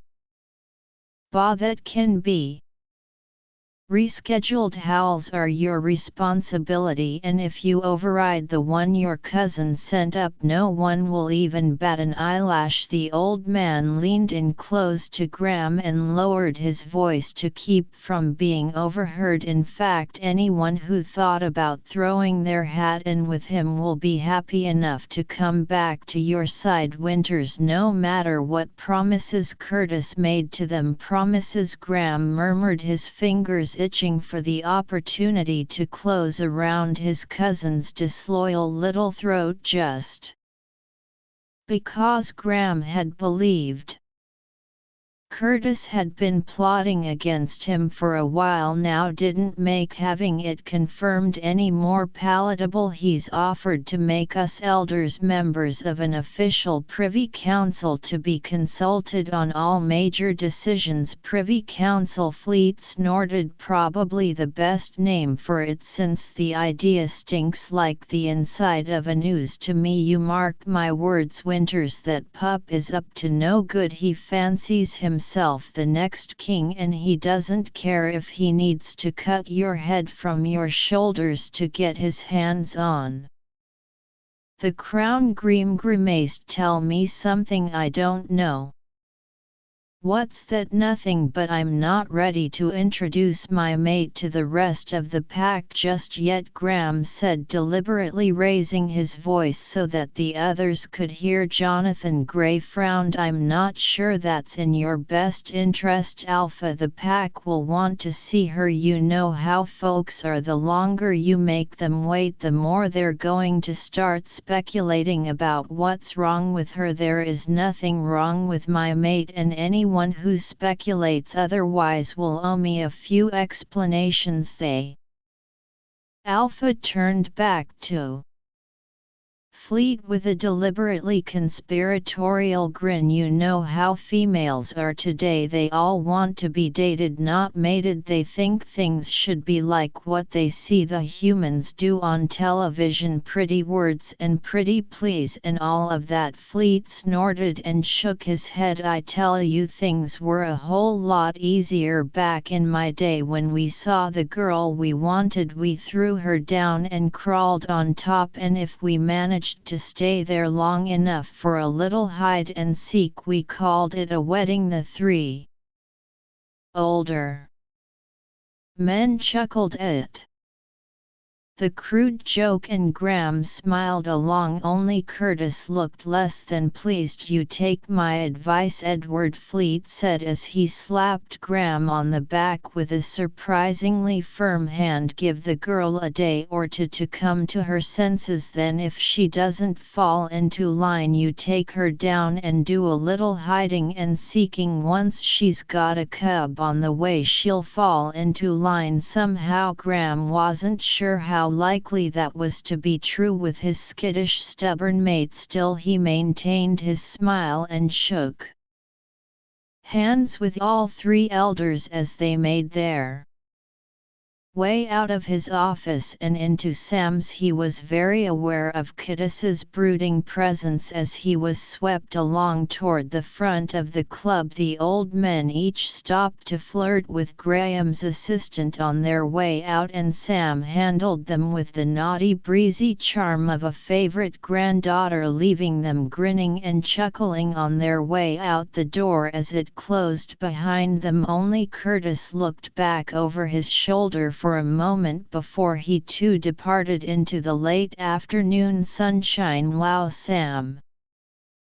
breathed as she waved away the club's butler and closed the front door herself. You might want to pat yourself down for holes, boss. I know looks can't really kill, but I'm not so sure the ones your cousin was giving you couldn't at least leave a puncture wound or two. Graham snorted and shoved his hands in the front pockets of his jeans. It was either that or punch a hole in the club wall, and he didn't want to deal with the hassle of finding a plasterer to rush out here on a Saturday evening to do the repair work. I've survived worse, Graham said. True, but I wonder what got him so stirred up. Graham eyed his assistant with amusement. Doing a little fishing, are you? Sam grinned up at him. If I don't dip my line in now and again, I'll never catch anything. I'm just surprised you didn't have a glass pressed up against the door so you could hear it all for yourself. Just poured myself fresh coffee. I didn't want to waste it. That's rough. Graham turned toward the rear of the hall and the door that led back to his own home behind him. Samantha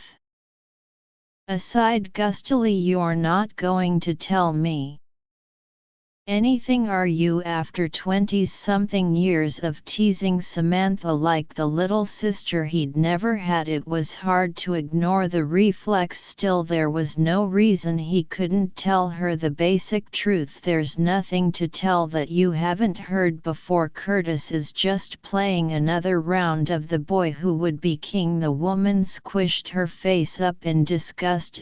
Well, if he ever wins that game, at least you'll get to see my impression of the girl who would be gone. I swear I'd run from here to Connecticut so fast the drivers on the Merritt Parkway would be jealous. Technically the pack in Connecticut that Samantha would be running to owed FTY to the Silverback, so it wouldn't get her completely away from Curtis's influence. But Graham could appreciate the metaphor, but not the possibility she might ever need to act it out. Actually, he corrected her as he strolled toward the connecting hallway. I wouldn't get to see your impression. Why not? He flashed her a grin that owed all of its character to fangs and none of it to humor, because the only way Curtis gets to be alpha of this pack is over my dead body. Chapter 9. Glancing at the alarm clock on the side of the bed, Missy calculated that it had been an hour since she'd raced up to this room barefooted naked in an attempt to avoid the avid stare of a tall dark-haired man whose name she still didn't know. God, what is happening to me? She muttered aloud. Well, semi-loud. It came out slightly muffled due to having her flaming red face buried in her hands. Less than 24 hours ago I was afraid someone might catch a glimpse of the tops of my stockings under that ridiculous dress. Now a strange man has stared at my naked ass after catching me having sex in a front hallway in broad daylight. She shook her head. My mother would kill me if she ever found out I've become a total. Sighing, Missy dropped her hands and pushed to her feet. Her original plan formed while doing approximately 24 miles per hour toward the sanctuary of Graham's bedroom had been to shower, dress and hide in said sanctuary until the red stain of embarrassment faded from her skin or the beautiful antique rug sprouted a hole and swallowed her alive. Apparently the carpet around here had no mercy, and she knew from experience that her blush wasn't likely to fade until she stopped remembering the scene in the hall with a mixture of humiliation and horror, which meant she could be dead of old age long before her skin returned to its normal fair tone. Since she was again fully dressed in a second set of borrowed clothing, Missy decided to bite the bullet and head back downstairs. She padded down to the first floor and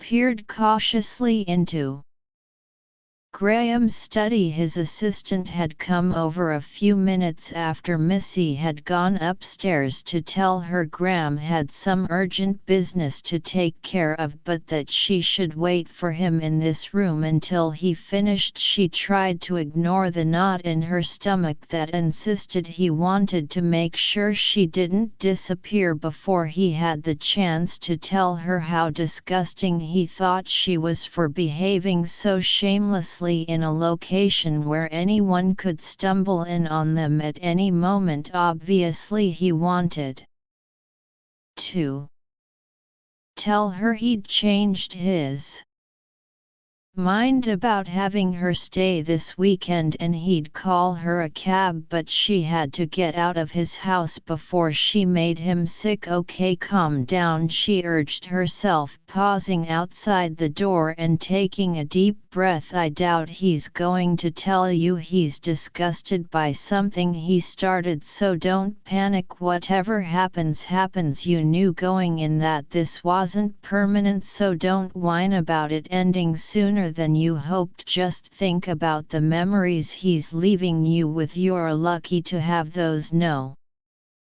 sense in getting greedy and wanting the real thing too. Her inner voice made a lot of sense, but that didn't mean Missy liked what it had to say. She knew very well that her arrangement with Graham was never destined to go beyond the weekend, but that hadn't kept her from hoping. She knew she was a closet romantic, but even she had a hard time believing there would ever be a chance for something more. They had great sex together, but nothing would convince her that a man like Graham couldn't have great sex anytime he wanted with anyone he wanted. He certainly didn't need her around. Tugging the hem of her donated shirt, Missy pushed the depressing thoughts from her mind and stepped into the study, surprised to see Graham already returned from the club. Her shower must have taken longer than she'd thought. He glanced up from a pile of papers and looked her over with a penetrating gaze. Her t-shirt was a little too snug and the jeans a pack member had lent her were a size too big everywhere except around her butt, so the waist had an alarming tendency to slip down and let her navel play peekaboo with the outside world. Before today, none of Missy's parts had ever played peekaboo with anyone. She tugged at the shirt hem and knew great eyes followed the movement. She felt his gaze like fingers on her skin, and even before she looked up to see them glowing, she felt the heat they radiated. Thank Missy broke off on a squeak, cleared her throat and tried again. Thanks for finding me something else to wear. I feel like I'm raiding the closets of every woman you know. Then it occurred to her just how many women he knew, and she quickly changed the subject. Catching up on paperwork, she nodded to the documents he'd been looking over and played nonchalant. His expression told her how obvious her PLO were, but he went along with it. No, my manager is handling the club for the rest of the weekend. This was just a time killer until you came back downstairs. Missy shrugged and buried her hands in the front pockets of her jeans, then quickly pulled them out again. Pushing down on that particular garment was a bad idea, though the look in Graham's eyes when they followed the movement said he approved heartily. Well, I'm dressed. What's next? I'm not hungry enough to order Chinese. But didn't you say something about watching movies? I really want to see the new haunted house movie that just came out. Graham rose from his seat behind the desk and took her hand, leading her away from the door and tugging her to sit beside him on the sofa. When he didn't say anything, she started to get nervous. Okay, more nervous. Oh wait, something came up, right? Wasn't that why your friend dropped in? She winced at the memory. Maybe he Really did think she was a, so that means you're going to be really busy for the rest of the weekend and you have to cancel on getting to know me better. It's okay, I understand you'll call when you get free to reschedule, so I should just wait to hear from you. Okay, let me just grab my purse. She made it almost off the sofa before Graham closed one strong hand around her elbow and tugged her back down straight onto his lap. This time he pinned her in place. You aren't going anywhere, he grumbled, and Missy saw the glowy green thing was happening to his eyes again. I am going to be busy this weekend, but you're going to be busy with me. We're not nearly done yet. Missy thought about her sore thigh muscles and the ache between her legs that for once was not caused by lust, at least not by a resurgence of lust, and her eyes widened. We've got a whole bunch of things to talk about and not a lot of time, so you get the Reader Digest condensed version. Listen up. She couldn't quite decipher the reaction she felt to having him clarify that we're not done yet had meant they weren't done talking rather than that they weren't done with sex. If the idea of more sex aroused her, she'd be a masochist because walking had already become an interesting challenge, but if it didn't disappoint her just a little, she figured she wouldn't be female. All right, fine, but can I get off your lap first? He tightened his arms and shook his head. No, so I know you ran off before you got to hear any of what Logan had to tell me. Missy blinked, scowled, and crossed her arms over her chest as she felt the crimson tide of her blush returning. This time she guessed it would be a rather unique shade of crimson. Do we have to talk about that? Graham looked puzzled. Well, yes, why wouldn't we? Are in her eyes, and wishing she lived in the alternate reality her Lupin lover seemed to inhabit. Missy fixed her gaze on the rich brown leather of the sofa and gritted her teeth around her answer. Because I find it a little humiliating to remember being seen fully naked on a hallway carpet, obviously having recently concluded having sex with a man I just met by another man too. 4:05:10 Whom I have never been introduced. She paused to glare at him. But maybe I'm just funny that way. His chuckle made her eyes narrow and her fists swing, but he caught the blow before it could impact against his chest. I understand. He raised her hand to his mouth and nibbled the backs of her knuckles, which only succeeded in making her angrier. Damn him for still being able to arouse her even with the memory of that embarrassment fresh in her mind. You're not being funny, just human. He grinned.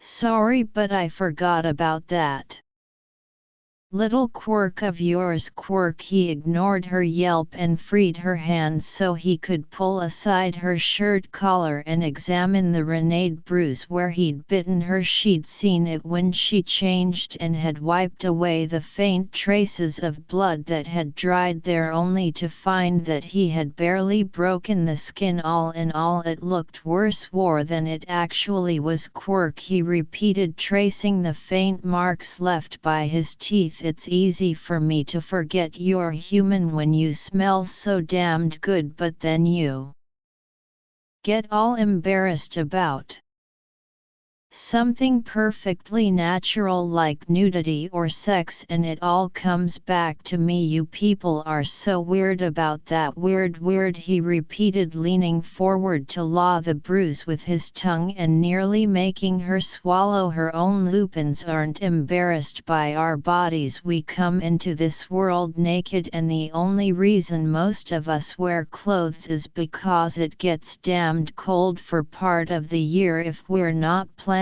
to spend that whole time sporting fur. Also, there are laws, Missy pointed out. Sure, human laws, but the practicality Argument trumps those, and as for sex, it would just be silly to be embarrassed about that. It's natural and healthy, not to mention a hell of a lot of fun. We all know everyone does it, at least they do when they have the opportunity. Otherwise, how did the rest of us get here? How will the species survive? When you look at it that way, it's hard to see reason for the kind of inhibitions you humans like to wrap yourselves in. I am not wrapped in inhibitions, Missy protested, struggling for dignity while her bare toes curled and her belly launched its newly familiar tumbling routine. The man's tongue was talented. I'm not ashamed of sex, but that doesn't mean I want strangers to come face to face with the evidence that I've just had it. Graham's hand slid under the loose waistband of her jeans and said her warm mound. His fingertip briefly tickled her dark curls for sliding between her lips and finding the moisture hidden there. That's okay, baby, he purred as he closed his teeth around her earlobe and tugged delicately. I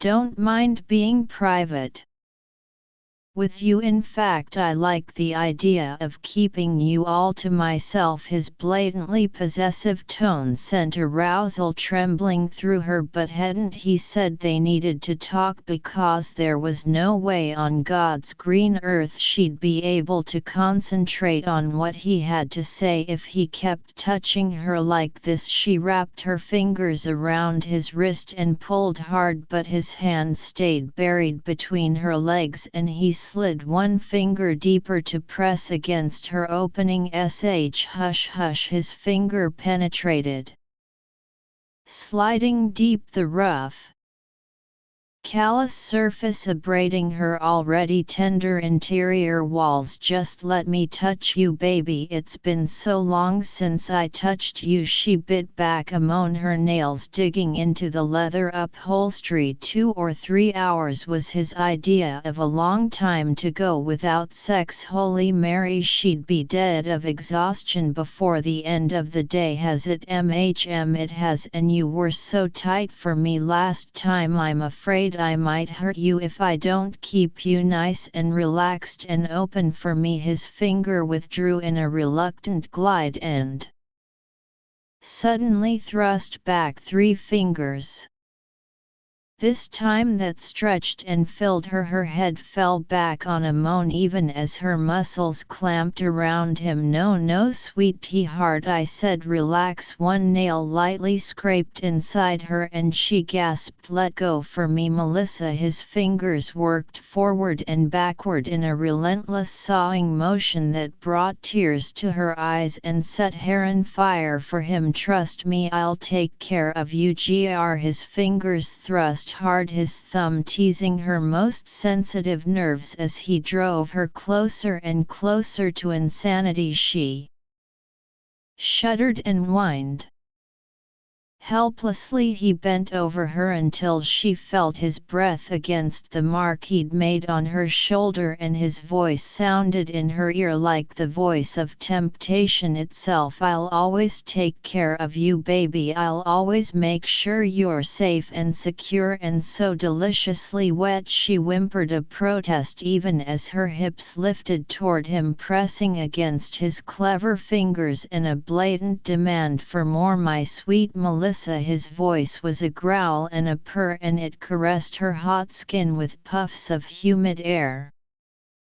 Such a pretty girl to have fallen into the clutches of the big bad wolf. His hand closed around her thigh in a grip just short of bruising and shifted it to the side, spreading her against her ear. His tone went from teasing to very, very serious. Something more than arousal drove him now. Missy could feel it, but there was no way her overloaded senses would let her concentrate long enough to puzzle out what it was like. Little Red Riding Hood, you didn't know what you were in for when you left home, did you? His fingers moved in some arcane pattern that had her eyes rolling back in her head and her body begging for release. That's too bad, because once the wolf has a hold of a pretty girl he doesn't ever let her go. The tension inside her built to the breaking point, to the point where she was ready to shove her own hand down her jeans just to finish herself off. He caught her wrists in his free hand and held them captive as if he sensed her thoughts. She moaned and pressed herself harder onto his thrusting fingers. A wolf never shares, he growled. No one else will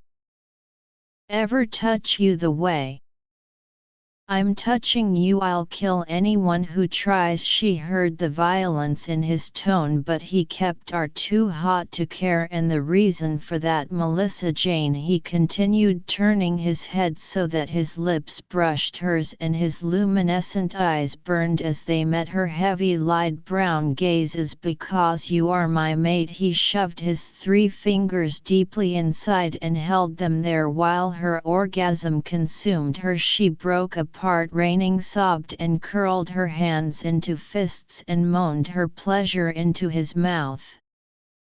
When he caught hers for a hungry, possessive kiss, she tore her lips from his. After a few seconds, desperate to catch her breath, his shoulder offered her a hiding place and a refuge while she tried to put her scattered wit back together. He cradled her there tenderly. He released her wrists and she curled her trembling arms around his neck, feeling his hand slip from between her legs, ruffle affectionately through her curls and then slide around her waist to cuddle her clothes. He petted her like a kitten and she found it soothing, at least until her brain kicked back into gear. "I'm your what?" Her head spun found so fast that she knocked him in the nose with her forehead. Graham winced. "My owl mate." "Hey, hold still before you cause any permanent damage." He pinned her arms to her sides and scowled down at her like, "I was saying I don't want you to say anything else since you aren't making the slightest bit of sense. What I wanted was his turn to interrupt, so he shook her gently. "What do you think I'm trying to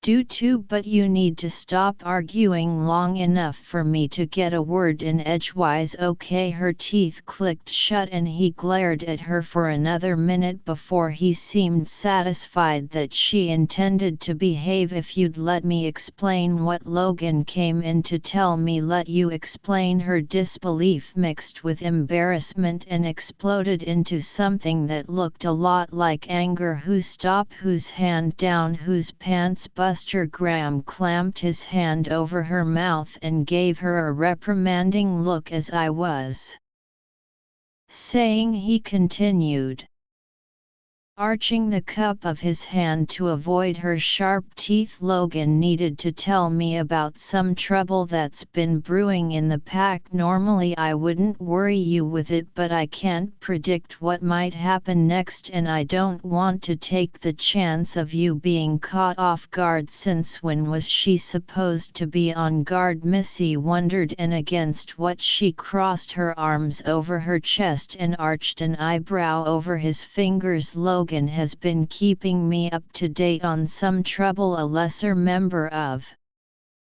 the pack is causing. Unfortunately, they upstart Gamma in question is my cousin Curtis." Missy subsided from fulminating into listening. Damn it, she seemed constitutionally unable to not give anyone the benefit of the doubt. It was an inherent weakness, like porous bones. She inclined her head for him to go on. "It turns out that Curtis thinks he'd make a better alpha than I do." She snorted and Graham grinned. "Thanks, that's what I think too. Anyway, alphas aren't like elected presidents or anything. Our packs operate a lot like wolf packs. Alphas earned their position by being the strongest, and if another Lupin wants to be alpha, he has to prove worthiness by beating the current alpha in a fight. Even though my father was alpha before me and he had offered to retire so I could take his place, I still had to fight him to prove I was capable of leading the pack. But there's no way my cousin could beat me, and he knows it. She rolled her eyes at Graham's arrogance, but inside she admitted she couldn't really picture anyone beating him in a fight, fair or foul. So, like the spineless little coward, he packs opinion against me in hopes of having me ousted if I were to be overthrown by a popular uprising of the pack. There would be a power vacuum while every young male with more balls than brains challenged anything that breathed for my position. Missy frowned. That sounded chaotic, not to mention violent and potentially messy. Graham read her expression and nodded. It wouldn't be good for anyone involved, obviously not for me, but not for the pack either. That kind of infighting drains time, energy and resources away from what we should really be focusing on, like building unity with the other non-humans in the city in preparation for the unveiling. She tilted her head in inquiry. The unveiling is a term most others use to describe a public announcement of who we are to the human world. It's a pretty contentious idea.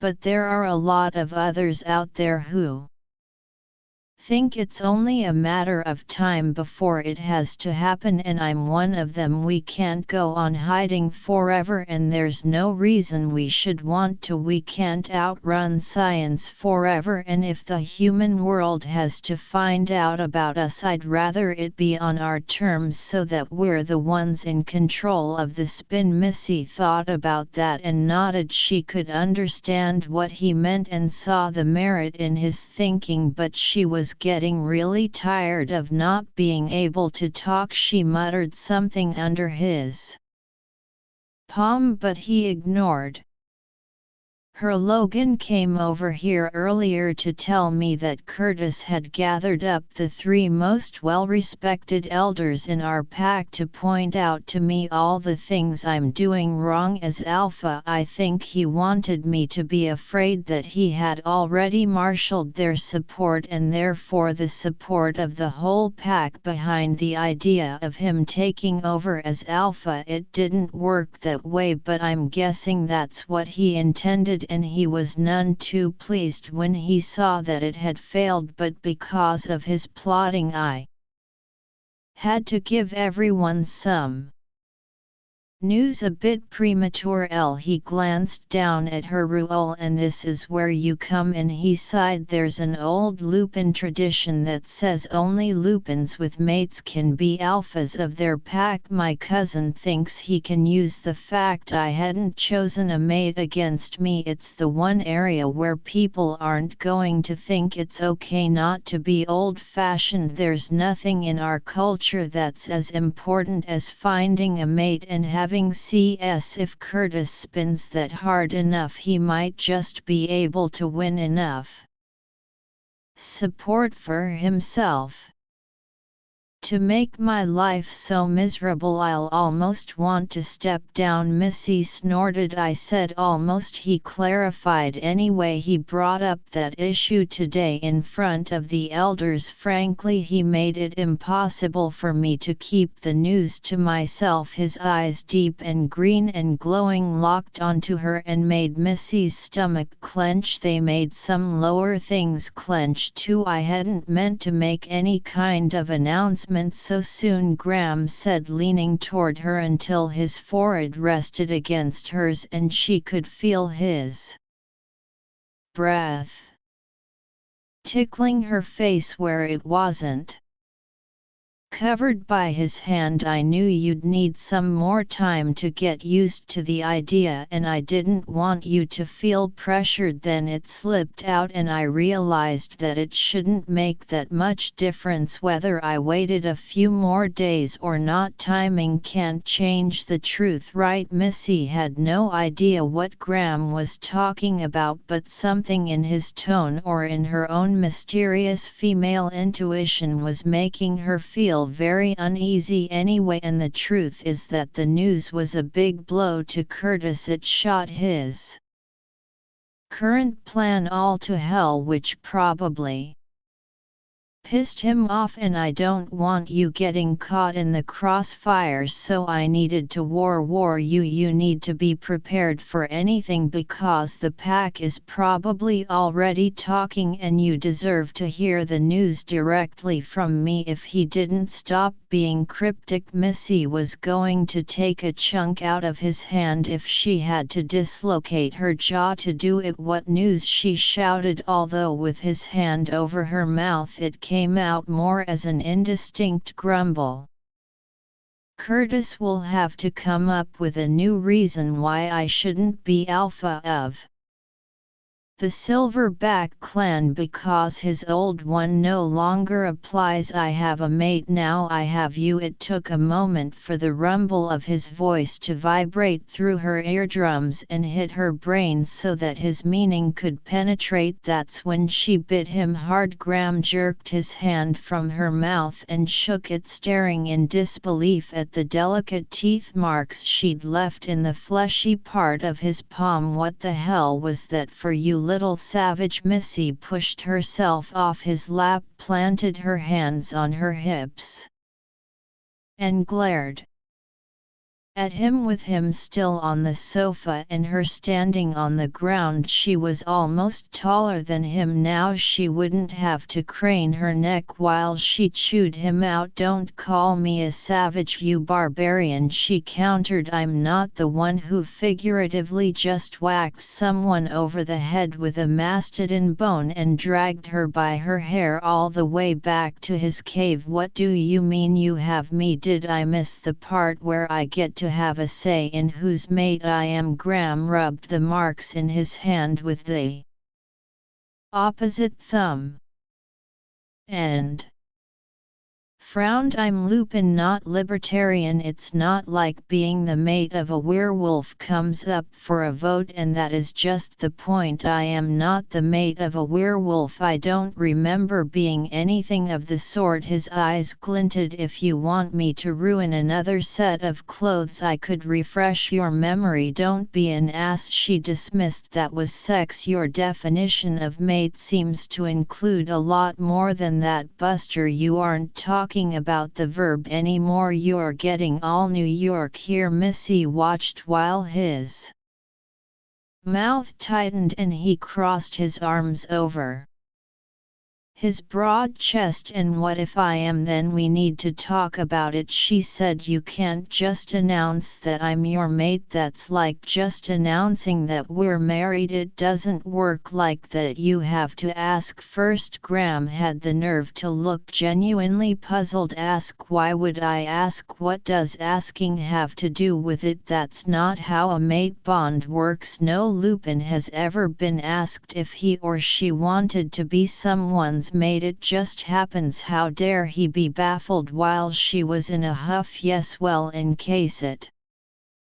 has escaped your notice, I am not Lupin. She glared at him, drawing herself up to her full height, which wasn't much but which made her feel better. Where I come from, when people decide they want to spend their life with someone, they check to make sure the other person feels the same way first. You can't just treat me like one of your furry little groupies. I don't take orders from men who don't ask my opinion about important things. I have groupies, he asked, then shook his head impatiently. It doesn't matter what your opinion is, but what I'm trying to tell He continued, holding up both hands to forestall her heated interruption, is that it doesn't matter what my opinion is, either we're mates, it's a fact, neither one of us gets to ask or negotiate or back out. Missy stifled the urge to shriek with moderate success. Look, there's a very big detail here that you just don't seem to be getting. What you're telling me is the way things happen in your world, but I don't live in that world. You may have to abide by these traditions of yours, but I don't. The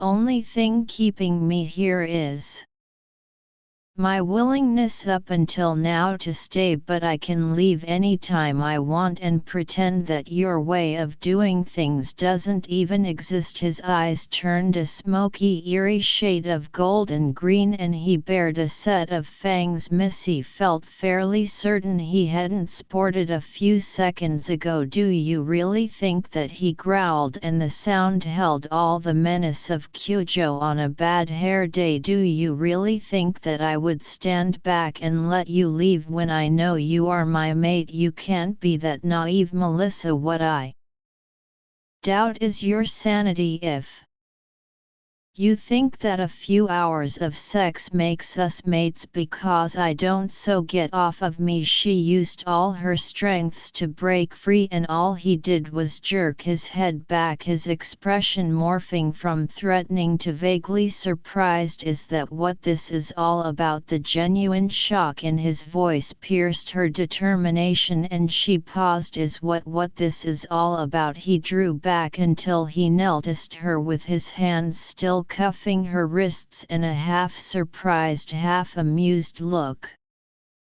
on his face. You think this is all just about sex? The accusation in his voice did not sit well with Missy. What else is it about? We haven't spent 4 out of every 5 minutes in each other's company naked because we're study buddies in an anatomy course. I mean, we're practically strangers. I don't even know if you have a family. His bemusement slid into a grin, the kind that could almost make her forget why she was mad at him. My parents are retired and living in. Wrap her arms around his neck and tug her into his embrace. His green eyes caught hers and held them, and one very sexy mate. His lips descended toward her and almost made it before she jerked herself back to reality. Not so fast, she protested, turning away and pressing against his chest to hold him at bay. You are not going to turn this into more sex, and you're not going to use sex to make me your mate by default. He gave her a comical pout. But we only have about 36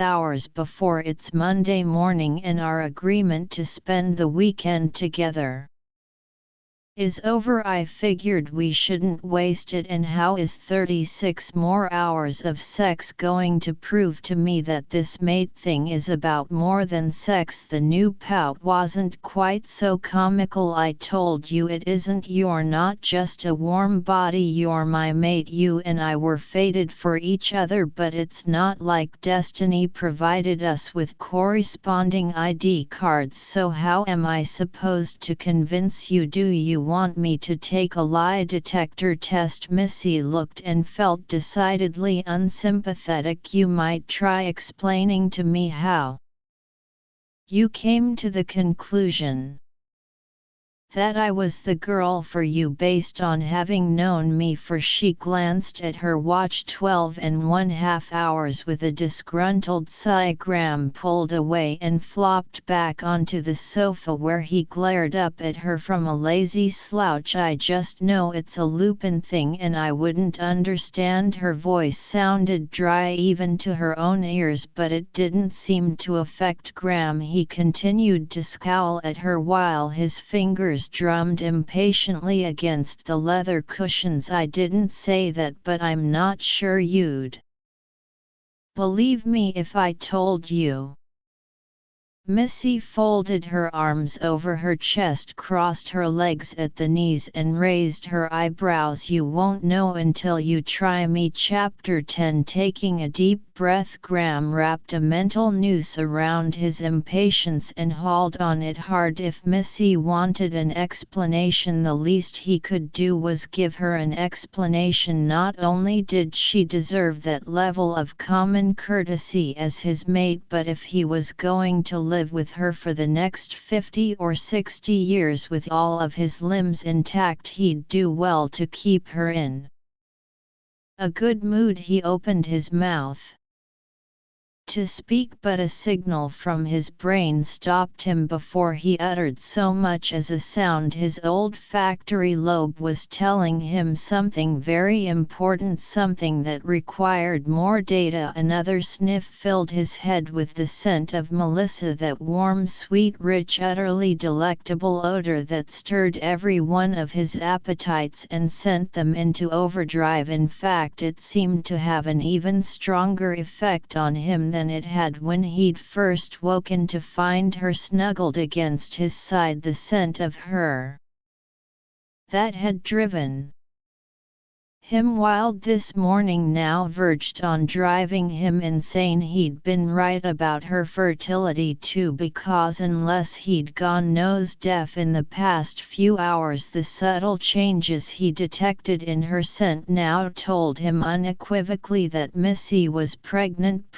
Missy was going to have his cub. Graham's beast gave a mental roar of triumph, and he had to fight not to echo it aloud. The swell of emotions generated by that knowledge threatened to choke him, no matter how hard he struggled to beat them back. The sense of pride and excitement, joy and possessiveness that stirred to life inside him all but knocked him on his ass, but that was nothing compared to the surge of love. God damn it, he had fallen in love with her. Graham froze. What the hell was he supposed to do now? Wanting her was one thing, lusting after her generously round ass and the soft swell of her belly was totally okay with him. All well and good, even being charmed by her chimeric flashes of timidity and boldness didn't bother him. He didn't mind laughing at her jokes or valuing her opinion, but damn it, why did his stupid heart have to bring love into it? Why couldn't it be happy with lust, friendship and respect? She cleared her throat and pursed her lips, and Graham fought the urge to squirm like an 8-year-old before parental firing squad. I'm waiting for you to explain it to me, Graham, she said, and don't give me that bull about me not understanding. I want an answer. He rubbed his hand absently against his chest right over his heart and knew he wasn't quite ready to tell her his big secret, or her slowly expanding secret, if she still struggled to come to terms with the way they both burst into flames when they no matter who was watching. Then she damned sure wasn't ready to hear that he loved her and that he'd as good as deliberately made her pregnant when he'd known good and well he could have prevented it. Some things were better left unsaid, at least until he could be sure there was no turning back for either of them. You smell, he blurted out, then watched as her eyes widened before narrowing into thin little slits of pique. I smell, she growled, doing a fairly good imitation of him in a mood. You're telling me you want me to be your mate because I stink? Somehow I'm missing your logic. Not stink, smell, he clarified. Smell wonderful. Her lips were still thin and straight, so he pushed on and tried to explain something he'd never before tried to define. Lupins have a cute sense of smell, thousands of times better than humans, even better than most dogs. Everything around us has its own scent, and a lot of our social customs are built on the information we get that way. It's just ingrained, we're born smelling even if it takes a few hours before we open our eyes. Her mouth softened just a fraction, but he saw it. It's only logical that we use that sense of smell when we mate. It tells us who we're attracted to and who we're not. He said the most beautiful female in the world won't appeal to a lupin if she doesn't smell right. What smells right? She asked. He could hear the reluctant curiosity in her voice, but it was still progress. You do. Clearly I'm not the first woman who did. Did you tell any of them they were your mates? Damn it, why couldn't he have found a stupid mate? It would have made his life a hell of a lot easier. No, because none of them were. You are, he said as forcefully as he could without grabbing her and attempting to prove it to her graphically. Lupins mate for life, which even wolves don't always do, but like humans we don't always wait for our mates just to have sex. Which means you still have to explain how the way I smell makes me your mate. He read a frustrated hand through his hair and glared at her. You're asking me to explain instinct here? That's like me asking you to explain why humans get all freaked out when they see us on full moon nights. That might have something to do with the fur factor, she said, her tone see, some people cling to the crazy notion that werewolves aren't real. I hear it helps them sleep at night. What I mean is that the fear they feel is instinctual, not rational. You can't really explain something like that. At least I tried. You just smell different. He was frustrated now, and it showed in his voice. He considered it a lucky stroke that it didn't show in him changing into something a little less human and tearing the stuffing out of his sofa. Other women smell like sex. They smell available like musk and perfume. You smell different. You're fascinating, all rich sweetness like honey and vanilla. She rolled her eyes. Great, I smell like vanilla, the most boring of all flavors, and this is supposed to convince me I'm irresistible to you. He shot forward so fast that he saw the surprise widen in her eyes when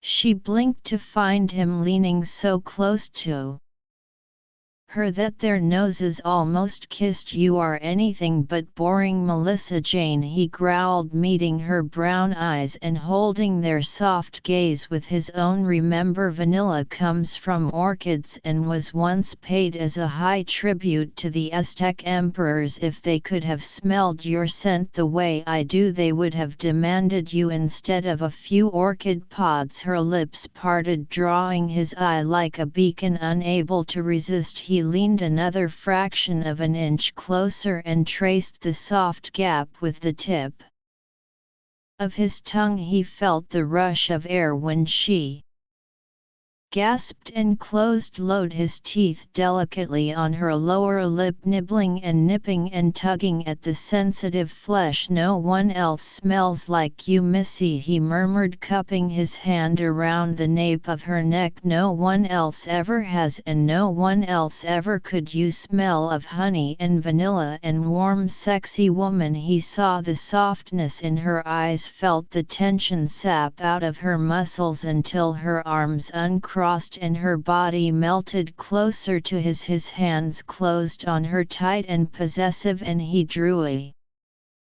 deep breath to drink in her scent. You smell damp and delicious, and like I could devour every drop of you and still not be satisfied. He licked her lips, a slow lapping taste that drew more of her scent into him and made hunger knot heavily in his stomach. You smell like my mate. He reached out to draw her closer, but the movement must have startled her because she slipped away at the last minute and put the widths of the coffee table between them. Okay, maybe you're right, she said, eyeing him wearily.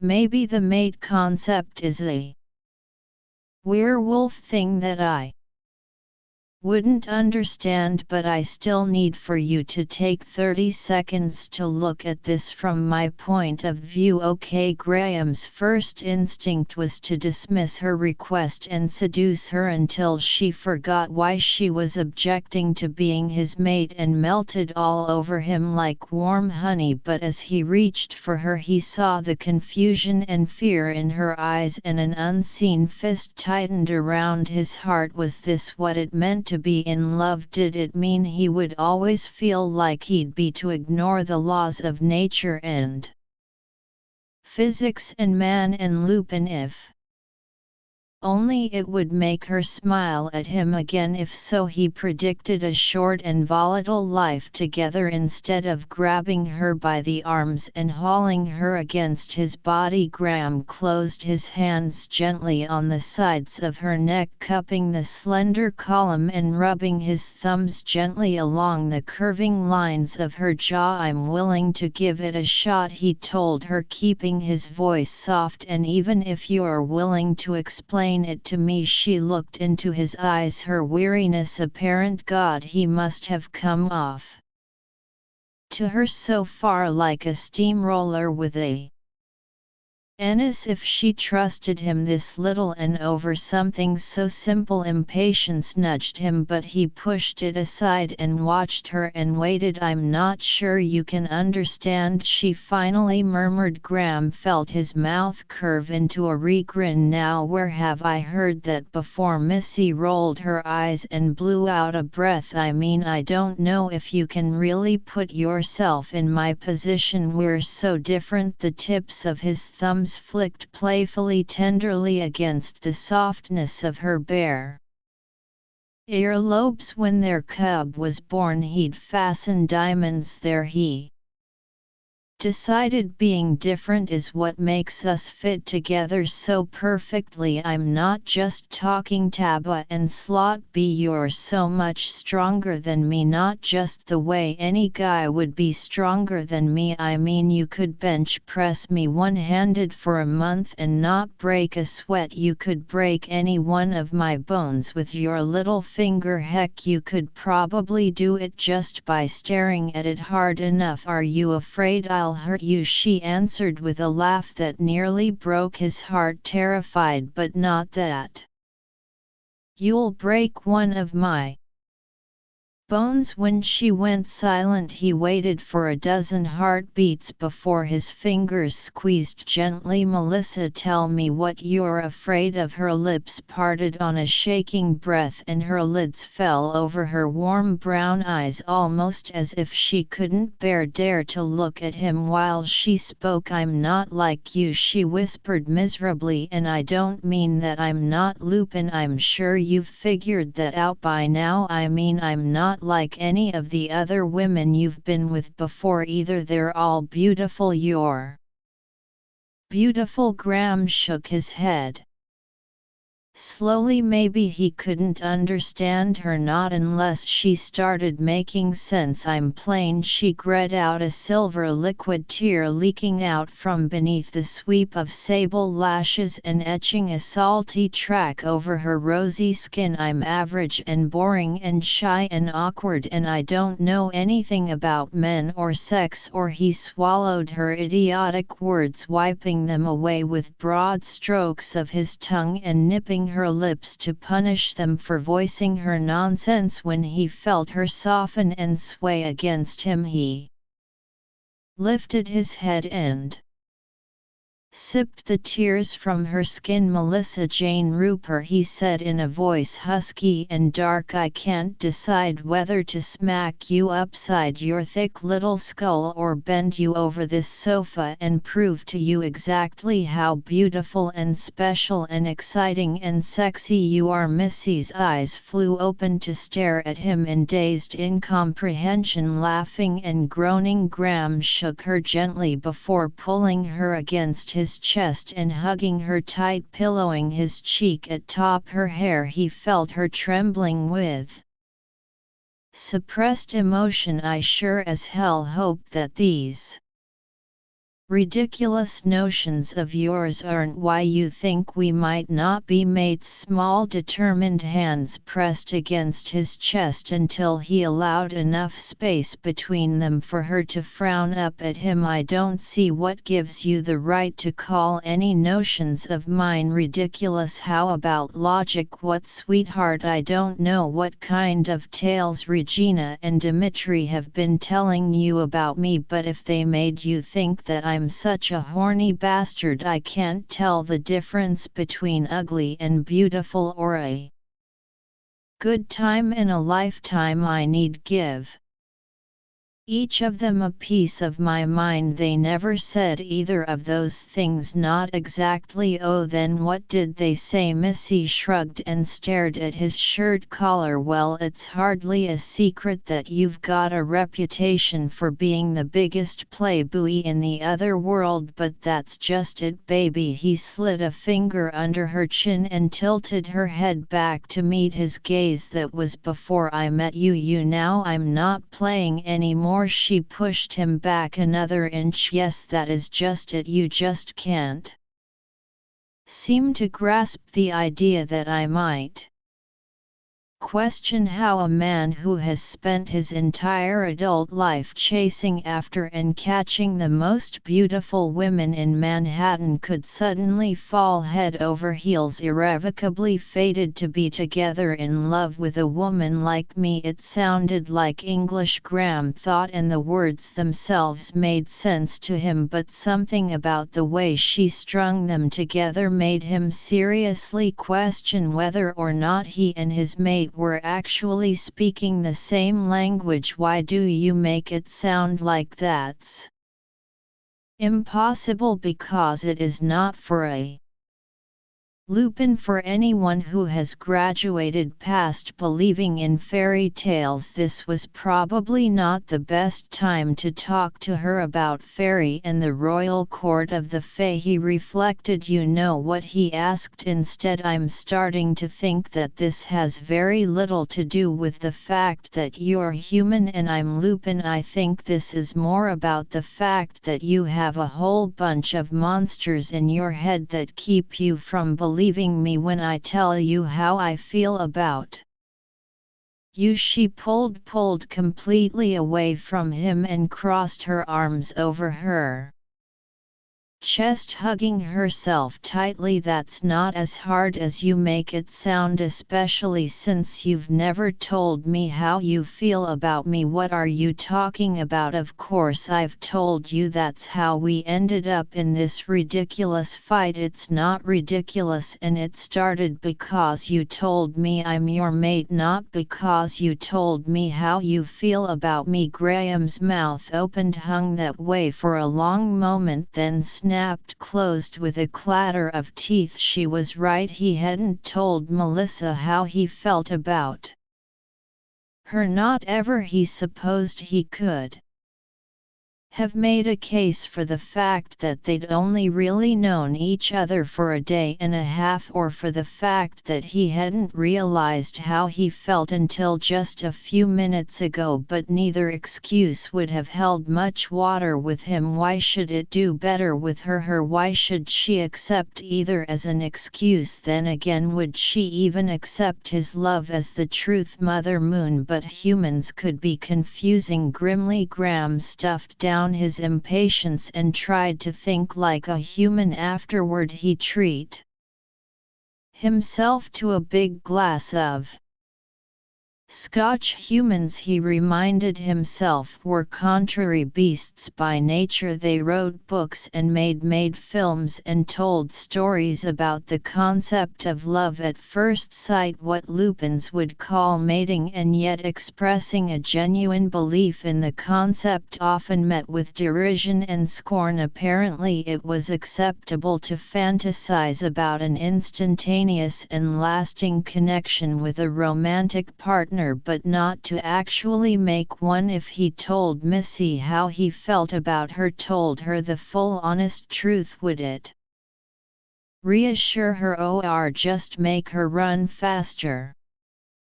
Away from him, could he afford to take the chance of her running? He struggled in silence for a minute, then ran an impatient hand through his hair and decided to walk a very fine line. "I feel a lot of things for you," he said to her narrow tense back. He watched her shoulders carefully, trying to read her mood in the lines of her body. "Some of them I haven't quite sorted out yet, but some of them I have. I know that you fascinate me, I know that you make me smile and you make me laugh, and you sure as hell make me hard enough to split."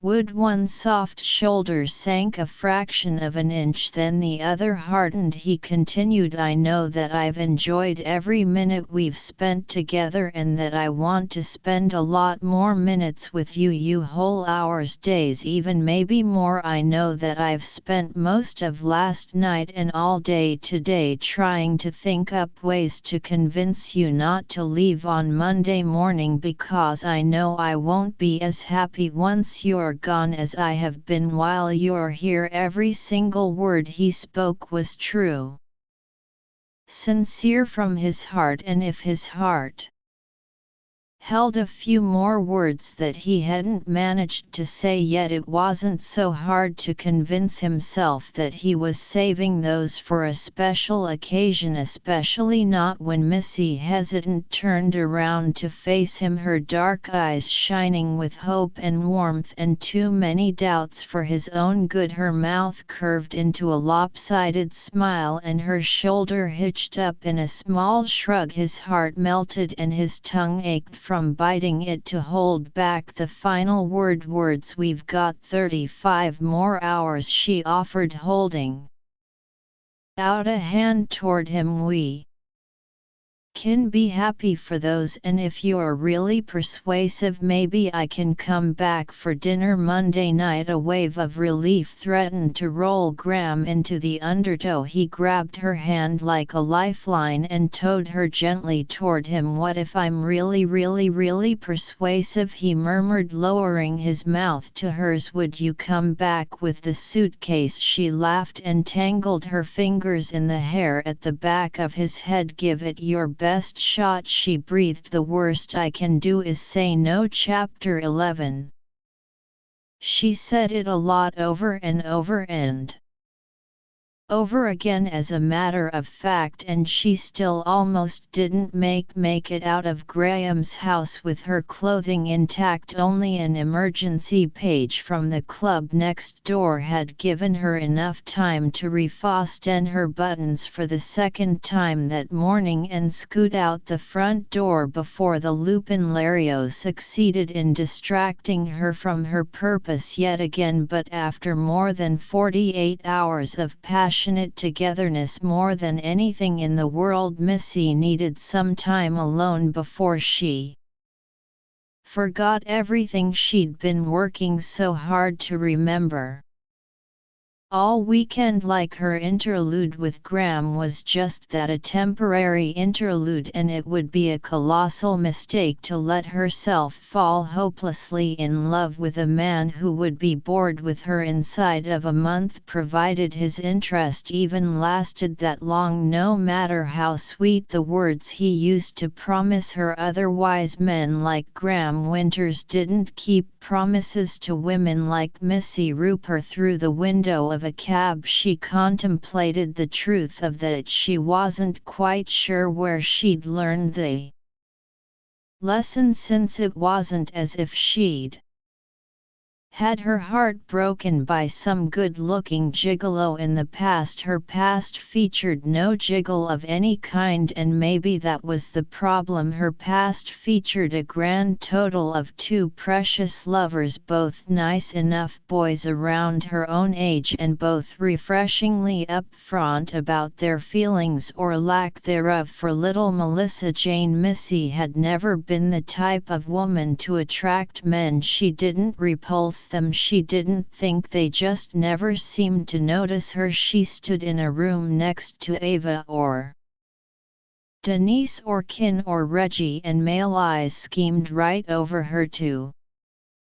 linger on one of her much more vivid friends. She didn't begrudge any of the women their appeal, she just wished occasionally that she had been able to share it. She didn't know if her career choice had left her with a tattoo on her forehead that read kindergarten teacher approach only if you require help learning the alphabet, or if all her clothes had finger paint stains that she just hadn't noticed. Either way, men tended to treat her as either another piece of furniture or their long-lost kids. Sister neither had given her a lot of experience in the love and romance department, yet here was Graham Winters, perhaps the sexiest man ever to walk the streets of Manhattan, and he claimed to be absolutely enthralled with her body and soul. Body especially. Missy shook her head as she paid the cabbie and headed for the elevator to her apartment. She had always heard that it was easy for men to separate sex from emotional involvement, but if she hadn't known better, she might have sworn that Graham was using sex to try to convince her that he cared for her in addition to lusting after her. From what she had heard over the years, she'd assumed not even 18-year-olds could make dough with as little recuperative time between intimate encounters as Graham had allowed himself. Over the past 2 days he had reached for her so often that it had only been the liberal and repeated use of a miracle herbal SAV that allowed her to walk this morning, though even the SAV had been unable to prevent her legs from feeling like rubber, old brittle rubber that had been stretched too thin and run too hot over a long bumpy highway. Snorting at her own analogy, Missy pulled her keys out of her bag, shifted her bundle of ruined clothes beneath her other arm and stepped out of the elevator. Suffice it to say that she had needed to come back home to take a few hours away from Graham, both physically and emotionally. She had enjoyed his company too much for her own good. It was past time for a reality check. The first thing Missy saw when she unlocked the door to her apartment and pushed it open was a thin sheet of note paper that looked as if it had been slid under the door and onto the parquet entry pad. The rest of the apartment, or at least the living room, which was all she could see, appeared deserted. Glancing down at the messy scroll, she attempted to decipher the handwritten note. Judging by the script, Ava hadn't lied about the man being a doctor. Dear Melissa, sorry our evening didn't work out. Ava told me about your family emergency. Please give your mother my best and let her know she should stay off that broken leg for at least 2 weeks before she gives crutches a cry. I hope you and I can reschedule for another time after everything Ava has told me about you. I can't wait to learn if you're actually too good to be true. Stephen. Pursing her lips, Missy set the note aside on a small table and set the locks on the door, simultaneously flipping on the overhead lights to combat the dull gray day. Stephen sounded like a decent fellow. It was too bad he'd let Ava set him up on a wild date. Still, at least she'd had the decency to have him clear out. One could never precisely count on Ava for decency. Witty company and the burning hellfire of vengeance, yes, but not decency. Dropping her torn clothes in the small mending basket she kept beside the sofa, Missy towed her shoes off and placed them beside the front door so she would remember to bring them back to Graham so he could return them to Samantha, provided she saw Graham again, which was of course the crux of her problem. 2 days after it had first come to her attention, when would she see Graham again, and why he had seemed just as eager to spend time with her when he'd woken her up just before dawn, but had that been a sign of his affection or a byproduct of his morning erection when he'd kissed her goodbye before dashing off to handle his club's crisis doer? He whispered that he wanted to take her out to dinner tonight somewhere special. Had he meant that, or had it been just one of the things he said to his women to leave them with a positive memory? Could she possibly be overanalyzing this? Missy sighed and padded into the kitchen for a tall glass of water. All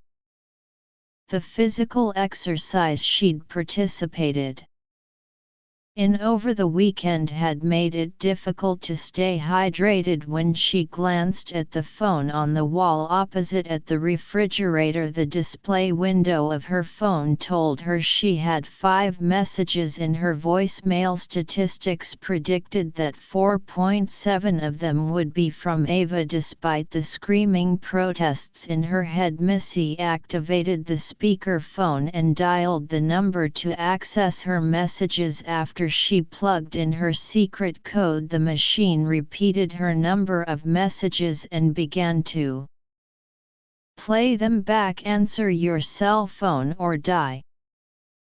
Melissa Jane. Ava ordered, just because you managed to evade us doesn't mean you're off the hook for your fix. I expect a call within the hour. Did someone just tell me the greatest lie ever spoken, or did you leave this party over the shoulder of Graham Winters? Since you won't answer your C, you get to hear this same message and 2 voicemails. Call me Ava again. All right, Regina has managed to convince me Graham is not a threat to your life, so I know you're not dead. But if you're actually spending the weekend with that wolf in man's clothing, I will be sorely tempted to make you wish you were. I sent your fix home, but that does not mean you won't be made to pay for this. Melissa Jane. Missy rolled her eyes. AA still hadn't quite come to grips with the idea that not only were vampires and werewolves and other assorted shape-shifters real, but also one of them had married her best friend Regina against her wishes, and Ava tended to hold a grudge. The 4th message was from Karen. At least it was spoken with Kin's husky alto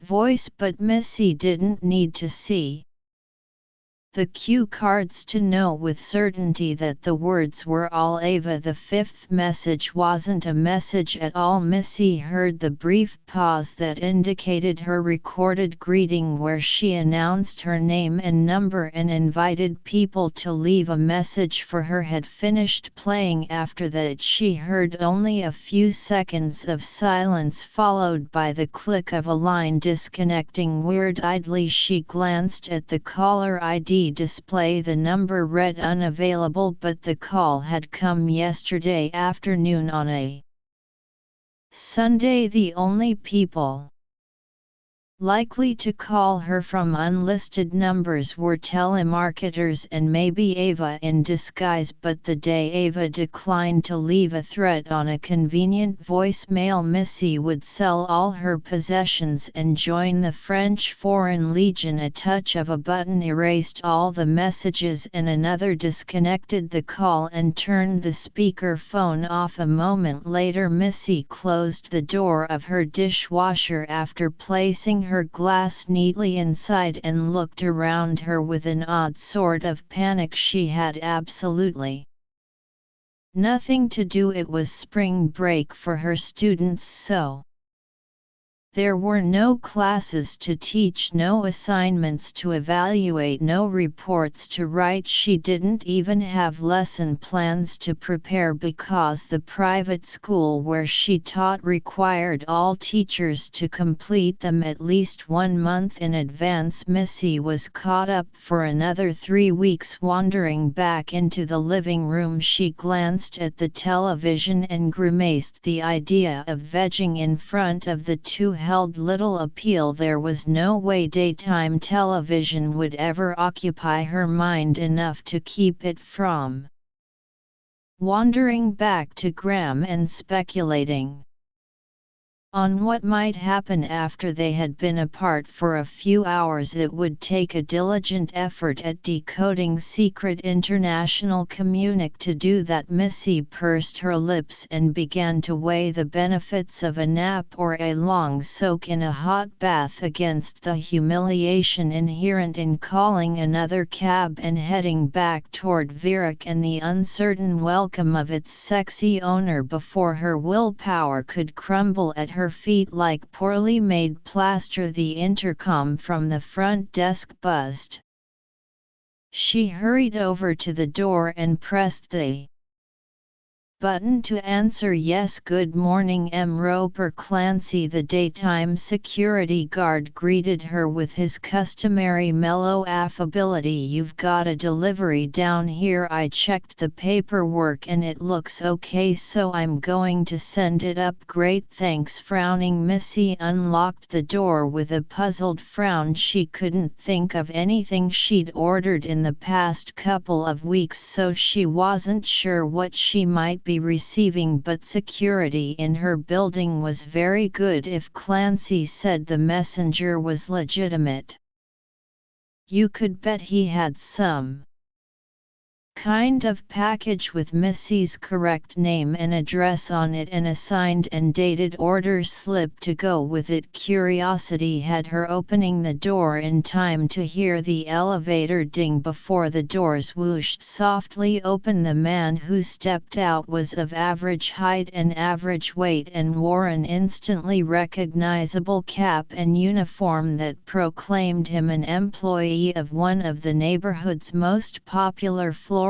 In one arm he carried an enormous bouquet of roses in every shade from white to deep red to yellow and deep violet. There must have been 36 of the glorious flowers, and Missy could smell their fragrance from 3 doors away. Oh my God, are those from me? Mouth hanging wide, Missy stepped away from her open door and held out her hands greedily. I can't imagine who would be sending me flowers, especially flowers like this. Graham shouted, an impertinent and imprudent voice in the back of her head. She shushed it ruthlessly. It's just as likely to be from Ava's surgeon friend. She probably sent him detailed instructions. Heck, knowing Ava, she could have ordered them herself and had the florist make out the card. She must really want to see me date this guy. The messenger halted in front of her and consulted the clipboard he held in his free hand. Are you Melissa Roper, apartment F? Missy smiled. That's me. Do you know if there's a card in here? I can't think. She couldn't finish her sentence either. In fact, she couldn't do much of anything, not even scream, when the clipboard and bouquet went crashing to the hallway carpet,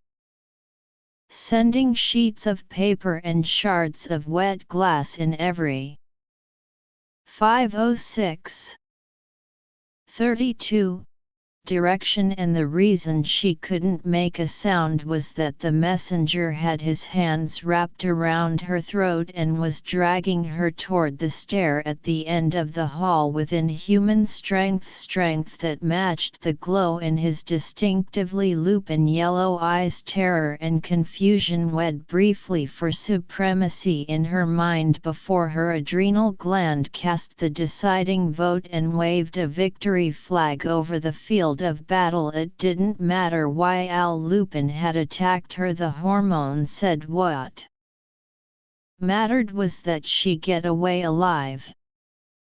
Her fight or flight response kicked in, and she decided in an instant that just because she couldn't scream did not mean that she couldn't express her feelings for the situation in other ways, for instance by abruptly ceasing to struggle and using her attacker's momentary surprise as an opportunity to slam her forehead into the bridge of his nose with all the considerable force she could muster, which turned out to be a lot more than she would otherwise have predicted. The Lupin moved fast, but the unexpected attack had given Missy an advantage at Wasn't much, but it meant that instead of missing her mark entirely, she managed to impact his cheekbone hard enough to result in an audible crack, not as satisfying or as debilitating as a bloody broken nose, but it did send a floating warmth through the vicinity of her heart. Her attacker roared something indistinct and used his grip around Mrs. throat to swing her around and slam her head into the wall on the other side of what happened to be her favorite neighbor's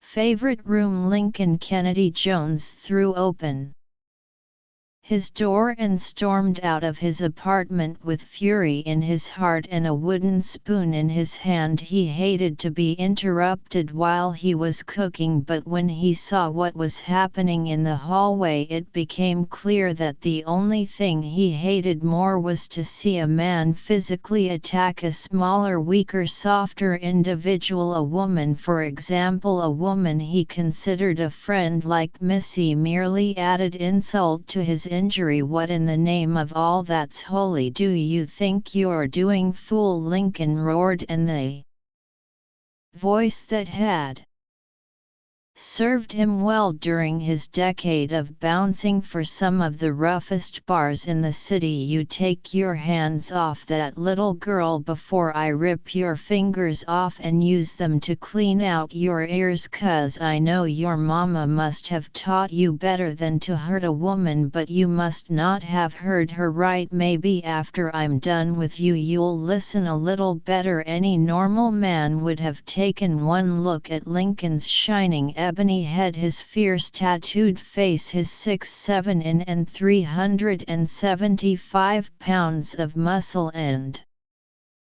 executed a strategic retreat. The Lupin, however, obviously thought of himself as far superior to a normal man, because he took one hand from Missy's throat, which was enough for her to draw a deep, grateful breath, and used it to take a swing at the side of Lincoln's jaw. Unfortunately, the werewolf hadn't taken into account that Lincoln might be the son of an African savanna giant. Missy herself hadn't known until after Regina had become a vampire. That was when Missy had started to look at the world in a new light and to ask questions she'd never before thought to consider. Instead of sending the black man sprawling, all the punch succeeded in doing was knocking his head around and making him very cranky with his spoon-free hand. Lincoln grabbed the wrist of the hand the Lupin still had wrapped around Missy's neck and squeezed it. Happened close enough to her ears that she could hear the distinct sound of each bone snapping under the pressure of her neighbor's huge dark fingers. By the time she had counted the fourth snap, the Lupin's grip loosened and she was able to wrench herself free and stumble against the wall, well out of reach of her attacker. From the look of things, though, the werewolf had more pressing concerns than making another grab for Missy. From the sound of them too, the man howled loud enough to raise the dead, but the rest of the doors in the hall remained firmly closed. Either everyone else in the building was at work at this hour, or they had all lived in Manhattan long enough to know better than to stick their noses into the kind of business that sounded like this, even if it was happening right outside their doors. Missy watched Lincoln raise his wooden spoon and bring it down over the Lupin's head so hard that the handle cracked with the force of an explosion. Shards of wood went flying around the hall, except for the ones she felt sure had embedded themselves in her attackee's skull. The Lupin howled again, but the sound of Lincoln's rumbling voice nearly drowned him out. "Look what you made me do," the half-giant said, his fierce expression turning down in a scowl. "That was my favorite spoon, and now all it's good for is being driven straight through your worthless heart just like this." Lincoln raised his arm as if he intended to stab the Lupin exactly as he'd described, but the other man didn't give him a chance. With a twist and a growl and a blurring of space, the Lupin shifted his form, his broken wrist sliding free of Lincoln's grip as his body changed and morphed into that of a blondish-brown wolf with yellow eyes and a red and black baseball cap perched incongruously atop his furry head. Before Missy could do more than blink, the wolf spun around and threw himself at the door of the stairs, forcing the latch from its anchor and disappearing into the dim stairwell. His wrist didn't appear to be quite so badly injured now that it was a paw. Missy noticed he had barely limped as he raced away. "Now let me get a look at you, sugar," Lincoln said, drawing Missy's attention from her fleeing attacker to refocus it on Lincoln's expression of concern. He hunkered down on the floor beside her and carefully tilted her head to the side so he could examine her throat. "Son of a, left marks on you, sugar girl. I should have turned him into a winter coat." Missy laughed, the sound rough and painful as it emerged from her bruised throat. "He was completely the wrong color for you, Link. You need to set your sights on something in an Arctic silver or maybe fox red." The enormous man chuckled and lifted her gently to her feet. "I guess you're probably right, sugar. I'll make a note now. Come on into my kitchen and sit down for a while. You've had a shock and you could use a nice cup of my chamomile and rose hip tea with extra honey and lemon. And while you drink that up, I'll call one of those girlfriends of yours. You'll need someone to sit with for a while after a thing like that. You want Reggie or Karen?" Missy sighed. Lincoln was probably right. The attack hadn't really hurt her, but she could feel the shakes coming on as a result of the shock. She probably should have one of her friends come hang out with her for a while, just until her nerves settled down. Desperately she tried to stuff down the thought that the only person she wanted to call right now was Graham. "Forget it," she told herself. "You've known the man 2 days. That is not the kind of relationship you call on in case of an emergency. It's way too soon. This is why God created girlfriends." "What time is it?" she asked. "Little bit before noon." Missy shook her head. "Not Reggie. Then she's sound asleep at this hour. Call Karen if she's not out after a story. She can be here in 20 minutes. 45 minutes later, Missy sat at Lincoln's kitchen table with a mug of tea in her hand, a plate of weird ginger molasses cookies in front of her, and her cell phone against her ear. When her mind had blanked on Karen's number, Lincoln had fetched it from her apartment for her to look it up in her contact list. Unfortunately, Karen had been on a story and Lincoln had been forced to settle for leaving the reporter a voicemail message. Half an hour later, the woman had finally called back. "Don't worry about it, it's not important," Missy lied, IGN, ignoring the glow Lincoln had aimed in her direction. "I'm already feeling better. My neighbor has been taking great care of me. I don't care. I'll be there as soon as I can catch a cab." Karen paused. "Well, actually I'm in Weehawken at the moment, so first I have to take the ferry back to the city, but as soon as we dock I'll hop in a cab and be right there." I said, "Don't worry about it, I'll be fine." "But you'll never be a good liar, Karen." Missy, the other woman, echoed. "You need one of us with you." "I thought about calling Ava, but I figured that even if you survived a mugging, seeing her right now might finish you off. But I did get a hold of Denise and I left a message on the machine for Reggie." Missy winced at hearing her own lie repeated, explaining that the attack had been more than a random mugging had seemed too complicated to go into over the phone. It would be so much easier to spell it out in person, wouldn't it? There's no need to cause all this trouble. You guys have jobs and lives and stuff. You don't need to come rushing over here to wrap me in blankies. I'm a big girl, I can take care of myself. Yes, but that's my job now, a voice said from somewhere above her just before a large familiar hand plucked the cell phone from her ear and folded it closed with a snap. Startled, Missy spun around in her chair to see a much more welcome Lupin aiming a thunderous glare squarely at her head. Graham, what are you doing here? Chapter 12. What am I doing here? What am I doing here? Besides stifling the urge to throttle her, Graham fumed. That's a very good question, an unfamiliar voice added, drawing Graham's attention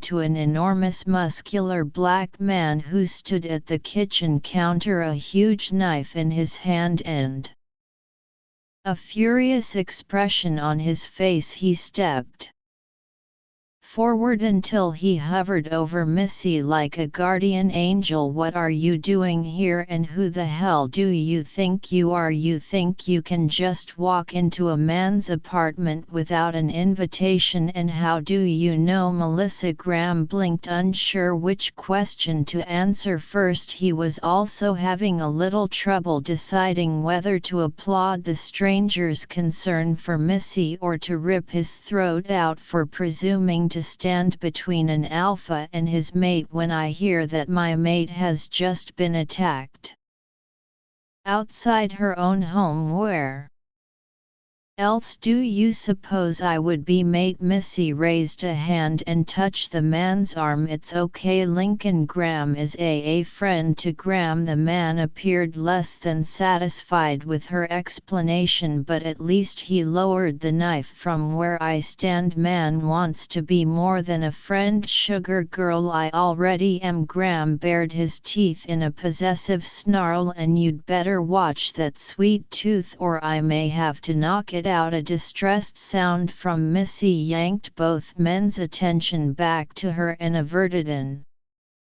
arm conflict. Graham had to wonder whether she'd made it deliberately. Missy opened her mouth and he could almost see her thinking twice about arguing her mate's status with him again. It may very well have saved her life. How did you know I'd been attacked? She asked instead. Your friend Karen called and left a message for Regina. He bit out, his gaze scraping over her and lingering on the dark purple bruises emerging from the swollen flesh outside her throat. Dimitri was screening the calls and thought I would want to know why.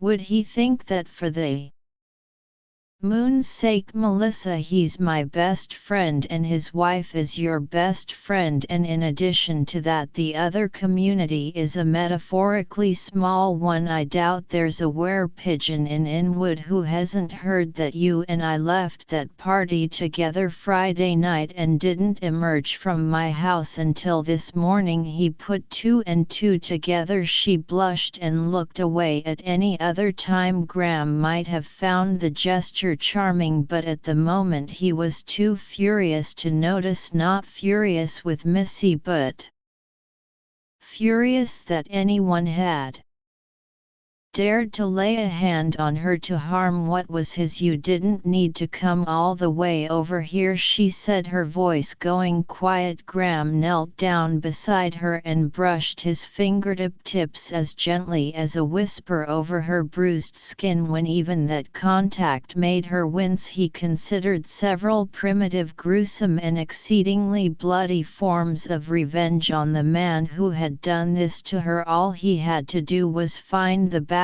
Yes, I did, he soothed her, grasping one of her pale hands between his and feeling the slight trembling she couldn't control wherever my mate is that's where I need to be, especially when she's hurt, then I can't possibly be anywhere else. She blinked at him, her dark eyes hazy with shock, and he felt a sharp stab of guilt to know he hadn't been with her when she had needed him the most. He hadn't been there to chase away all threats against her, and he should have been. He should have kept her with him, should have insisted that she stay at his house where she would have him and at least 40 members of his club staff know. More than a shout away, she was the most precious thing in his world, and he needed to take much better care of her. With a decisive motion he scooped her up in his arms and turned to leave the kitchen. "Now wait just a minute there, Mac," the enormous cook said, stepping in Graham's path, the chef's knife once more grasped in his beefy hand. "Just where the hell do you think you're taking my sugar girl?" Graham felt his eyes narrow. He glared up at the giant of a man, half giant maybe, and let loose a menacing growl. "Melissa is not your anything, Mac. Look out for me. He doesn't mean anything by it." "The hell he doesn't." "The hell I don't." "Lincoln, please," she scolded. "Don't antagonize him." She turned back to Graham. "And you can put me down now. I'm perfectly capable of walking back to my own apartment. It's just down the hall." Graham opened his mouth to tell her he would be the one to decide what she was capable of. Then the lessons of the weekend came flooding back to him, and he decided to use his brain for a change instead of his instincts. "Hush, baby," he soothed. "It makes me feel better to carry you, so just humor me for a while here, okay?" "Oh, okay then, I guess it's okay." "Good. Now I have a question." That was a new word for him, but Graham hoped it would have a more positive effect than the orders he was used to giving. "What kind of suggestion?" "I could take you back to your apartment," he acknowledged, "but then you'd be alone again and I'd spend my whole afternoon worrying about you." "Not because I don't think you can take care of yourself," he assured her when she would have interrupted, "but because I care about you and you've been hurt. It's just new bruises. Besides, it's only a few hours before I'd have to come back here to pick you up for dinner anyway. That seems like a couple of wasted trips to me." She turned wide, startled brown eyes on him, reminding him of nothing so much as a young doe caught by surprise at the edge of a stream. "You still want to have dinner with me?" tearing his mind from the memory of how much he enjoyed venison. Graham shook his mate very, very gently. "Of course I do, you little idiot." His words might have been harsh, but his tone was tender. "If I had my way, I have all my meals with you and all my sleep and all my spare time too." She frowned, but this time Graham thought she looked more thoughtful than dismissive. Thoughtful and increasingly sleepy. The adrenaline rush must be wearing off. In a few more minutes she'd be ready for a nap. He continued his suggestion. "Option number 2 is that instead of taking you back to your apartment, I take you back to my house. You can have peace and quiet there just as easily as here, but I wouldn't have to worry so much because I'd be able to be there in seconds if you needed me. Plus help or company or whatever else you might need is only an intercom call away. What do you say?" "I don't know." He leaned in and touched his forehead to hers. "Please, Melissa," he murmured. "It would make me feel a lot better." She sighed and nodded and let her Head dropped to his shoulder. "That's exactly what I'm afraid of," she said, sighing. "But I suppose it doesn't matter now. We can go back to your place." Graham started to ask what she'd meant by that, but it was already too late. Missy had fallen asleep in his arms, her sweet lips parted on a sigh of exhaustion, brow creased. He started for the apartment door again. A flash of movement on his left stopped him. The man called Lincoln set his knife carefully aside on a wooden cutting board and fixed his eyes on Graham's. "I got to tell you one thing before you leave, Mr. Graham, please." The half-giant rumbled. "You somehow managed to find yourself the sweetest little girl this side of a fairy story, so you damn sure better take good care of her, because if you don't—" Lincoln shook his head and rubbed his meaty hands together. "If you don't, I don't care how much she loves you, I will pound you into the dirt until even the rain won't cry to see you. Understand?" Graham raised an eyebrow and looked the black man over with new respect. If their positions had been reversed, he might have given Lincoln the same advice. "I understand," Graham agreed quietly. Then he gathered Missy closer against his chest and turned to take her back to his home where she belonged. When Missy woke, the clock on the nightstand read 80, but it failed to specify A or P.M. She had to glance toward the window to supply the missing information. PM. The only light peeking through the blinds had the dim wattage and the golden cast of street lamps. Though she had no trouble recognizing where she was, she had become more than passingly familiar with Graham's bed over the course of the weekend. It took Missy a minute to remember exactly how she had gotten there. She seemed to recall leaving that morning, making a concerted effort to separate herself from Graham and the crazy intimate spell he had woven over her with the clever use of sex and knock-knck jokes. Every time she'd been on the verge of running away, he had slipped in another ridiculously bad joke and made her laugh and groan simultaneously. The tactic had served to ease her tension and make him seem even more perfect all at the same time.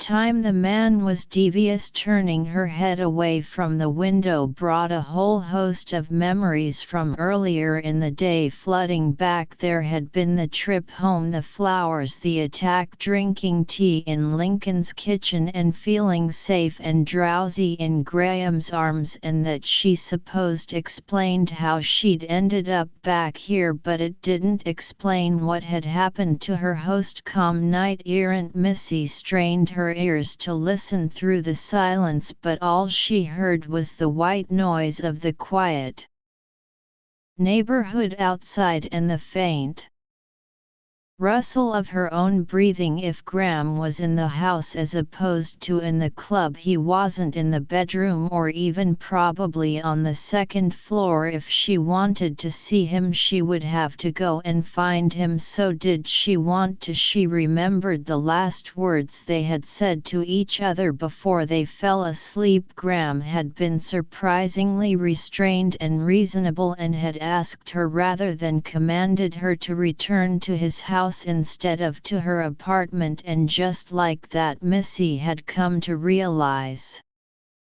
that it didn't matter how diligently she had been protecting her heart, it was already lost. It had been Graham's from the beginning. He had owned her heart when he'd still been an ill-defined fantasy trapped in the recesses of her most secret wishes. Getting to know him had only deepened her certainty that she would always love him. If she had needed proof, her subconscious had provided it. In the aftermath of her attack, the first thing she had thought of when the panic of the moment had faded was that she wished Graham had been with her if he'd been With her before the attack he would have protected her, and if he had appeared immediately afterward he would have wrapped her up in his arms and made her feel safe and secure and cherished in a way no one else had ever made her feel. And in that moment after the crisis was past, all Missy had wanted was to feel Graham's arms around her. If that wasn't love, she didn't know what was the problem with this sudden rush of self-awareness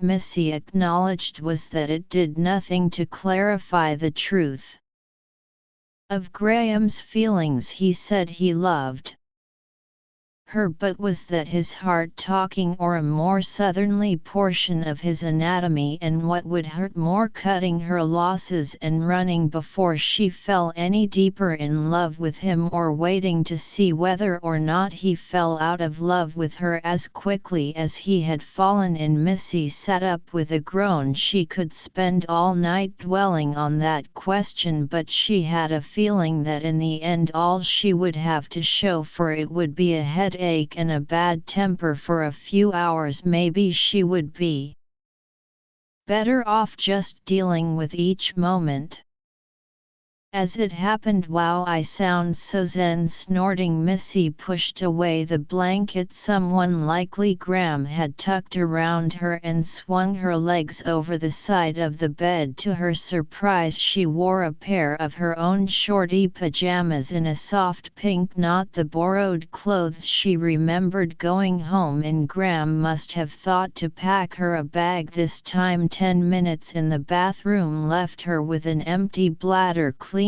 teeth, and the kind of alertness that only came from many liberal splashes of cold water to a sleep-fogged face. So armed, she grabbed one of Graham's shirts from the closet to use as a robe and wrapped it around her before she padded down the stair and headed toward his study. She ran into Logan in the downstairs hall and felt her face go so hot she considered offering him an omelette. Just crack a couple of eggs onto my cheeks and we're good to go. The man didn't say anything about their last meeting, though. In fact, he didn't say anything at all. He also didn't look directly at her. He nodded, politely gestured for her to pred him into the study, and fixed his gaze on the door jamb. While she entered the room once again, she found Graham poring over a pile of paperwork, and again he looked up the moment she crossed the threshold. Hey, he greeted her, his expression softening into a warm smile. How are you feeling? Missy reached to take the hand he held out to her and shrugged. Not bad. My voice seems to have held up pretty well, so that's a benefit. The bruises look like heck, but they'll fade in a few days. All in all, I'd say it could have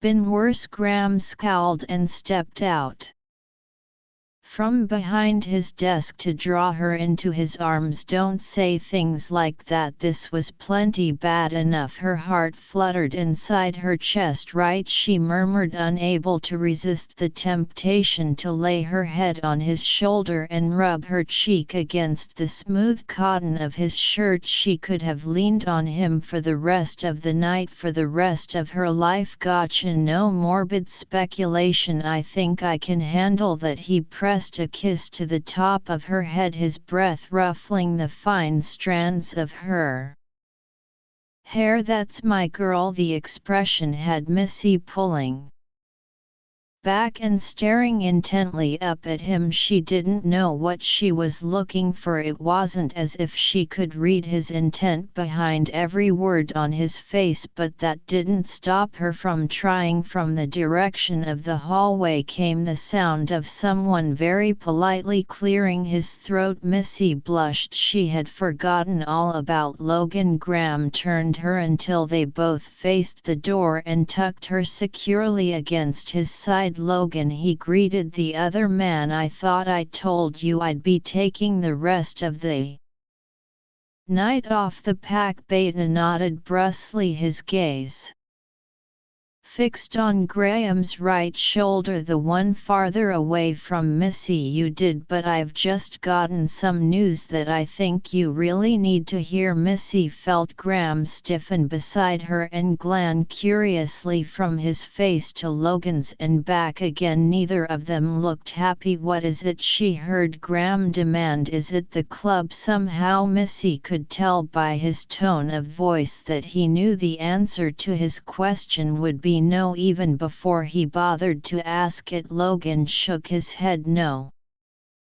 It's Curtis." Chris swore with a creativity Missy might have admired under other circumstances, but the tension that filled him proved highly distracting. Then tension and a curious sense of foreboding filled her the instant Graham spoke the name of the cousin he'd explained earlier was attempting to take over the pack. "Curtis again? Well, let him know that I'm not interested in anything he has to say unless he's come to admit his involvement in the attack on my mate that happened this morning." Neither of the men so much as blinked, but Missy flinched as if she'd been struck. It had never occurred to her that Graham's troublesome cousin might be behind her attack. When it had happened, she hadn't had time to think at all, and since Lincoln's rescue she'd been either too shaken up or too asleep to speculate. It didn't make any sense. Why would Curtis want to hurt Missy? She had no influence over Graham's position as Silverback Alpha. Harming her wouldn't undermine his position. In fact, based on what she had gathered about the general consensus among Lupins when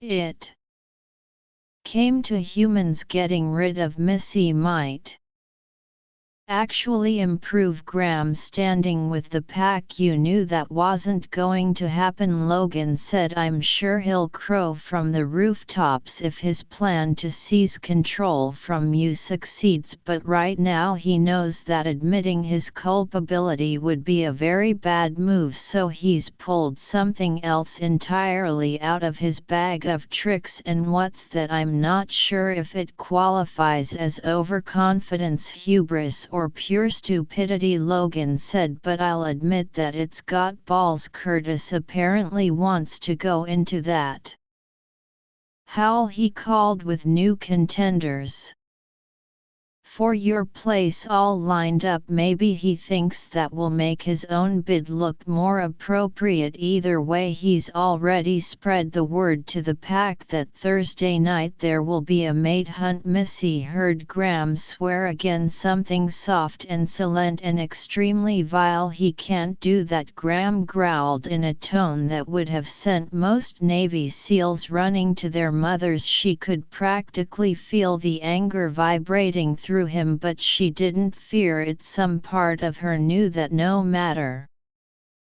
how angry he became, his fury would never be directed at her. "He already called a howl against every one of our customs. Now he thinks he can call the mate hunt as well. That little needs to be taught a lesson. You'll have to teach it at the hunt," Logan said. "The females are already arriving, and from what they tell me, the males who have been out of town are on their way back. There's not much we can do to keep it from happening." "No, yeah, pretty much." There was a moment's silence during which Missy could feel Graham struggling for control. She knew he wanted to chew glass, but she also knew that he realized it wouldn't help. She hated to see him like this. Instinctively she raised the arm she had looped around his back and began to massage his shoulders with slow, soothing motions. "Okay, so did you come in here just to ruin my day?" he finally continued. "Or you? I have a suggestion for how we should deal with this. I don't think we have much choice but to go along with it. If you call it off, it will look like you couldn't control Curtis well enough to keep him from issuing orders without your consent, and if you let it go but don't participate you get the same problem, plus the pack will wonder if Curtis has a point and breeders' rights should be invoked. Translation: I'm coming or going. Basically fine, Graham bit out even as he instinctively leaned back into Missy's stroking fingers. We'll go ahead with the hunt. I don't see that at this point we really have much choice. I'll just have to make sure I catch the right prize that should take care of most of Curtis's plans, right? With luck. Logan said. Anything that's still a concern can be answered at the howl, I would think, right? Is there anything else you need me for? Why you have plans? The beta's question rang with a hint of amusement. You could say that, although the damn things have just changed thanks to persons whose names I won't mention. Graham spoke wryly, his mouth twisting into the semblance of a smile. Now it looks like I'll be giving lessons in cultural anthropology. Missy Fr sound confused. Well, you have fun with that, boss. Things look to be quiet at the club tonight, so I'll do my best to keep the idiot stuff off your desk. You couldn't have thought of that 15 minutes ago. Logan just laughed and offered his alpha a salute as he turned and faded back down the hall. I think I missed about 7/8 of that conversation, Missy murmured, her brow furrowed as she scowled up at the man beside her. Was it supposed to be that way? Graham sighed. Don't worry, baby, whatever you missed I can fill you in on now. Missy let him take her hand and tug her over to the sofa. She even sank down onto it without a hint of protest. What parts didn't you get? Well, they started with Logan having some news for you and ended with something about cultural anthropology. He laughed. You didn't get any of it? No, I got some. At least I got that your cousin Curtis is not only the one you think attacked me this morning, but he's also committed a serious Lupin faux pas of some kind by arranging a big shindig that you're supposed to be in charge of. Am I close enough? The problem though is less that Curtis arranged a couple of things without me, and more what he arranged and why.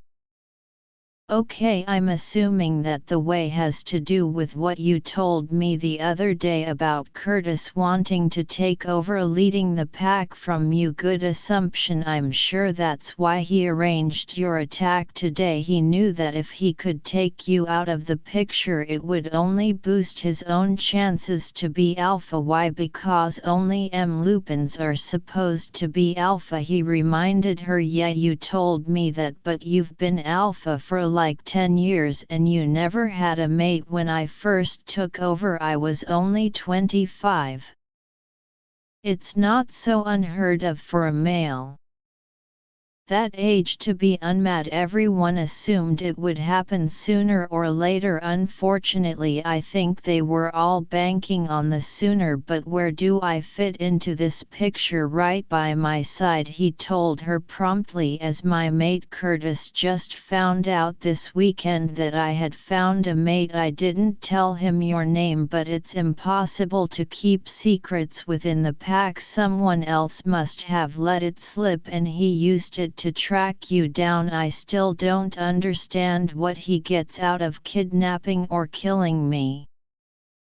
Graham gave her an incredulous look. He gets to throw me back to being mice. He gets to take away my woman, cause me intense pain, spoil any chance I had at future happiness, and he gets to step up with one child already as my logical successor. Missy shook her head. That makes no sense. Even if I am your mate, getting rid of me only hurts you temporarily. Once you find a new mate you're back to being alpha, and his murderous rampage is all for nothing. Have you listened to nothing I've told you about being a Lupin mate? He demanded, half laughing in obvious Exasperation. You are my mate, you're a part of me and not an interchangeable one. We were fated to be together. You think fate offers a just-in-case option. It doesn't work like that. You're it for me, you are my mate until the day I die. End of story. No, she protested, attempting to scramble off the sofa and away from him. I'm not that I can't be, that it's too much pressure. I mean, I was having enough trouble with the idea of being important to you. I can't handle being vital. He grabbed her arms and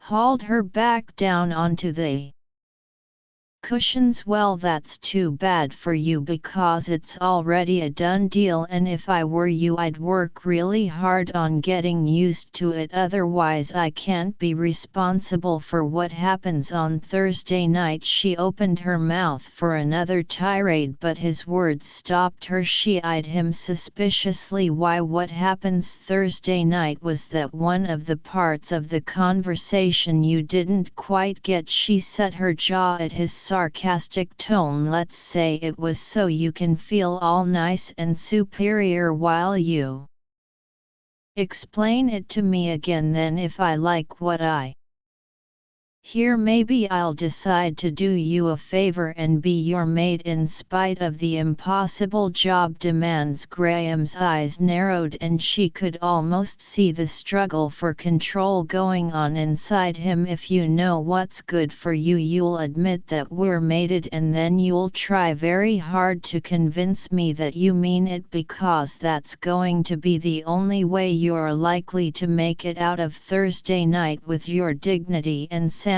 intact. We're going to a mate hunt, sweetheart, and if you don't let everyone know you're already taken, you're going to get a lot closer acquainted to a lot more werewolves than just me. His words made her eyes widen and her muscles stiffen. What are you talking about? What's a mate hunt? A mate hunt is what Logan came to tell me about. It's what Cousin Curtis is pulling next, Graham explained, running a weary hand through his hair before leaning forward and resting his elbows on his knees for a minute. Missy's compassion almost overwhelmed her uneasiness. He looked exhausted. Normally he projected such an air of sex appeal and energy that it was easy to forget the kind of pressure he was under. Not only did he have a club to manage and a pack to run, he also had a power-hungry cousin looking to usurp his position, and now in most girlfriend who couldn't quite decide if that was what she really wanted. To be a mate hunt is a traditional way for my kind to form breeding pairs, he explained. His voice was low and ominously rumbling. It's where all the unmad members of the pack gather in the nearest wooded area, Central Park in our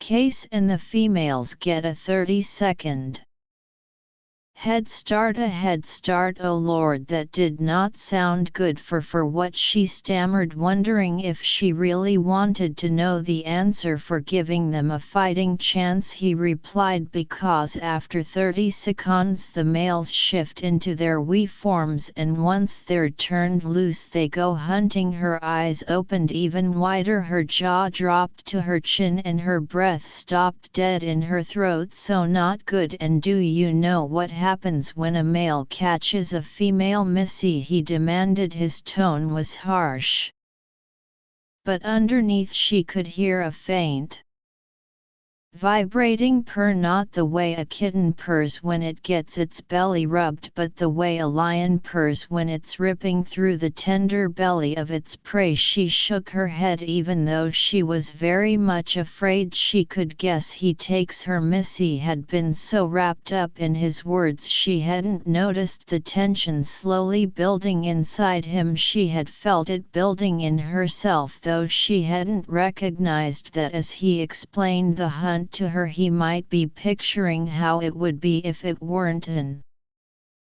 abstract concept featuring nameless male and Female. How it would be if it were Graham and Melissa and the full moon lighting the forest while he hunted for the other half of himself. She hadn't realized he might be picturing that because she'd been too busy picturing it herself. Did it make her a big pervert? She wondered that the idea of this man and only this man chasing her through a midnight forest with the sole intention of catching her and claiming her aroused her to an almost unbearable level. Probably, she concluded, darting forward so quickly she couldn't have stopped him if she tried.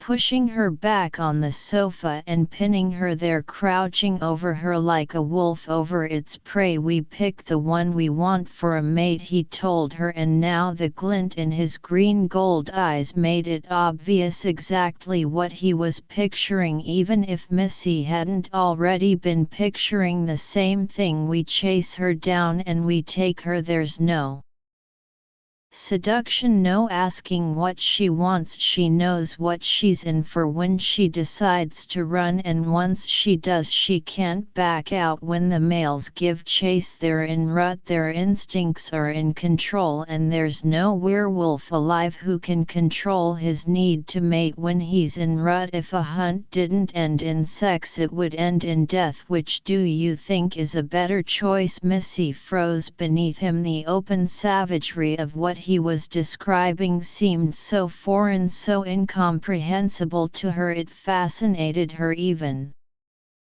as it frightened her. But deaths are rare, he continued, voice harsh, eyes glinting. They only happen occasionally when more than one of us want the same woman. Do you know what happens then, Melissa Jane? Missy whimpered. He loomed over her until he blocked out the rest of the room. Not that she would have been able to focus on anything but him. He filled her senses like air filled her lungs, and she was starting to believe he might be just as vital. If she's fast enough she might run again until another male catches her, but if she's too hurt or too tired to run anymore, or if one of the nace who caught her is the one she wants, she just lays there and watches while they fight over her. It's not usually to the death, but you can never tell. Some lupins are just more aggressive than others. She trembled, trying not to picture the dark forest, the smell of rich soil and fresh blood, the sound of fangs biting and claws ripping, or growls and screams in the eerie silence of victory.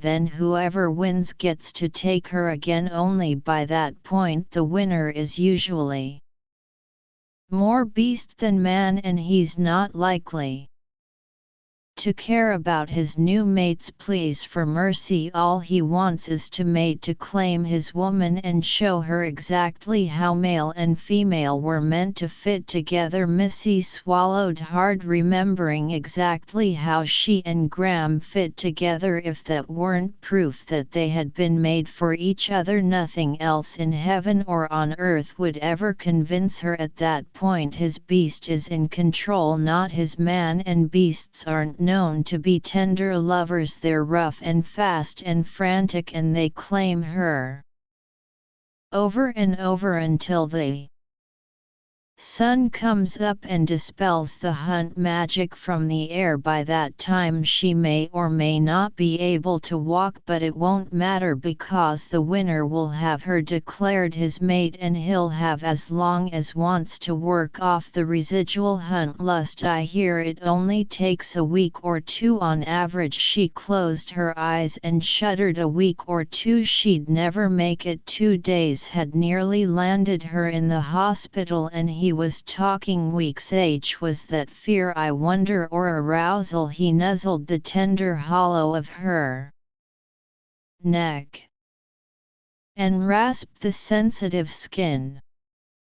With his tongue. I wouldn't blame you for being afraid. Lupins, like wolves, are predators. They live for the hunt, and the only prey they won't go after is the kind that's already been picked clean. The only way to convince a lupin that the prey isn't worth the chase is if someone else has already taken everything she has to offer. His tongue licked a damp path across her throat to lay against the bite mark he'd left there. He scraped his teeth over it with exquisite delicacy before he lapped his way up to her ear. He tugged lightly at the plump lobe, swirled his tongue along the outer edge, and breathed quietly inside. I have a feeling you'd be very sought after if the hunters thought you were worth the chase. Missy felt a powerful shudder rip through her, but she kept her eyes on his and spoke softly. But what happens when a woman already has a mate? Isn't it his responsibility, his duty, to protect her, to make sure that no one else touches her, even if he has to chase her again like he did the first time?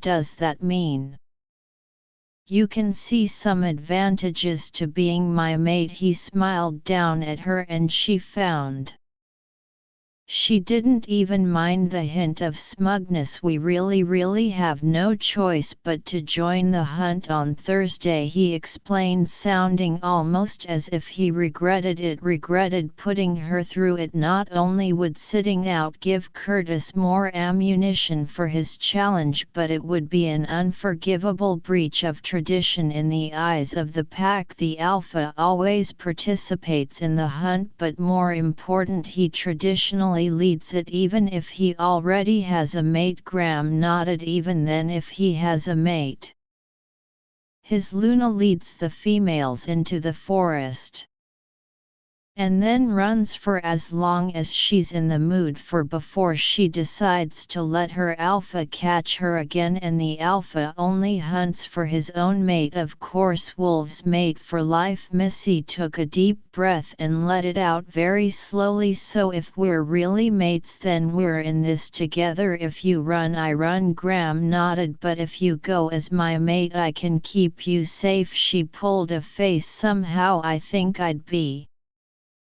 safest of all if I didn't go in the first place. Maybe, but that's not an option, he said. Not for either one of us. I'm not Lupin, she reminded him. I'm human. Will you be allowed to hunt a human? He raised an eyebrow. Why not? Lupins are predators, will hunt anything that runs away, and I really have to run from you, even though I might not really mind so much getting caught. He smiled and eased himself down onto the sofa beside her until he no longer loomed menacingly over her. Even then, unfortunately, because we haven't made any kind of public announcement yet, I'm not officially mated, which means I have to participate in the hunt, and since you're my mate, you're the one I really want to be hunting. She closed her eyes and groaned. Lord, after what you just told me about these hunts, I would have to be completely out of my mind to go wandering out there alone in a park full of horny werewolves. You do understand that, don't you? He grinned and kissed her. Absolutely certifiable. Missy gazed up at him and sobered. I need you to understand something for me though. What's that? Even if I am your mate, I'm still human, and the human part of me has a really hard time looking at this hunt thing as anything other than a glorified excuse for rape. So you're going to have to cut me some slack if I never express much enthusiasm for the tradition. He grimaced. It's not my favorite either, and you're not going to hear a lot of regret in my voice when I tell you it's one that's been fading from use over the last few generations. Lupins might be traditional, but we don't live in a vacuum. Our females value their independence as much as the next human woman. Very few of them are much more enamored of the idea of the hunt than you are. Missy gazed at him thoughtfully. Does that mean it's Lips curved as she lifted them to meet his, their mouths fit together like puzzle pieces clinging together as if shaped one for the other. After a few moments though, Missy pulled away and snuggled closer against Graham's, comforting, warming her head, burrowing into his chest. "What is it, baby girl?" he murmured, stroking the hair tenderly back from her face. "If I tell you something, will you promise not to think less of me for it?" Missy lifted her eyes to his and read only bafflement in the clear golden green depths. "Why would I think less of you, you silly girl?" "Because right now I'm so scared I think I might hurl." Graham heard the retone of the words, but he also heard the genuine fear underneath them all. At once Graham looked down at her and saw not the bright, stubborn, vivid woman he'd come to know over the last few days, but the shy and vulnerable wallflower he'd picked up in Dimitri's garden. He wrapped his arms around her and cuddled her close. "Oh baby, I'm sorry," he murmured. "I know you're scared and I wish I could tell you not to be. I didn't mean to make you unhappy. I swear it's okay. I promise it'll be okay. I'd never let anyone hurt you." She lay rigid in his arms for all of 2.5 seconds before she melted into him like sweet vanilla cream. Her arms wrapped around his neck and she held him close, burying her face in his shoulder and trembling. "I'm scared," Missy repeated, her voice whisper soft now and choked with emotion, but at least half of that sounded like anger to him. "But the worst part is that I'm not even sure the mate hunt ranks in the top 3 of my list of fears. In 3 days you've managed to turn my entire world upside down." She raised her head until he could see her expression, and the frustration and anxiety there made him want to kick his own ass for upsetting her. "Friday afternoon I taught a room full of 5-year-olds how to tie their shoes, and today you're telling me I'm going to have to run for my virtue through Central Park tonight, pursued by a pack of werewolves, one of whom thinks I'm his mate. I feel like I just got sucked into an alternate reality and can't decide if it's based on dreams or nightmares." Graham reached up and tucked a soft strand of hair behind her ear. "I'm sorry, I should have realized how hard I was pushing. It's not fair to you, I know." She looked up at him with those big brown eyes, her lush, completely kissable lips trembling, and he cursed himself again.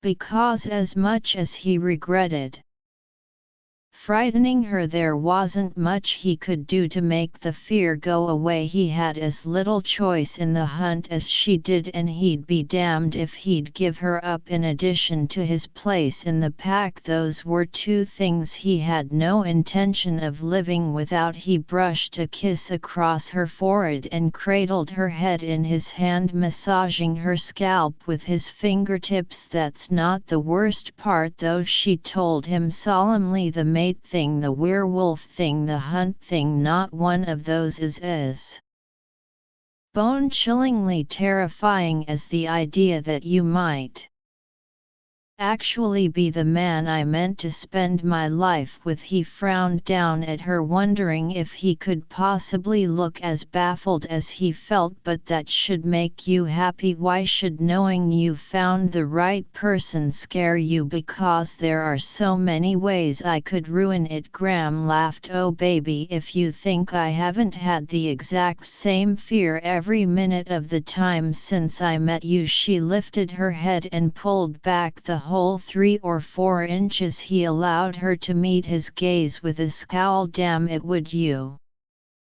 stop being all perfect for just a few Minutes. Graham blinked. You have to stop it. You just keep doing and saying the right thing all the time and it's driving me crazy. Where's the arrogant jerk I first met? The one who thought doing an impression of a bulldozer was the most effective way to win friends and influence people. The woman could change her mood so fast she left him dizzy. Graham decided as the first squeezing knots of a headache began to form behind his eyes. She was actually causing him mental anguish, and this was his mate. Just tell me one thing, he groaned.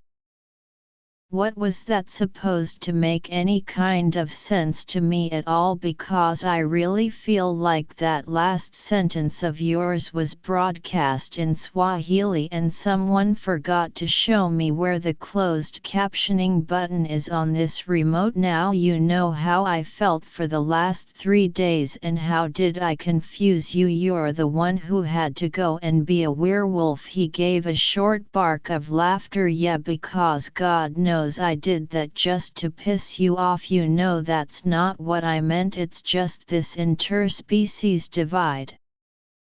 We keep running up against it, makes everything so bloody complicated. Welcome to real life. Missy gave an exhausted sigh and wriggled up into a sitting position. I suppose we'll each find some way to adjust, she offered. I mean, if you can try being more reasonable from time to time instead of always barking orders at me. I suppose I can run through the forest on Thursday night and let you chase me down, you know, since it will help save you from your evil scheming cousin. Look on the bright side. He eased into a sitting position next to her and tried to look encouraging. When I catch you, I'm going to throw you down and make you scream with pleasure. Sure, that's what they all say, he sighed. I'm sorry you have to go through this. I wish it wasn't a tradition, or I wish it had already become obsolete, but it is what it is and I can't change it, and unfortunately given the current situation, non-participation isn't really an option for us. Yeah, that's pretty much what I thought. Graham felt her restlessness even before she stood pulling out of his arms to cross the room. She stopped in front of the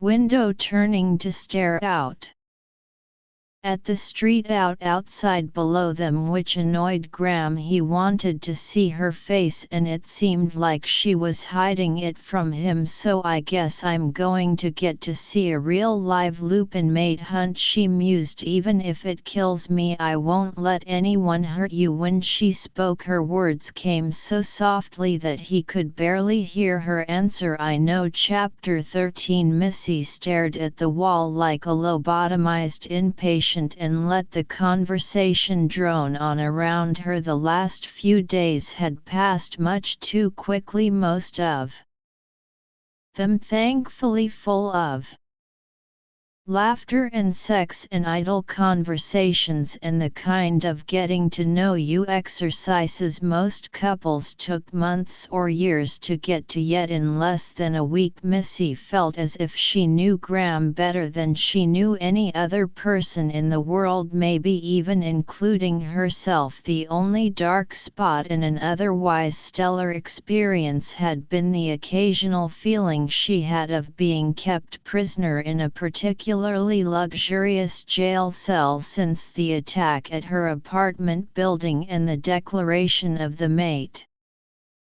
hunt. Graham hadn't allowed her to spend a single minute unprotected when she wasn't with Graham. He had Logan following her around like a big furry shadow, and when neither of them was available, Samantha got drafted into guard duty today. Graham and all of his most trusted male pack members were meeting to discuss the Curtis threat and their strategy for the coming mate hunt. Half a minute ago they had dumped Missy in this room full of women she didn't know, with the exception of Graham's secretary, and deserted her, hang off to their secret clubhouse while she was condemned to endure the seeming equivalent of a werewolf tea party. Never mind that she'd been to days to protest, she still planned to blame everything on him. She felt Samantha's hand tugging at her elbow and looked up at the other woman who had rushed over to greet her the second Graham had left her at the door. Luna, the brunette, murmured, urging her to face the crowd that had gathered around them. Everyone's been waiting to meet you. Can I introduce them to you? There she went with that Luna thing again, even though Missy still didn't understand how she could be the alpha female when she wasn't even Lupin. Shouldn't they have rules about this kind of thing? Sure, she agreed, since she couldn't think of a way to disagree, and let Samantha lead her over to a large, almost throne-like chair and urge her to sit. The symbolism was not lost on her. She looked up at the Lupin who stood at her side like a sentinel and sighed. What the heck had she gotten herself into? This is Lucy Fallon, Samantha introduced, as a tall black-haired woman who looked capable of taking on Xena in a fair fight. Stepped up before the chair and looked down on Missy with an expression of obvious disapproval. She's a police officer in Alphabet City. That explained it. She probably worked the late shift too, the one when all the bodies tended to be found. It's nice to meet you, Missy lied. She felt horrendously awkward, unsure if she should be shaking hands or nodding her head or letting people kiss her ring. Not that she was wearing one. Instead, she just smiled and hoped this wouldn't take too long. Lucy stared at her until Missy saw Samantha frown. When the silence stretched for another few seconds, Samantha started to growl and Missy looked at her in shock. Missy got an even bigger shock when she saw the secretary's lips twist and bare her teeth in a snarl. I just introduced you to your Luna, Samantha snapped, her voice sounding a handful of octaves lower than it had just a few seconds ago. Be careful you don't offend her with your bad manners. Lucy narrowed her cop's eyes, dark, flat and vaguely unsettling, and bared her own teeth in a sneer. My manners are fine for meeting a human, she hissed without looking away from Missy's face. It takes more than you calling her by the title to make her my Luna. She's human. The fact that Grey is her does not make her my alpha. The woman turned her back on Missy and began to stalk away, and it didn't take a Lupin Emily Post to make the reluctant alpha realize she'd just been insulted big time. It didn't matter that she'd never asked to be anyone's Luna. She still wasn't the type to stand back and let herself be insulted. You may be right sleeping with Graham probably doesn't make me alpha, she agreed, raising her voice so it echoed clearly among the quiet crowd that had gathered to watch the interplay. She waited until Lucy turned back to face her before she finished her statement. After all, it obviously didn't do much for you. She knew she'd scored a hit when she saw Lucy's face alternately pale and then fill with bright color. Great. Not only was the woman a cop with an attitude, she had to be a jealous, scorned lover too. That might just make Missy's day. Still, she'd made her stand and she couldn't back down now. Casually she crossed one leg over the other and smoothed an invisible wrinkle in her ill-fitting jeans as if she wore yards of fine woven silk. But there's a difference between you and me. Lucy Graham may have you once upon a time. She flicked her eyes up and down over the woman's tall frame, clearly insinuating that she couldn't understand that piece of Graham's past folly. But I'm the one made his mate. If the woman had sprung first and cast aspersions later, she might have been able to knock Missy into another dimension entirely, but as it was all Lucy managed to do was hit the back of the chair and send it tumbling ass over end with herself on top of it. Missy had slid out of the seat before the B sound had fully formed on Lucy's lips, and by the time the Lupin realized her prey had escaped, Samantha and another woman had stepped between the combatants and faced Lucy with their teeth bared back off. Samantha snarled and Missy had to blink twice before she convinced herself she was looking at the same brunette she'd accused of being timid earlier that morning. Funny how a little violence could change her opinion about someone climbing to her feet. She dusted her hands off on her butt and peered out from behind two Lupin shoulders, which meant she really couldn't see a darn thing. Wedging her hands between her self-appointed bodyguards, she pried them apart and stepped forward until she could look her attacker in the eye. "Be careful whom you call a Lucy," she warned, meeting the other woman's furious gaze with a level one of her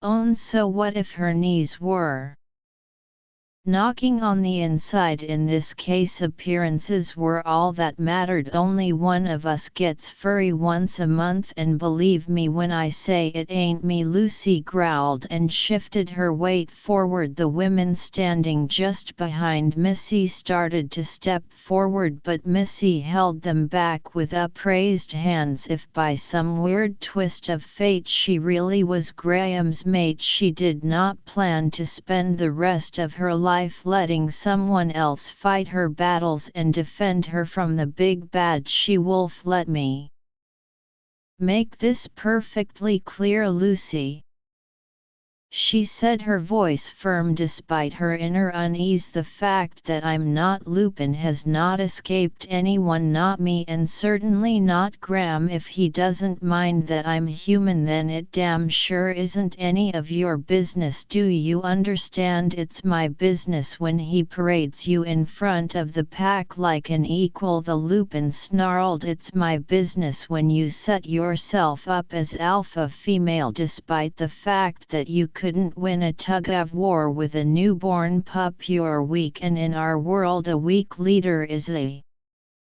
dead leader, but I don't have to be as strong as you." Missy held herself tall and steady and dared any one of the women in the room to challenge her, Lucy included. They might be able to kick her butt, but that didn't mean she had any intention of cowering in front of them. "I am the alpha's mate. That makes me alpha whether you like it or not. I don't care if I can't fight you and win, because if you lay one single hand on me, Graham will rip out your intestines and feast on them. So tell me again how I don't deserve to be alpha." Lucy met her steady gaze for one heartbeat, 2, 3, then Lucy visibly swallowed a very bitter pill and looked away. Missy felt her knees almost buckle with relief. "Very good," she nodded, pretending to be confident and self-assured and powerful, and 100 other things she'd never been in her life. "I'm glad to have met you, Lucy. Now get out of my living room before I forget to be a gracious winner." The other woman stalked out the door like she had a hot poker jammed up her rear, but at least she left when the door closed behind her. Missy took a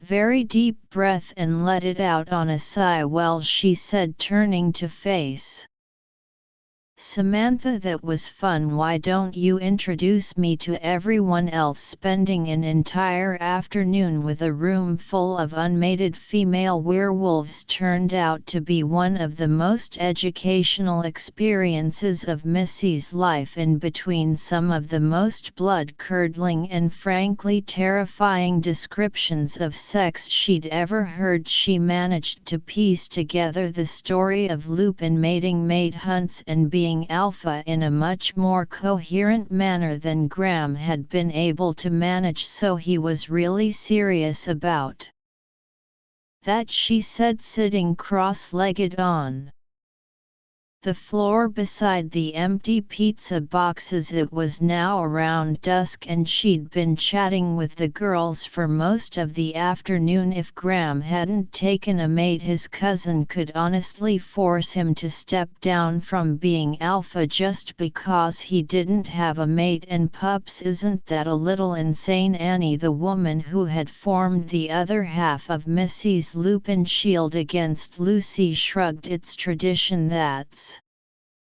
just sort of the way things work. Yeah, but that doesn't make it less insane. Well, you've got to realize that things weren't always so easy for Lupins as they are now, Samantha explained. Now we're integrated into the rest of the world, even if we're still a great big secret. But a few hundred years ago people used to burn us at the stake for being disciples of Satan. I thought stake burning was for witches, a fallacy actually, since most witches were hung. Werewolves got burned or beheaded or shot with silver bullets once gunpowder made its debut. Yay, Missy grimaced. Exactly, Annie nodded. So you can see how making sure that each pack would have a successive generation to keep us from dying out became a pretty high priority. We might really be just legends if it hadn't been for breeders' rights. Missy guessed that was true, but she wasn't quite sure why it still applied in the 21st century, and she really wasn't sure why it applied to a human. She swirled her glass of soda and watched the ice cubes circle like racers on a NASCAR track. Do breeders' rights apply in this case? She asked as she raised her head to meet Samantha's eyes. I mean, no matter what Graham may say about me being his mate, it can't really be true, can it? Annie looked slightly off. Of course it's true. Lupins don't lie about mating. The bond is sacred. I didn't mean I thought Graham was lying, Missy soothed. Just that he might be a little confused. I mean, he's Lupin but I'm not. I'm human. I don't even know if we're compatible in the way he's hoping for. Are Lupins and humans the same species? Can we even have babies together? Of course, Annie said. Lupins and humans are related in much the same way as wolves and domestic dogs. They are biologically a different species, however they share an identical number of chromosomes and such a large statistical percentage of mitochondrial DNA that they can and do mate and produce reproductively viable offspring. In fact, empirical evidence would seem to support the hypothesis that the offspring of a Lupin-human union may even have a more vigorous reproductive system than either of its respective parents due to the introduction of explanation. Annie is a biology professor at NYU Genetic Research. Missy repeated. Oh sure she was. Why not? Why put limits on the surrealism that was fast coming to encompass Missy's life? Then you're saying that Graham could get me pregnant? Annie shrugged. Sure. Has that happened before? I mean, are there lots of little hinds running around? Samantha grinned. Not so much. I think Annie was giving you the theoretical data, not a case study. There are stories about it happening in the past, but I've never met anyone who was made it to a human. It's supposed to be a trip, though. The stories say that some of the pup's talents can leak into the mother. She can sort of borrow the quicker reflexes and better night vision thing while she's pregnant. Isn't that wild? Missy's eyes widened. Yeah, wild, mind you, it's just conjecture, Annie said, but due to the physical connection between mother and pup it does make a sort of logical sense. The repetitive use of the word pup bleached the color out of Missy's face faster than the flu. Would I have puppies? Annie saw Samantha's grin and raised her a chuckle. No, so you can calm Down Lupin pups look just like human babies. Shifting is something we have to learn how to do. Some precocious pups learn it as early as 7 or 8, but most come into their abilities around puberty. Relief made Missy sag against the legs of the armchair she'd been lean on. Okay, that's slightly less terrifying, mind you, only slightly, because hello, horny teenagers are hard enough to deal with, but a horny teenager who can turn him or herself into a werewolf. She shuddered. But I'll take what I can get. Samantha looked at her as if Missy had just handed her the key to the city. So you're okay with it then? You don't mind being Graham's mate, you don't mind having babies and with the pack. When she put it that way, the speech made Missy shift uncomfortably, so she hedged. Well, I'm not running away screaming, am I? I think there's a bit of middle ground between running away screaming and living happily ever after with our Alpha. Annie gave Missy a stern glance. Missy squirmed. Give me a break here, this is a lot to adjust to. You know, before last Friday I didn't even know Graham wanted to take me out to dinner, let alone that he was going to pull this mate thing on me. I need some time to get used to this. You've got about 3 more hours. Samantha glanced at the clock and back at Missy. You might want to hurry it up. The reminder of the time and the hunt that would take place later that evening made the knots in Missy's stomach pull tight. Yeah, right, the mate hunt. About that, Samantha crossed her arms over her chest and looked at Missy. What about it? Fidgets overcame her and Missy sighed. How was she supposed to explain to someone who had grown up with Lupin culture that the idea of being chased through the dark of Central Park by a pack of aroused werewolves didn't exactly get her juices flowing? In fact, it froze them as solid as a glacial crust. Look, I know this is a tradition for Lupins, but it's really not something I can even conceive of. I mean, the whole idea is half a step from terrifying, and by that I mean half a step more than terrifying. Annie nodded. I'm sure it is for a human. I mean, you're a woman to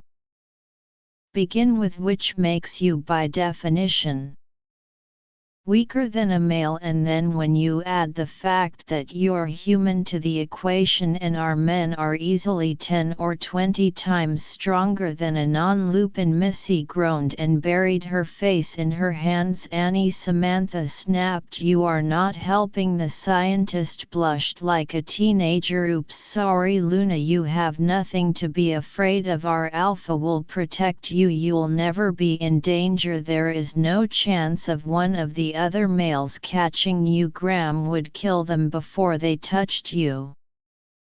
Somehow Missy's nerves demanded a little more soothing than the other woman's hand patting her knee. And what if something goes wrong? What if Graham gets hurt or distracted? What happens then? It won't happen, Samantha repeated. The Alpha will not allow it. Missy's laugh strangled on her frustration. I don't think fate particularly cares what Graham will allow. Luck isn't something that's going to show its belly just because Gray plays big bad wolf. Samantha blinked at that, her brows furrowed, and she looked over at Annie, confusion plainly written on her face. Missy just shook her head to realize that these women honestly couldn't fathom the idea of a person, a being, or an idea that wouldn't bow its head before the silverback Alpha. Annie shrugged as if to indicate she didn't know what the Luna was yammering on about either, and turned back to Missy. But Luna, she explained with the slow deliberation math teachers used when dealing with dense 7-year-olds, the Alpha will protect you. You just have to trust him. Trust a man whose sanity she was beginning to doubt. Sure, Missy muttered. Right, no Problem Chapter 14 Missy hurried across the street and kept her ass to the wall until Graham put a hand at her back to push her forward. "Come on," he growled, "we're running late, the hunt will start any minute." "Well, excuse me for trying not to flash the whole island," she muttered, letting him herd her down the empty path into the quiet park. "This outfit you gave me to wear is ridiculous. It offers ease of movement. Did you want to be running from the pack in heels and a miniskirt? How much worse could that be than skin-tight spandex and biker boots?" Missy griped. "I feel like a cross between a Hell's Angel and a go-go dancer. What's wrong with jeans and a good pair of sneakers? They don't give me nearly as good a view of your ass." He punctuated his comment with a theatrical leer and a light smack to her bottom. It wasn't enough to make her flinch, but when his hand lingered to cup and squeeze, she did shoot him a dirty look. "Why am I not surprised? That's the real answer." Graham grinned and continued to lead them deeper into the park while Missy tried to ignore the nervous fluttering in her stomach. She would have called it butterflies, except that the damned things were breeding like rabbits, and no matter what clever pop psychology technique she used to try to calm them down, nothing worked. In the end, she just had to grit her teeth and bear it. After a few minutes, Graham led the way off the path altogether and pulled her through the trees into a thickly wooded area. About the only thing she could see in the pitch blackness was the glowing light of his eyes, and those didn't quite cast enough of a glare to light her path. She had to resort to clinging to Graham's side and stepping very carefully to avoid tripping over roots and rocks. For his part, Graham steadied her when she needed it, but he pushed her relentlessly forward. All the while she felt a little like the helpless blonde in a B-movie, which didn't do much for her mood. "Where the heck does this hunt happen?" she demanded after another 10 minutes of scrambling over boulders and between tree trunks. She hadn't known there were this many trees on Manhattan, let alone that Graham would expect her to climb over them all. "We must be practically in Albany by now. SHH look." Mr. monosyllabic pointed through the next stretch of trees and urged Missy in that direction. At first she thought it was another werewolf thing, but after a couple of blinks and some furious staring, she thought she could make out a cluster of orange fire lights in the distance. "Is that it?" Graham nodded and nudged her forward. "And they're almost ready to start." "Hurry." She decided not to mention she'd been hurrying for the last hour, ever since Graham pounded on the door to the bathroom where she'd been dressing and told her to move her sexy ass. Those were his words, not hers, and they'd been the only things to stop her from slamming the door on his toes. He did seem rather fond of her behind after all, and Missy could appreciate a man with good taste. As they strode forward and the trees began to thin in preparation for a clearing, Missy could make out the glow of some sort of lamps and a big old bonfire about 30 feet ahead of them. It was a wonder the FDNY hadn't swarmed all over the lupins like bees at a flower show. When she and Graham got close to the tree line, he tugged her to a halt. "Remember what we talked about?" he asked, his eyes green and glowing in his serious face. So of course, how could she have forgotten? Her mate had lectured her on the finer points of her behavior tonight for at least 45 minutes. "I stay close to you and keep Samantha and Annie nearby just in case. I keep still until the hunt starts, and don't stare directly into anyone's eyes, but don't look down either or they'll think I'm submissive. Don't crowd anyone Too close and don't get offended if someone tries to sniff me. Remember that the wolves are people too, and I should keep my mouth shut unless I have something of earth-shattering importance to relate. Oh, and when the hunt starts I should run like hell directly north." She finished the litany with her hands crossed primly in front of her and her eyebrows hovering somewhere around her hairline. Graham stared at her for a few seconds, then gave a curt nod. "Good enough," he growled. "Let go." He hugged her wrist so hard she almost went flying. He muttered an apology, but Missy couldn't be sure how much attention he paid to it, since he never bothered to slow down. As they got closer to the pack gathering, she could feel a new sort of tense energy building inside him. Every step seemed to make him wilder, more foul, less civilized. His body temperature shot up until the touch of his bare hand on her arm felt like a heating pad had been laid directly on her skin. It was bearable but decidedly hot. She shivered when they stepped out of the concealing shadows of the woods. She fought to keep that shiver from turning to a shudder. Everywhere she looked the clearing was filled with werewolves, more lupins than she had ever thought she'd see. The animal forms ranged in size and color from small red-gray wolves the size of coyotes to some big black monsters she swore with the size of Shetland ponies. Luckily for her nerves, not everyone was in wolf form. Normal human-looking pack members milled about the clearing or stood in groups talking in a disconcerting mix of words and growls, yips and snarls. This went beyond Twilight Zone and straight to the Sci-Fi Channel, especially when a small group stepped out of the tree line on the other side of the large bonfire. Missy had to blink 3 times before her eyes agreed to filter what she was seeing to her brain, which only grudgingly translated it into understandable terms. These guys were werewolves, real werewolves, not just lupins who looked like humans and could even behave like them when the situation warranted. Not even lupins in wolf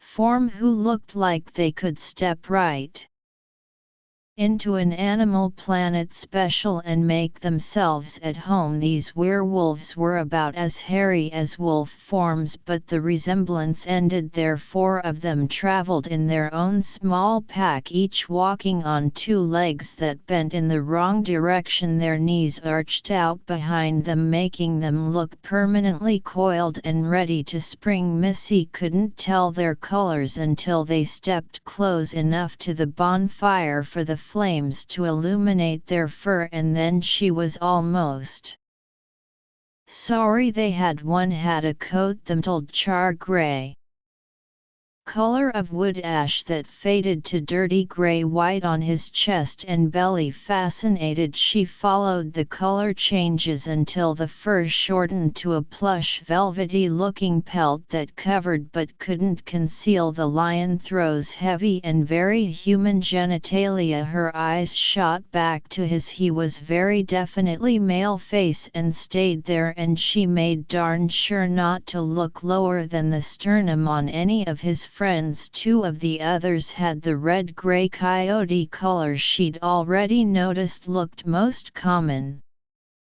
among the wolf forms present, and the last werewolf sported a light brown pelt flecked with black and gray like the brindled greyhound Missy's downstairs neighbor had rescued from a racetrack last year. Judging by the snarl that curled the brown lycanthrope's muzzle, though she doubted he had much in common with the friendly and mild-mannered turtle, Missy opened her mouth to ask a question but snapped it shut again when Graham dropped his grip on her arm and stepped forward.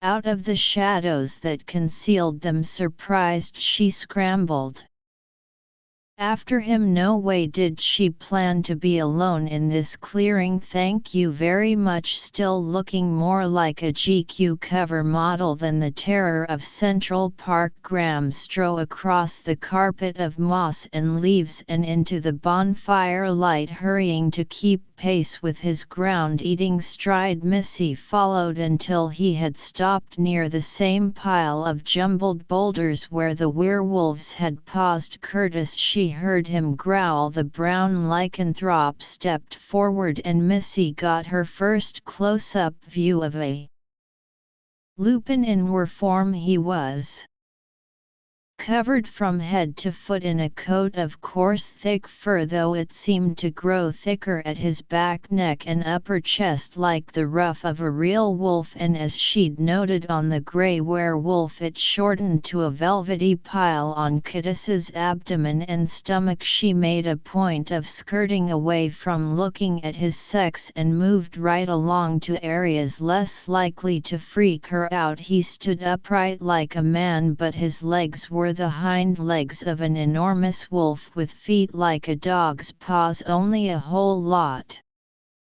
bigger. His arms were long and thickly muscled with vaguely human hands that were tipped with lethal curving claws. His head looked almost completely canine, with neat triangular ears and a long pointed muzzle full of razor-sharp teeth. Missy couldn't vouch for the sharpness of those teeth, but she decided to go with her instincts on that one. They certainly looked razor-sharp. She stood beside Graham, kept about a half step behind him, and decided she really didn't need to be any closer to any of the lycanthropes. Her view was fine from right where she was. In fact, it might be better from Nebraska. She stifled the urge to go see. "You're being very impolite, cousin," Graham said, his voice low as rough and so menacing Missy shivered even though he wasn't talking to her. The brown lycanthrope swung his head in their direction and snarled, muscles clenched to keep from recoiling. Missy blinked and almost missed the most amazing thing she'd ever seen. 1 minute she stood looking at the lycanthrope Graham called cousin, and the next reality shifted, leaving behind a man where the werewolf had been. The man had had hair the same brindled brown color of the werewolf's fur and eyes the same yellow gold. He also stood there stark naked. "Not impolite," the lycanthrope said with a sneer, "just impatient. It's been too long since the last hunt. Hunts are a dying tradition. Our females seem to prefer to choose their mates in a more modern fashion, a more human fashion. I for one hardly call that progress, but then it isn't your call to make." Missy kept one ear on the conversation. If you could call their verbal sparring match a conversation, but both her eyes were locked on the other three lycanthropes as she watched that same shift happen. The three forms blurred around the edges, their features and outlines faded and became indistinct. She saw movement and a sort of rippling wave, and then everything came back into focus and the werewolves were suddenly men, naked men. The transformation had her so fascinated she barely stopped herself from demanding they do it again. "If you don't want to lead our pack in the ways of our people, then don't be surprised if someone else does." Cousin Curtis snapped, pulling Missy's attention back to the matter before her. She heard the growl before she felt the movement and well before she saw anything, because there really wasn't anything to see. It all happened so fast she doubted film could have caught it. But suddenly Graham wasn't just growling at his cousin, he had his hand wrapped around Kittis's throat while the other man's toes dangled 3 inches off the ground. Instead of shouting or struggling, Curtis laughed. "I haven't challenged you," he pointed out.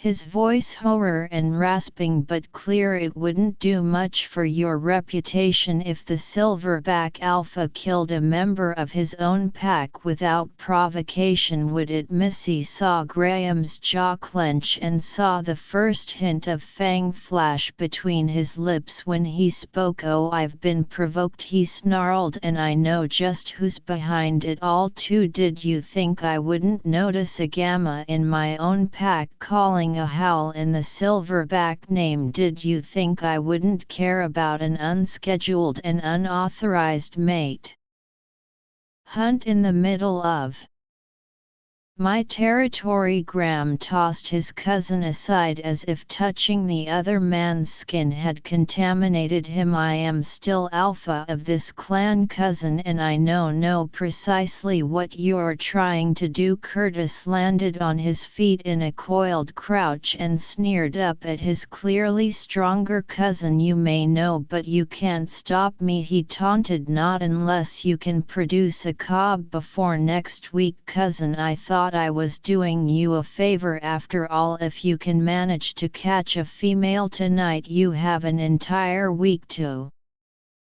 hope she comes into heat so you can her for that pup you need so badly," Missy snarled this time before Graham even got the chance. She wasn't sure where the sound came from, just that it ripped out from between her lips as she took an instinctual step forward. Curtis's head snapped around, his fural yellow eyes fixing on Missy and narrowing to menacing slits. "Well, what have we here?" he growled, taking a prowling step toward her. "What's this, cousin? Some new prey for us? She's pretty enough in that totally ordinary way some women have, but she smells human." His mouth twisted and he reached for her but touched only air. Graham leapt in front of Missy, forcing her back a few steps and facing his cousin with his lip curled and his fang-like teeth beat. "Stay the away from her," he ordered. "She's mine, yours." Missy watched Curtis's expression twist and contort as if he'd scented something foul, and her own eyes narrowed. The Lupin took a step toward her and Graham snapped at him. "Stay away," he commanded, his eyes flashing hot and angry in the near darkness. "I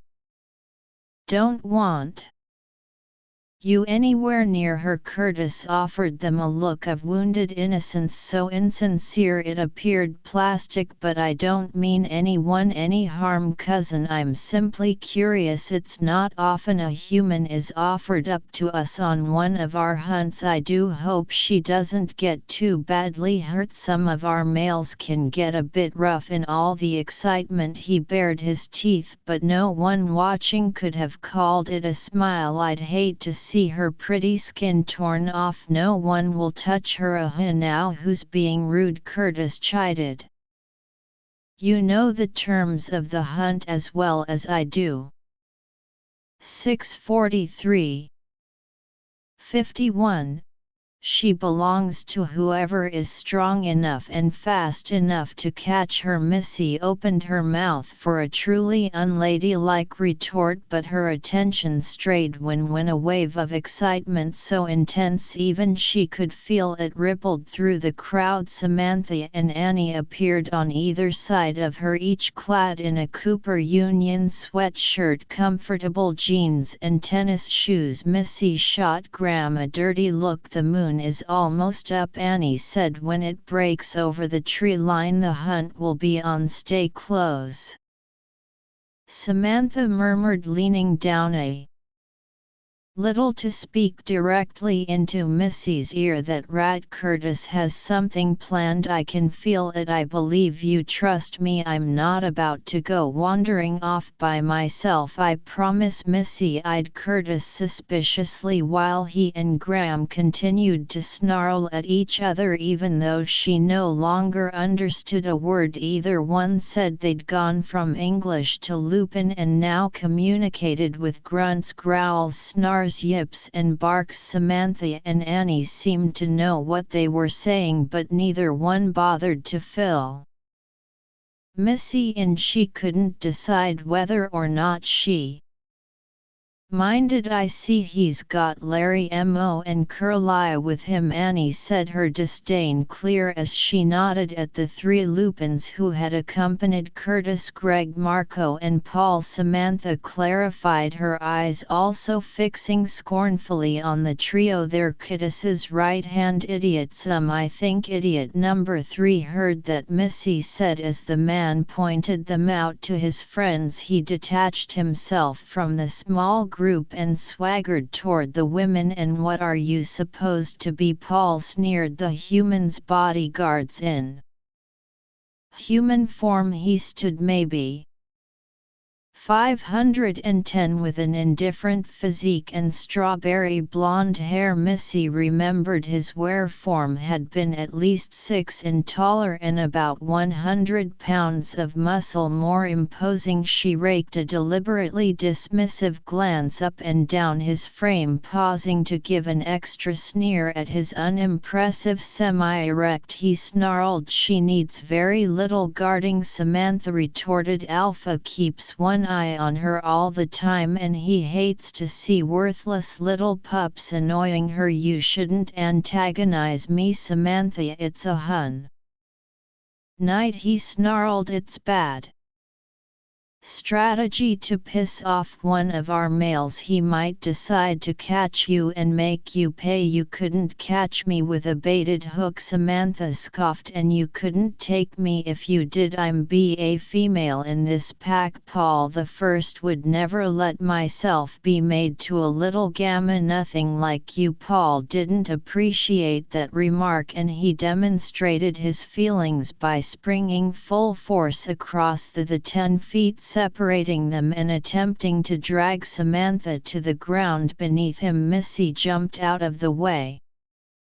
Unfortunately, Samantha was quick enough to do the same. She spun neatly out of reach and snickered when Paul grabbed air and tumbled to the hard-packed ground. "You see what I mean?" Samantha taunted, sneering down at the fallen male. "You're pathetic beneath me. I think even less of you than I do of your boss, and I think he's a worthless little nothing who disgraces the name of the pack. Don't think I'll ever let you touch me because it's never going to happen." The look of rage that contorted his face made Missy fear she was about to witness bloodshed. But before the fallen Lupin's muscles could do more than shift and bunch, a sharp command cut through the tension. "Melissa, come here now." Graham's hard tone matched his stony expression, but Missy quickly thought better of arguing. In any other circumstances she might have objected to the ring of dominance in his voice, but these circumstances fell far short of ordinary. She had stepped into his world the minute she followed him like an obedient little mate. She halted next to him and looked up at his granite profile.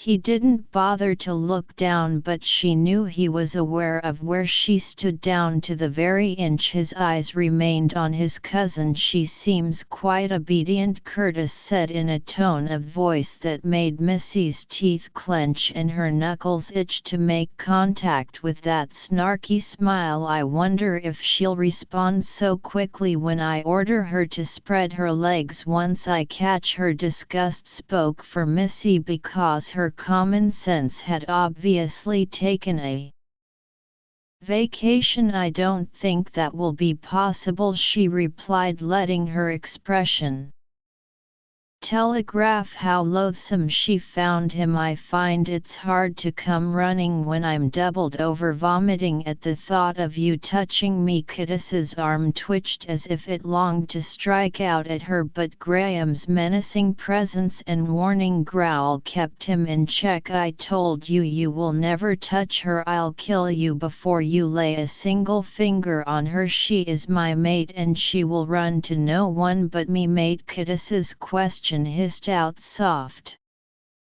And Xiaoban and full of icy rage, she's no fit mate for one of the pack, she's human, they aren't worth the bite of our teeth. A slow smile spread across Graham's chiseled mouth, making him look wicked and smart and too sexy for Mrs. Own good even in the midst of their dicey situation. Just watching that little grin curve his lips made her want him. She tried to ignore the spark of lust, but it got tougher when she felt an answering surge of heat rush through him and saw his glowing green eyes light.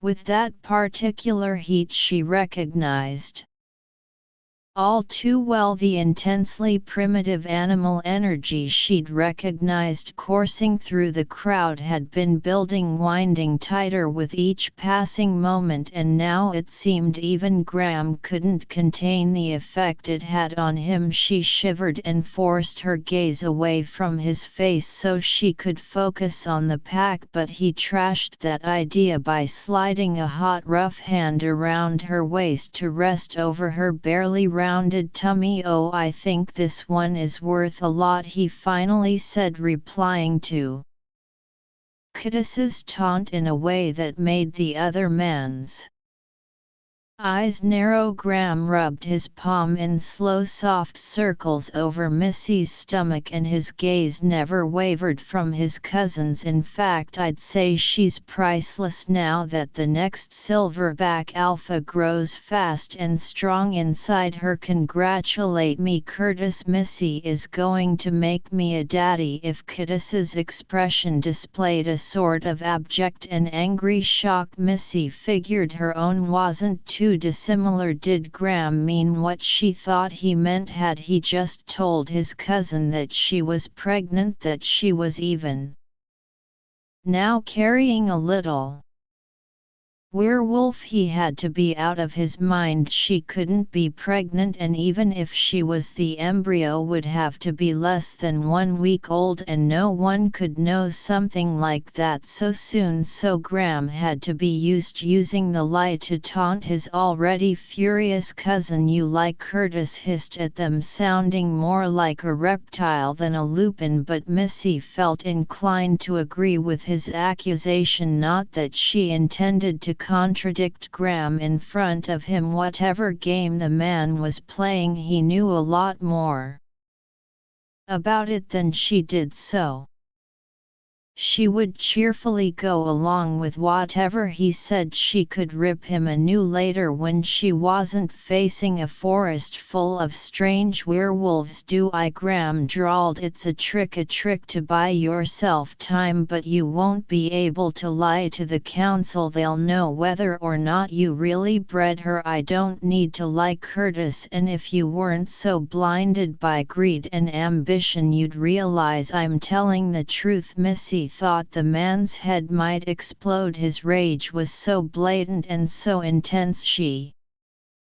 watched as his eyes narrowed to angry slits, and his muscles tensed and his nostrils flared, and he turned that rage onto her. He growled, his body coiling into a tight spring as he took the first threatening step toward her. "You think you can come into the middle of my pack and ruin all my plans? I'll rip that brat right out of your stomach." Curtis lunged toward her, but Graham was faster. He picked her up around the waist and swung her out of the way, blocking his cousin's charge with his own body. Missy felt the shock wave of impact ripple through his muscles and into hers, but he held on long enough to get her out of Curtis' range. By the time he set her aside, Samantha and Annie had raced over and he handed her to them. "Keep her safe," he growled, and before her eyes he began to change. Missy watched, torn between awe and fear, while her lover began to transform from a normal human-looking man to something much more dangerous. In a matter of seconds, his muscles and tendons stretched and reshaped themselves, growing larger, denser, harder. Where they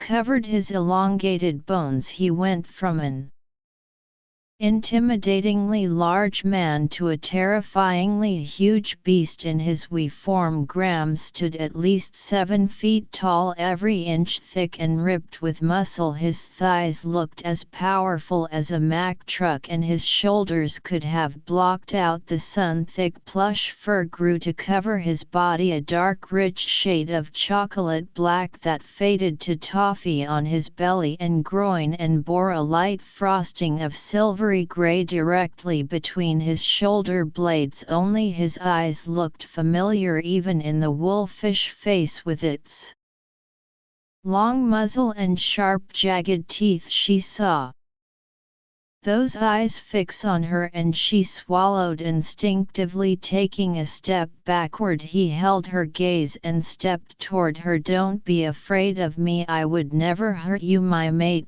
The word had sounded weird and exotic when he'd used it before. Now it seemed almost frightening, even though she'd known he was a werewolf from the first moment she'd met him. She'd never really known it before, not until now, this instant when he loomed before her, looking like a creature from her nightmares and sounding like the man she loved. It took several deep breaths and a whole lot of mental affirmations, but Missy finally squared her shoulders and stopped backing away from him. "I'm not afraid," she lied, hoping no one would look too closely at her trembling knees and call her bluff. "I have no fear of my mate or of any other member of his clan. The Luna of the Silverback clan doesn't need to be afraid." Graham spun around and threw himself in front of his mate just in time to foil Kittis's next attack. This time Missy got to see a transformation at high speed because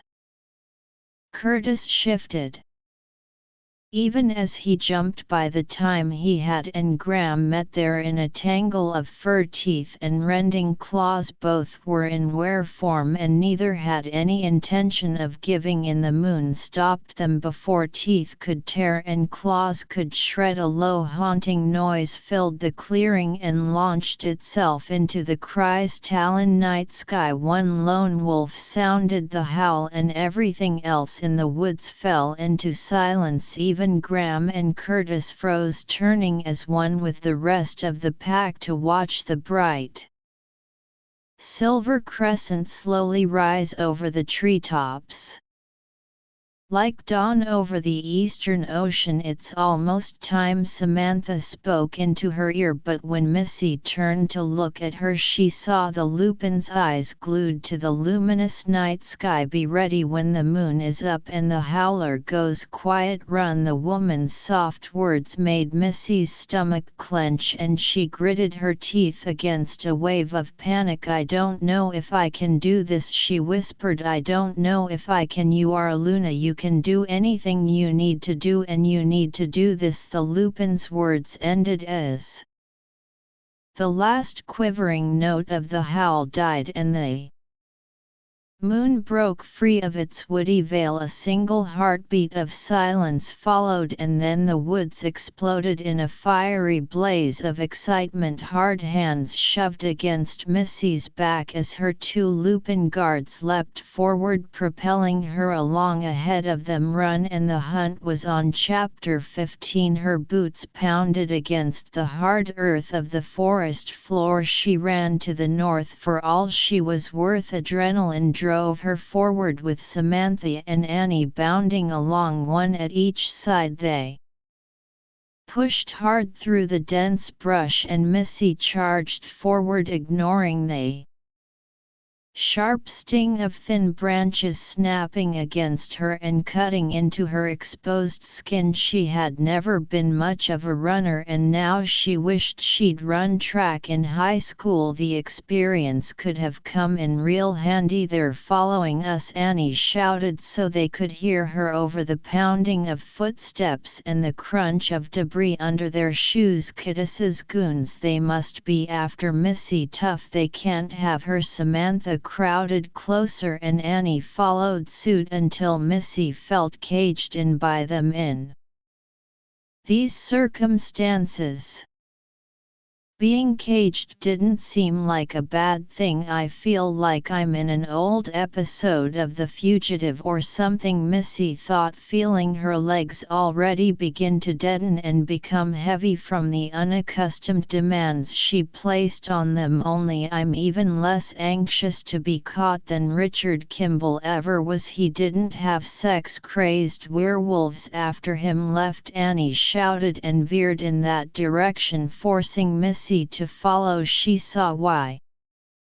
When a dark figure crashed out of the trees just a few feet from their path and sped toward them. Sam, they planned this. It's a totem ambush. Samantha growled a response and darted in front of the approaching figure to cut him off. The ash sea-colored lion threw roared his displeasure and backhanded the brunette with enough force to send her flying several feet. Her head struck a tree trunk and she slid to the ground in a heap. Greg the gray werewolf turned back to Missy and leapt forward. Come on, faster. Annie braced her shoulder against Missy's back as if she could force the human into even greater speed.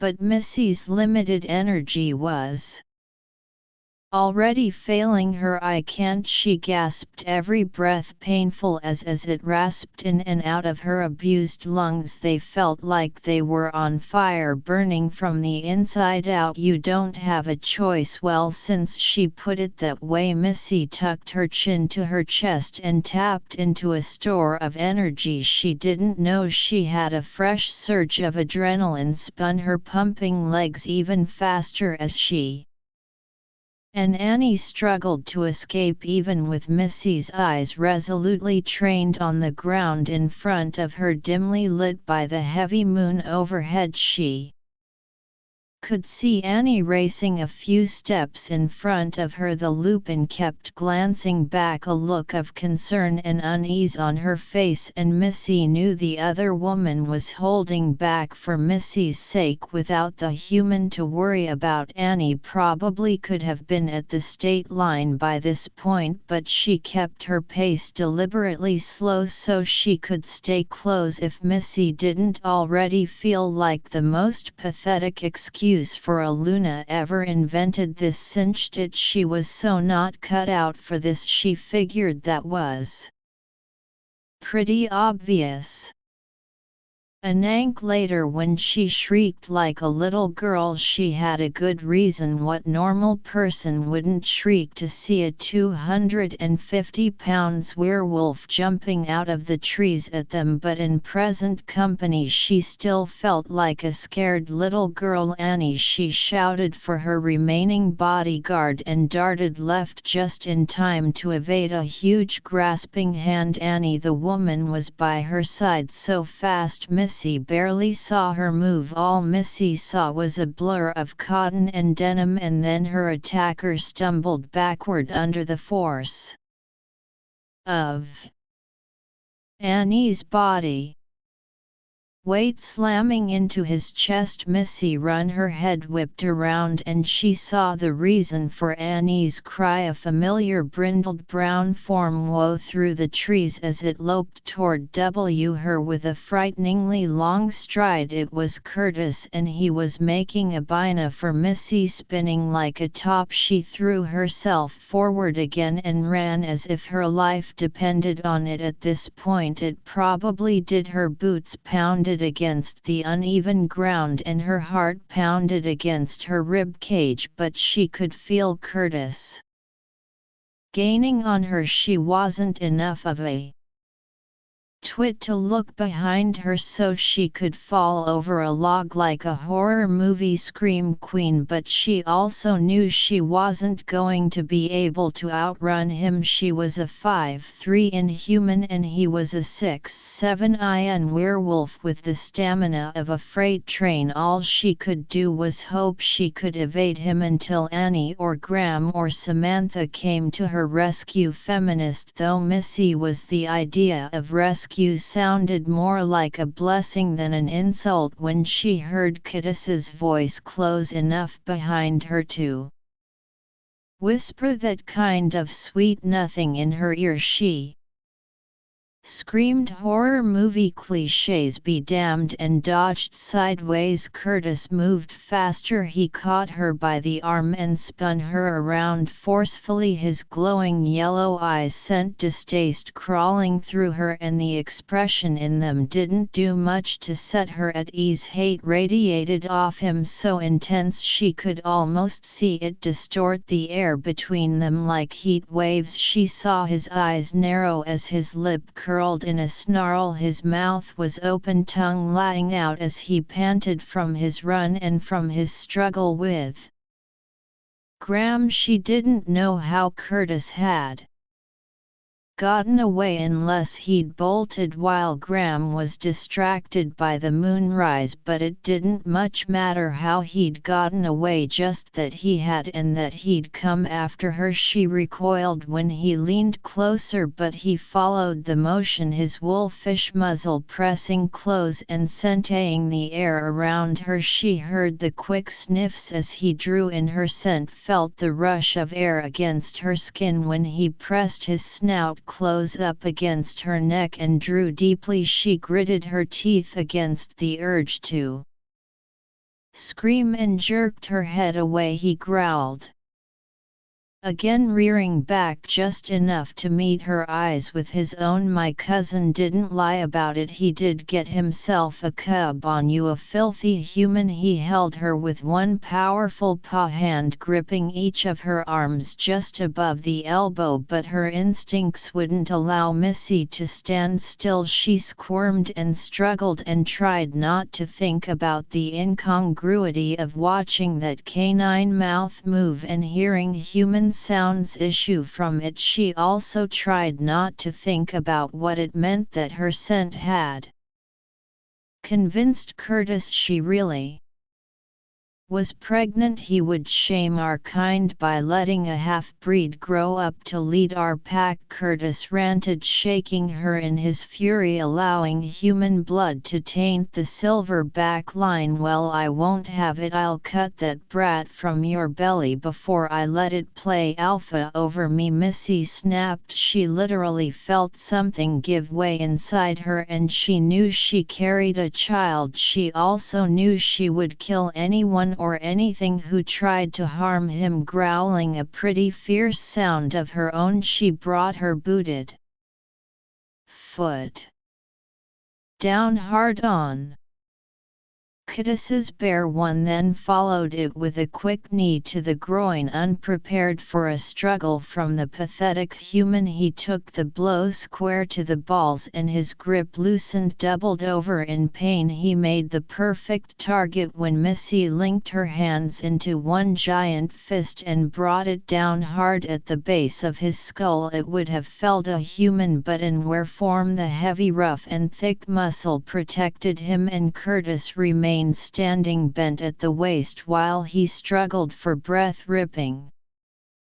free of his loosened grasp, Missy ran again and just hoped she was still heading north like Graham had ordered her to do. An angry howl told her Curtis wouldn't be down for long, and she dug deep for the last of her reserved strength. She found it in her belly, where the baby she now knew she carried rested, tiny and warm inside her, thinking of nothing else but protecting him so that she could flay the skin off his father's back. When she saw him again, she fled deeper into the forest. If she hadn't been running for her life, she might have taken time to wonder about how she saw so clearly in the heavy darkness, but she really had other things on her mind, like listening to her back trail for the sounds of Curtis's pursuit. She concentrated so hard on what was behind her that she didn't see what was in front of her until she ran head first into it. Missy bounced off something hard, resilient and thick with soft plush fur. She backpedaled quickly and looked up, way up into Graham's wolfish features. He stared down at her with the same eyes she'd come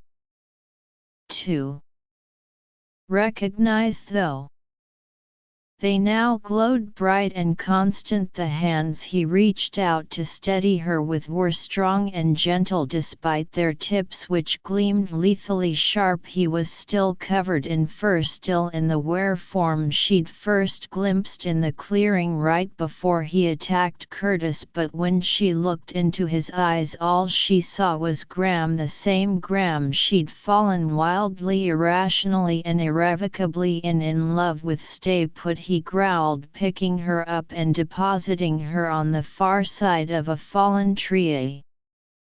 A split second before Curtis leapt out of the shadows and launched himself at Graham's throat. Graham countered, throwing himself into the battle. They met in midair, claws ripping, teeth tearing before they even made it to solid ground. Missy had never seen a real fight, not between men, not between wolves, and certainly not between wolf men. They grappled a little like wrestlers, but mainly they fought like animals, each using teeth and claws and sheer physical might to try to force the other into submission. The moves were so fast and furious, so brutally contained. She could barely see what was going on. All she saw was the twisting shift of muscle and a few bits of red when one of the other landed a swiping blow of razor-sharp claws or tore through fur and flesh with strong white teeth. They fought for control, a struggle for the dominance of the alpha position, just like it had been explained to her earlier in the day while Graham, Annie and Samantha had been explaining the nuances of werewolf etiquette to her. They'd mentioned dominance fights since several inevitably broke out during a mate hunt. Emotions and hormones ran high on these nights, and when two males wanted the same female they settled the contest with a fight, the more dominant winner getting the girl. Fights in a mate hunt usually ended with one lupin giving in and submitting to his stronger opponent, showing his belly and averting his eyes to show his subordinate pack rank. The only problem was that this fight between Graham and Curtis wasn't really about her. It wasn't a matter of who got the girl, it was an alpha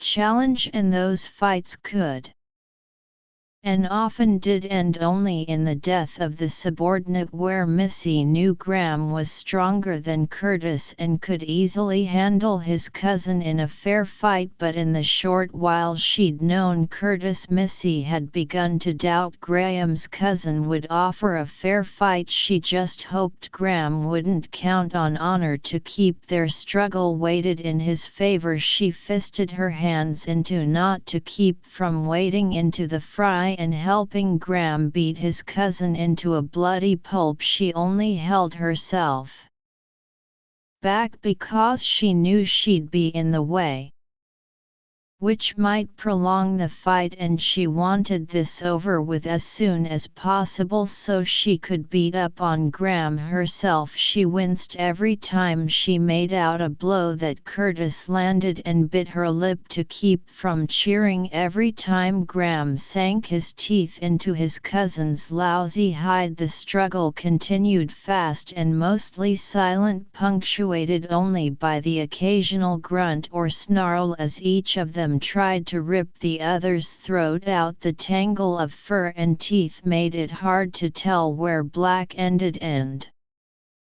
brindle began. Then she heard Graham howl and saw a dark red strip appear on his upper chest, and she jumped forward, not caring whose way she got in as long as she could get her hands around Curtis' neck and choke the life out of him for hurting her. Lucky for her, she was still a slow human, because a hand on the back of her bodysuit pulled her to a halt before she got more than a foot closer to her goal. Her surprisingly sharp vision picked out Annie's form easily, and Missy's angry growl turned into a sigh of relief when she saw Samantha following close behind. Missy had been afraid Graham's secretary had been hurt badly, but Samantha looked completely conscious and relatively unharmed as she jogged to her Luna's side. Missy's sigh turned into a blush when she saw Logan bringing up the rear of the arriving entourage after this morning when he'd seen Graham her in the front hall. Missy figured she'd probably keep blushing in Logan's presence for the rest of her life. "What do you think you're doing, Logan? That's an alpha challenge. You can't just go barreling in there like Joan of Bloody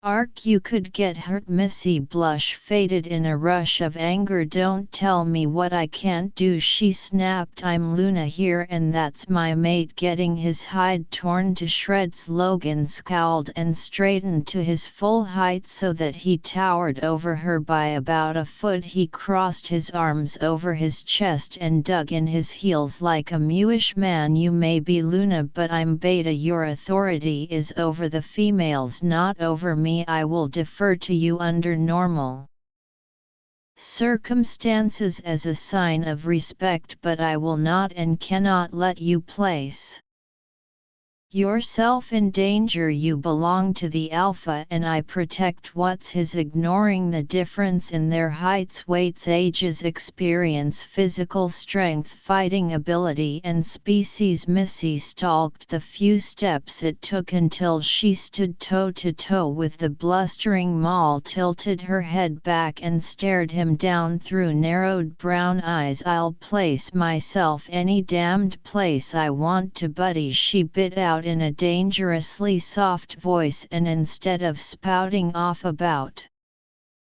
how you're protecting me, why don't you do something useful like protect the one who's currently getting his hide sliced off? By the time she finished yelling, she was standing on her tiptoes and leaning forward until Logan was practically bent over backward from trying not to touch her. "Before you take my head off," he ventured, his expression changing from muish to amused. "Maybe you want to take a look at your mate and tell me if you still think he needs my help." "Surprise!" She pulled back and turned in Graham's direction just in time to see him lift Curtis over his head and slam the smaller were to the ground before planting a foot on his chest to keep him down. Curtis lay belly up, yelping, while Graham crouched above him, one foot on his chest and one hand wrapped tight around his throat. "Yield!" Graham growled in a voice so thick and savage and predatory it barely sounded like human English. Curtis spat out a foul curse and then made a violent choking noise as the hand around his throat tightened. "Yield!" Graham repeated. And Curtis finally complied, hatred burning in his muddy yellow eyes as Missy, Annie, Samantha and Logan watched. The smaller lycanthrope went limp and relaxed beneath his foe and turned his head, averting his eyes from his cousin's harsh, triumphant features with a growl of satisfaction. Graham stood, keeping one foot on Curtis's chest as he turned and locked his eyes on the other people around him. Actually, his eyes locked specifically on Missy and sparked an even brighter green. "You leave now." Missy jumped at the tent-growly command, but Annie and Samantha were already turning away, more than happy to get away from the Mr. Hyde version of her lover. Missy took a step backward, freezing when Graham growled the sound loud and deep and full of menace. "Take him away, go!" Graham's eyes never left Missy, but Logan moved forward to obey the order. As soon as Graham lifted his foot, the Beta grabbed Curtis and began dragging the bloody and battered lion drive back toward the clearing where the pack had gathered earlier. Suddenly left alone with her mate, Missy took a deep, shaky breath and turned her gaze toward Graham stood in the center of the small area where he and Curtis had fought, his chest heaving, his muscles tensed and bunched ready to spring. He still wore his werewolf form and his fur was matted and darkened with blood where Curtis had injured him. The worst first wound looked like the one on his shoulder where his cousin's claws had bitten deep, but already the bleeding had stopped. Lupin's healed at an amazing "Come here," she heard him, but her feet seemed to be glued to the ground. She was too busy fighting the conflicting instincts that urged her to go to him and run her hands over his magnificently furred body to assure herself he was really okay, and to turn tail and run as fast as she could back toward civilization. Instead of doing either, she remained locked in place, her eyes wide and fascinated as she ran her gaze over him from the tips of his pointy ears to the claws on his bare feet, except that she never got as far as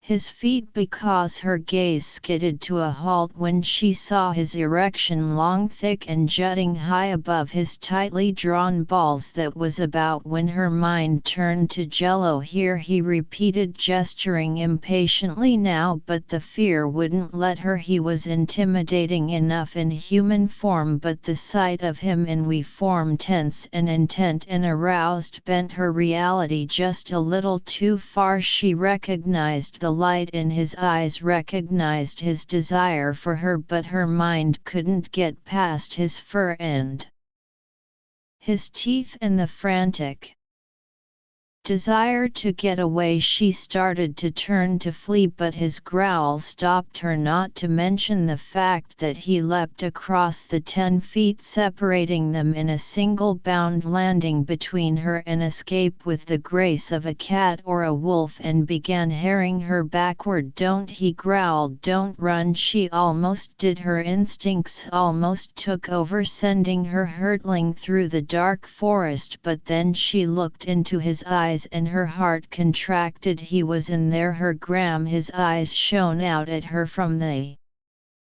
face of the monster that terrified her, and she felt her fear begin to ease. His gaze, even sparking with raw hunger, was kind, reassuring and familiar. She focused on it and found herself relaxing as a thought occurred to her. As she was growing up, her favorite fairy tale had always been Beauty and the Beast, because her heart ached at the loneliness of the huge, terrible beast and the unfairness that he had to change into something more human and more handsome just to give some spoiled beauty a happily ever after. If Missy had been Beauty, she had thought she would have wanted her beast to be her beast for forever, not turn into some sappy prince just when she admitted she loved him. Well, here was her fairy tale. Her beast stood before her, wild and fierce in appearance, but a better man inside than most human males could ever hope to be. "Here," he said again. "Now." Missy went. She drew a deep breath, still a little shaky but effective, and crossed the small distance between them until she had to crane her neck to meet his gaze. She lifted a trembling hand to his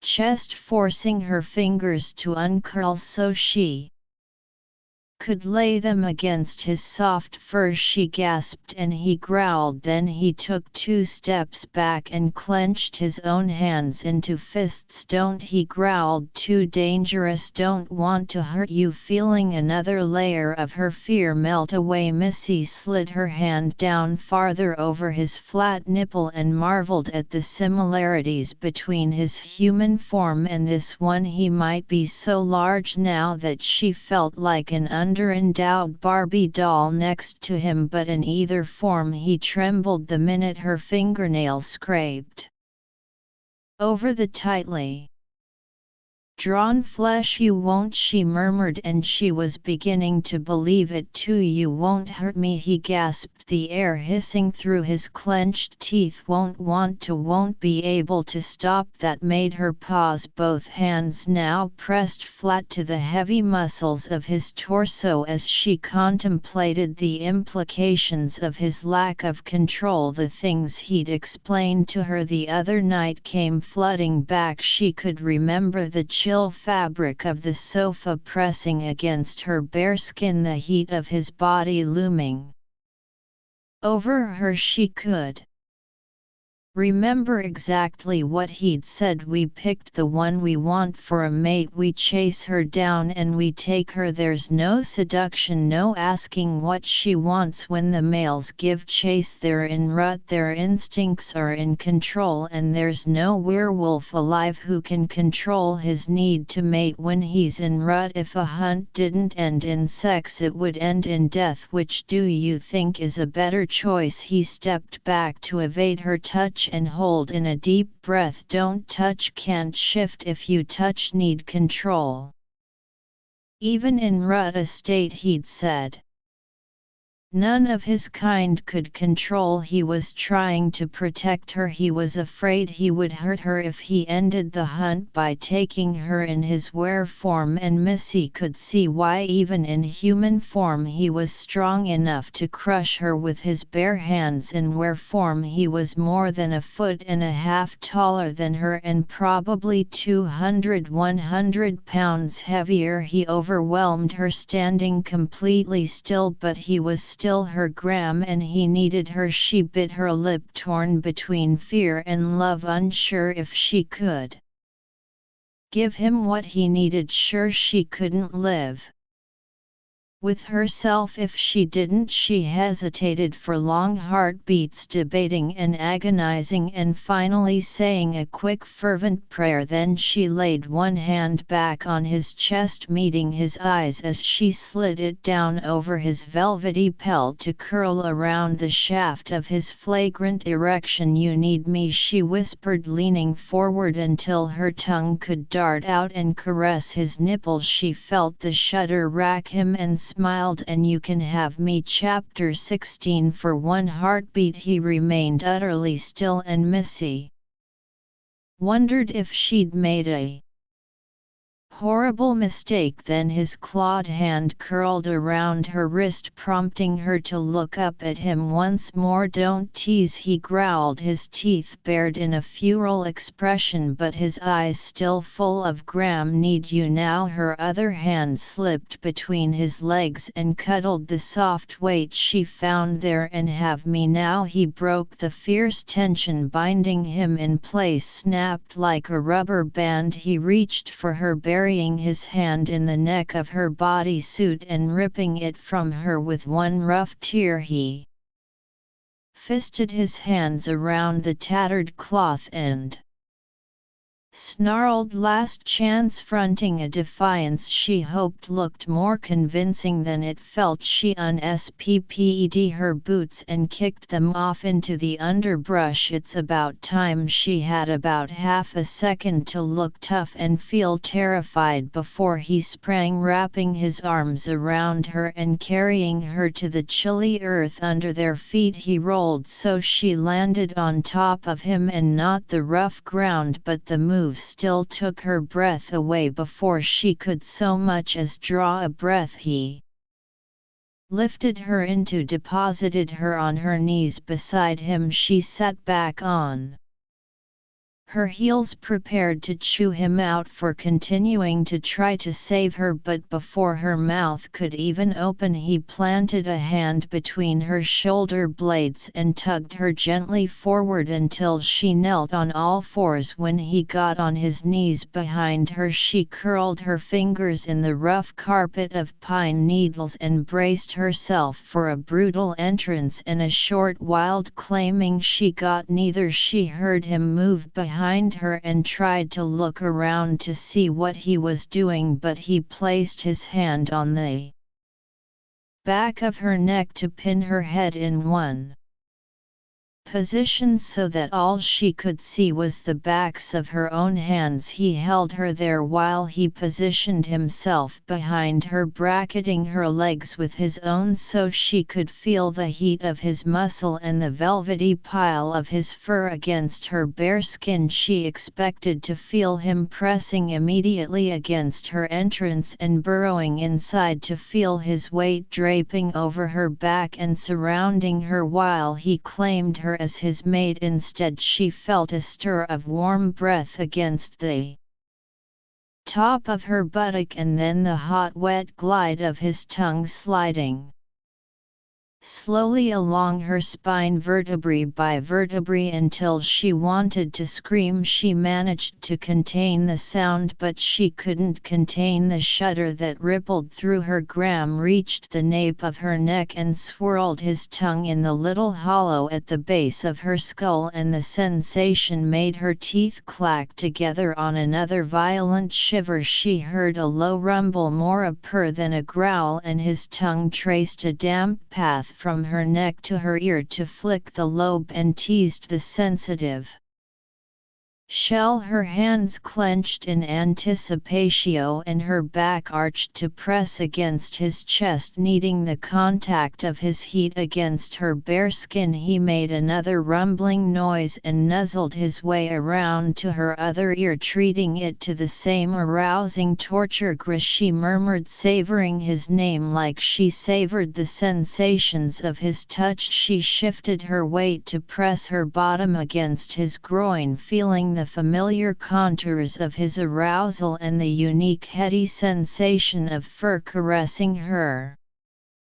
She had looked on this mating as a chore or a favor, something she would do for him because he needed it, despite how it might frighten or unsettle her. Only she felt perfectly settled and not at all afraid. She felt eager and had the deep internal aching to prove it. Neither her body nor her heart cared what he looked like, because she knew this was Graham, and every time she got within 50 feet of him she wanted him. Suddenly empty and needy, Missy began to shift her hips in a languid thrusting motion, rubbing her bottom firmly against his erection and feeling it swell even harder against her. Graham, she repeated, I want you. She heard him growl, heard his breath rush out in a hiss, and felt it feather against her skin. He let his weight drop above her until he covered her like a blanket, and his hands rested palms down on the earth beside hers. His head fell until he rested his velvety chin against her shoulder. He surrounded her and she shook with excitement. Can't go slow, he bit out. His voice sounded loud and rasping in her ear. Can't be gentle, sorry. She hitched her ass up high so his hard nestled between the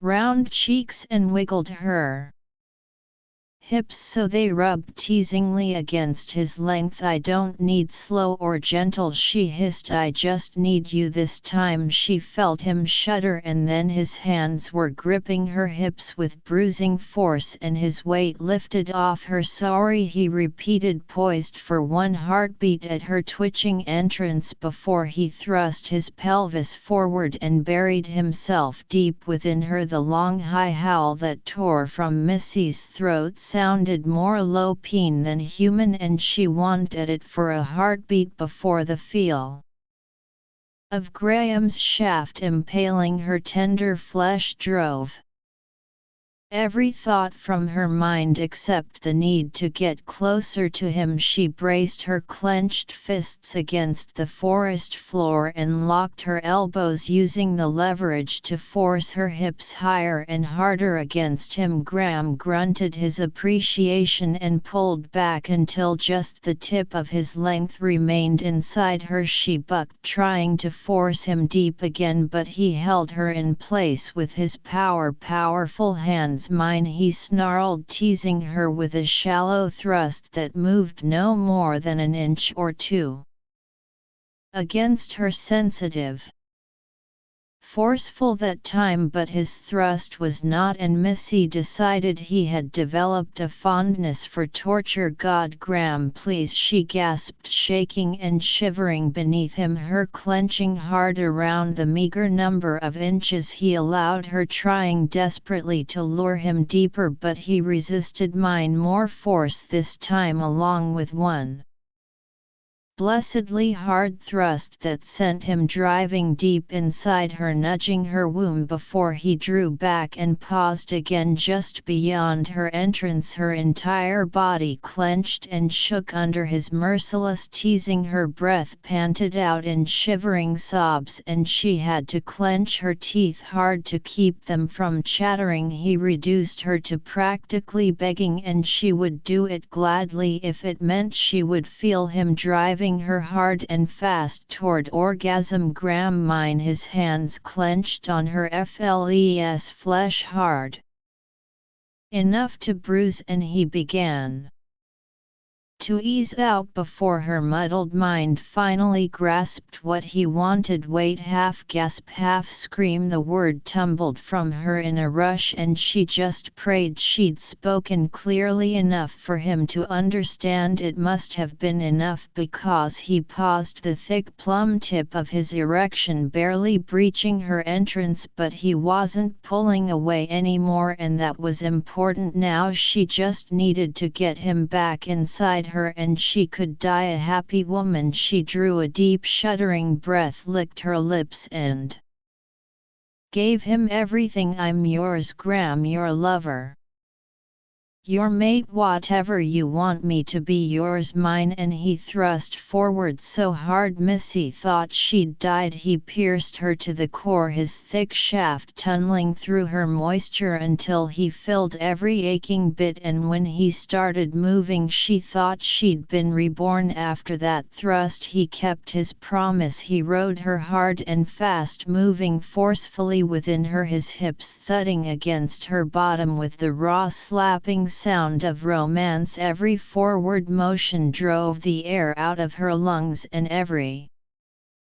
withdrawal made her sob for more. It was fast, hot and primal, and it made Missy understand what it meant to be claimed as his mate. Every time he filled her she felt as if a brand of ownership burned deeper into her skin, and every time he pulled away she wanted to beg him to mark her more indelibly. He had hunted her and fought for her, and now he was making her his. The logic of it resonated on an instinctual level, and she gloried in it. Graham tightened his hands on her hips and jerked her back to meet his thrusts. She cried out a sound of pure excitement, and he lunged into her with even greater force. She felt the tension in her belly knot harder, felt her thighs clench, and her heartbeat race double time in her chest. Her climax approached like a tornado, quick and powerful, and she reached toward it, wanting nothing more than to be swept up in the force of her mate's fierce romance. She threw back against him, pressing every possible inch of her skin into his hard frame, but when he leaned forward and caught her shoulder between his dangerous jaws, she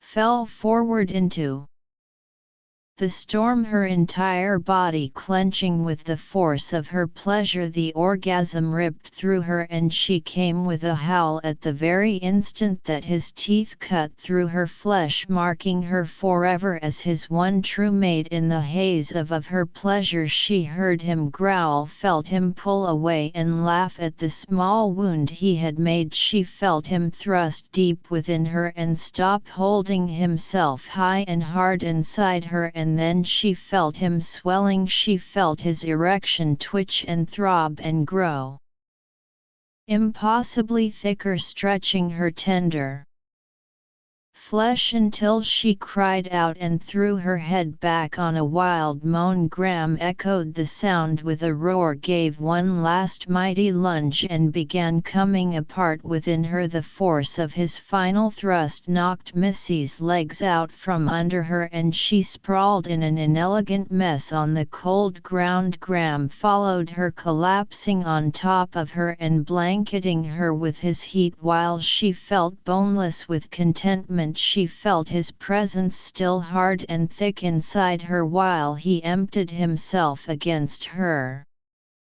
womb. She lay still, struggling to catch her breath, content to have him in her forever, loving the feel of him finishing inside her. But he wasn't finished. He tensed appreciably within her, then relaxed, the tension fading from his muscles even while his arousal stayed rock hard inside her. Missy frowned and turned her head until she could rub her cheek against his plush fur. "Are you okay?" she murmured sleepily. "Aren't you?" "I'm not finished," he growled back, though the sound lacked any sort of ferocity and sounded more like the natural gravel of his wolf form's voice. "Not nearly finished." Then she felt him twitch inside her and another warm rush fill her, and her eyes opened so wide she thought they would pop out of their sockets. Her twitched at the fresh stimulus and she gasped, "What are you?" His tongue slipped out to caress her cheek, followed by a gentle nibble to her earlobe. "Lupins have a few other things in common with wolves," he rumbled as his erection stopped throbbing to rest inside her again. "In our we forms the MS orgasm like wolves, staying inside the female and climaxing in lots of short bird burrs over an extended period of time." Missy's thighs clenched involuntarily, sending another shiver coursing through her. She noticed that he felt just as hard as he had before he began to climax. "How extended a period?" she managed to gasp while she struggled to bring her rioting nerves under some semblance of control. "It wasn't working well." "It varies," he drawled, "and if he'd been in inhuman form, Missy was willing to bet she'd see one of those wicked grins curving his mouth, but it's usually around 20 minutes or so." 20 minutes, her voice squeaked out like a rusty hinge and her body clenched while he made a sound in her ear that sounded suspiciously like a chuckle. "About that, sometimes a little more." He brushed the hair away from the side of her neck and gave a nibble. "I hope you're comfortable. This could take a while." Chapter 17. They didn't make it back to his house until shortly after dawn. It would have been even longer if Logan hadn't been an extremely efficient beta and left a duffel bag with a change of clothes for each of them, along with Graham's cell phone at the base of a tree a few yards from where they'd spent the night. If Missy tried really hard, she could almost keep herself from thinking about the sounds the Lupin must have heard coming from their part of the forest. The man just knew way too much about her sex life, some things it didn't pay to dwell on, so she let Graham bundle her into some clothes and call a cab, and she didn't even protest when he carried her swiftly out of the ramble and to the nearest park entrance. The cab was already waiting for them. Graham loaded her inside, slid in after her and gave the cabbie his address. Then he cuddled her in his lap all the way home, where he swept her right up the stairs and into bed. When she tried to protest and mumble something about talking, he shushed her and told her there would be time for that when she woke up just after one, sore hungry and determined to have that talk. Pushing up into a sitting position, she tucked the bed's only covering, a mismatched sheet obviously added just for her benefit, under her arms and looked around. Graham was Nowhere to be found. She was debating whether or not to waste her energy by working herself into a good mad when the door opened and he stepped inside carrying a breakfast tray, looking quite human and decidedly gorgeous, his eyes fixed on her, and she blushed. "Good morning, sleepyhead," he smiled, kicking the door shut behind him and carrying the tray to the bed. "How are you feeling?" He set the tray over her lap and took a seat next to her, taking care not to upset her breakfast when the mattress shifted under his weight. "Fine," she shrugged, picking up a piece of buttered toast and trying not to blush harder. "Good." He reached out to tuck a strand of hair behind her ear. "You did a fantastic job last night, but I wanted to make sure nothing that happened gave you any bad moments." Ignoring the twinge of sympathy for a man who walks so blindly into a trap of his own making, Missy sat down her toast and raised an eyebrow. "Bad moments?" She pretended to think about it. "You mean like when your cousin sent his goons chasing after me and they hurt one of my new friends trying to get to me? Or were you talking about when Curtis grabbed me and threatened to kill me for daring to be chosen as your mate?" "Because no, neither of those caused me any real problems." He started to relax, but he must have taken a closer look at her face because the tension flooded back into his body. "Smart man," she thought occasionally. "Of course, I suppose you could have been referring to the part where I had to stand by and watch someone try to kill you because of me, or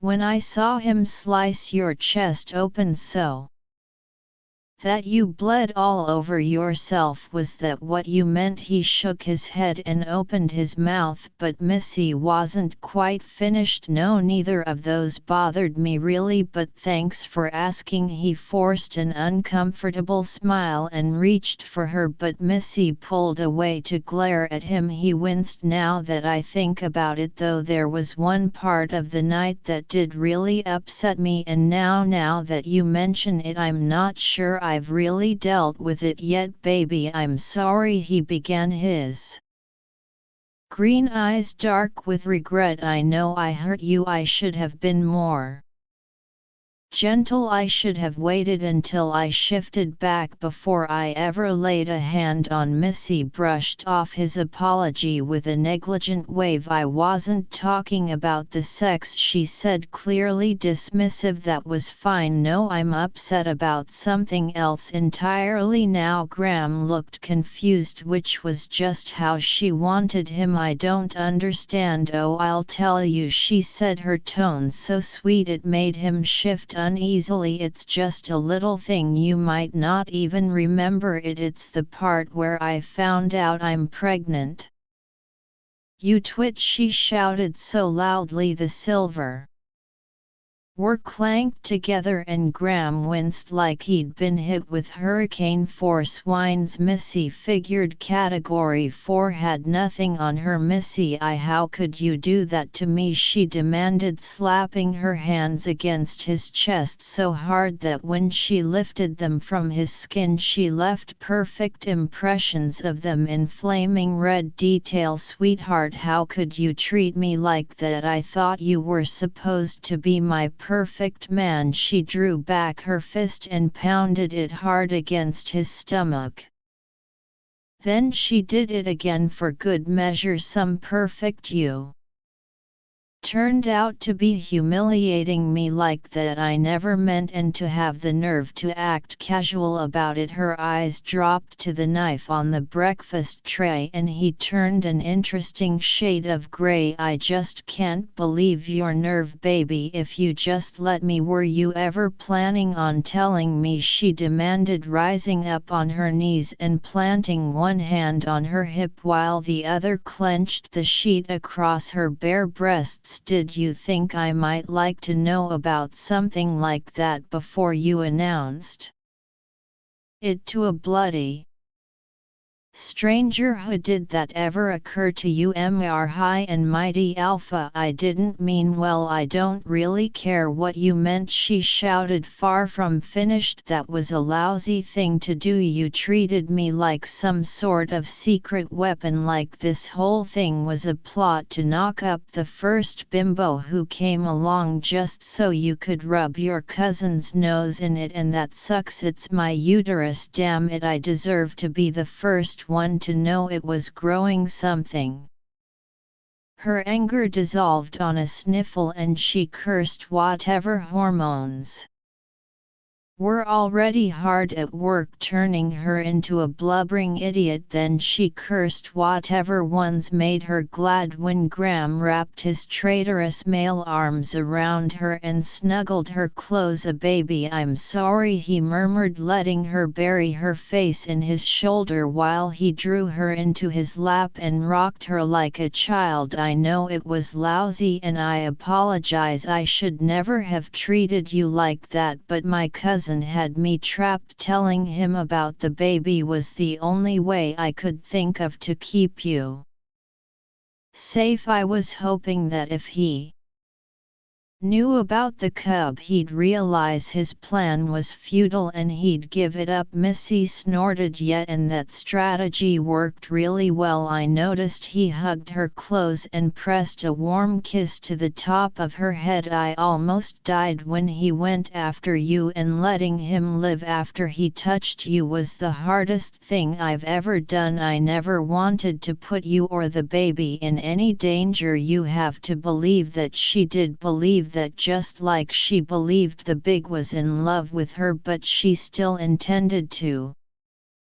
make him say it. I do, she whispered, nuzzling his throat and letting her arms snake around his chest. I believe it, but I'm still hurt that you told him before I knew, and I don't understand how you did know your scent, he explained, kneading her back with soft affectionate circles. Like I told you, I recognized you as my mate the minute I smelled you. When you got pregnant, your hormones started to change, and that changed your scent. Pregnant women all have a similar sort of scent. It's hard to describe, but it's a little bit like pumpkin. She pulled back to frown at him.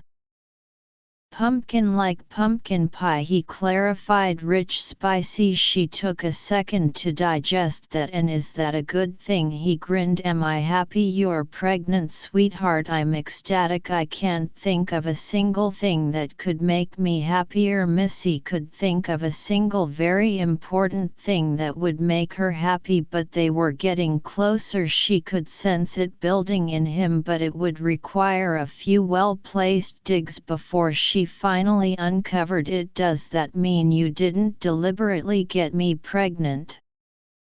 That you want me and the baby for ourselves, instead of to satisfy some weird Lupin laws? Graham drew a deep breath and opened his mouth to answer, then he snapped it shut and frowned. Missy felt her stomach knot. Are you saying you did just want the baby because of your damned breeders' rights thing? God, no, he assured her, his arms tightening around her to keep her from escaping. That's not the part I hesitated over. I don't give a about breeders' rights. The elders can decide whatever they want, but anyone who wants to take over the alpha position of my clan will have to kill me first. I'm not giving in just because of an archaic tradition. Missy felt her eyes widen and her jaw drop open. Then are you saying you deliberately got me pregnant? You make it sound like I had it planned, he protested, looking grumpy and uncomfortable and very sweet. It wasn't like that at all. It's not something I had in mind, but when you came into heat when I ovulated, he corrected quickly. When you ovulated, I knew what would happen if I came inside you, and I did it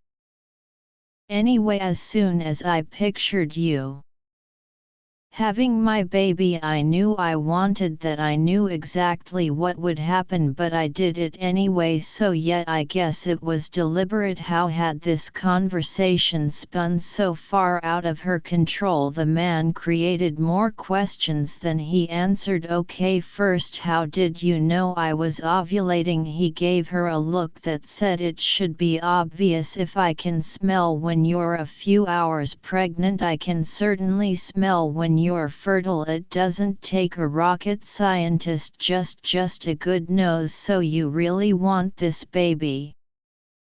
He hugged her. I'm over the moon, honey, like I told you, you couldn't make me any happier. Unable to pull free to hunt up a blunt object to knock some sense into him, Missy had to resort to point-blank bluntness. Is it only the baby that makes you happy? Do I have anything to do with it? He jerked back to stare at her with an expression of abject confusion. What baby? Of course I love you just like I love the baby. How can you not know that? Because you've never told me so, you hairy twit. Frustration made her yell and curved her mouth into a pout.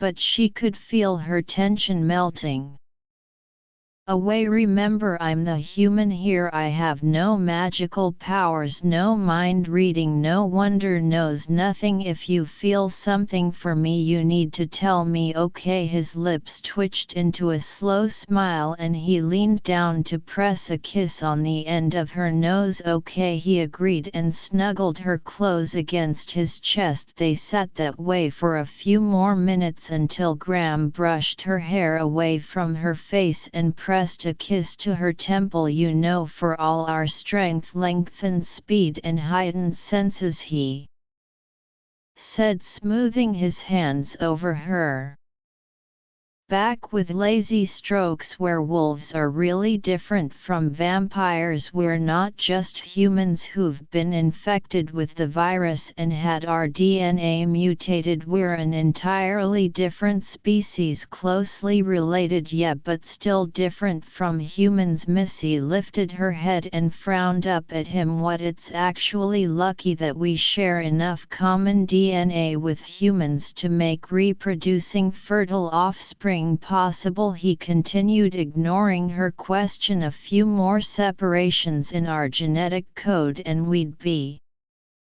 like oil and water. We're really lucky. She pushed away from his chest to stare at him in confusion. What are you yammering on about again? He ignored her. Because some people just sort of assume that because we're both different, werewolves and vampires must have a lot in common, but it's just not true. Other than being faster and stronger in those kinds of surface things, vampires and lupins are as different as night and day. And your point is, by now Missy's spine had straightened like a poker and her arms rested in a fold against her chest. I just made it. My point is that lupins and vampires are really very different from each other. Well, I knew that, she said, exasperated. What I want to know is why you're bringing this up now. He gave her an entirely suspiciously innocent look. Well, I just thought that since you're such good friends with Regina and you know Dimitri and all, that you might be a little confused. She rolled her eyes. Yeah, well, I think that even with my human senses I can tell the difference between fangy and furry. Einstein.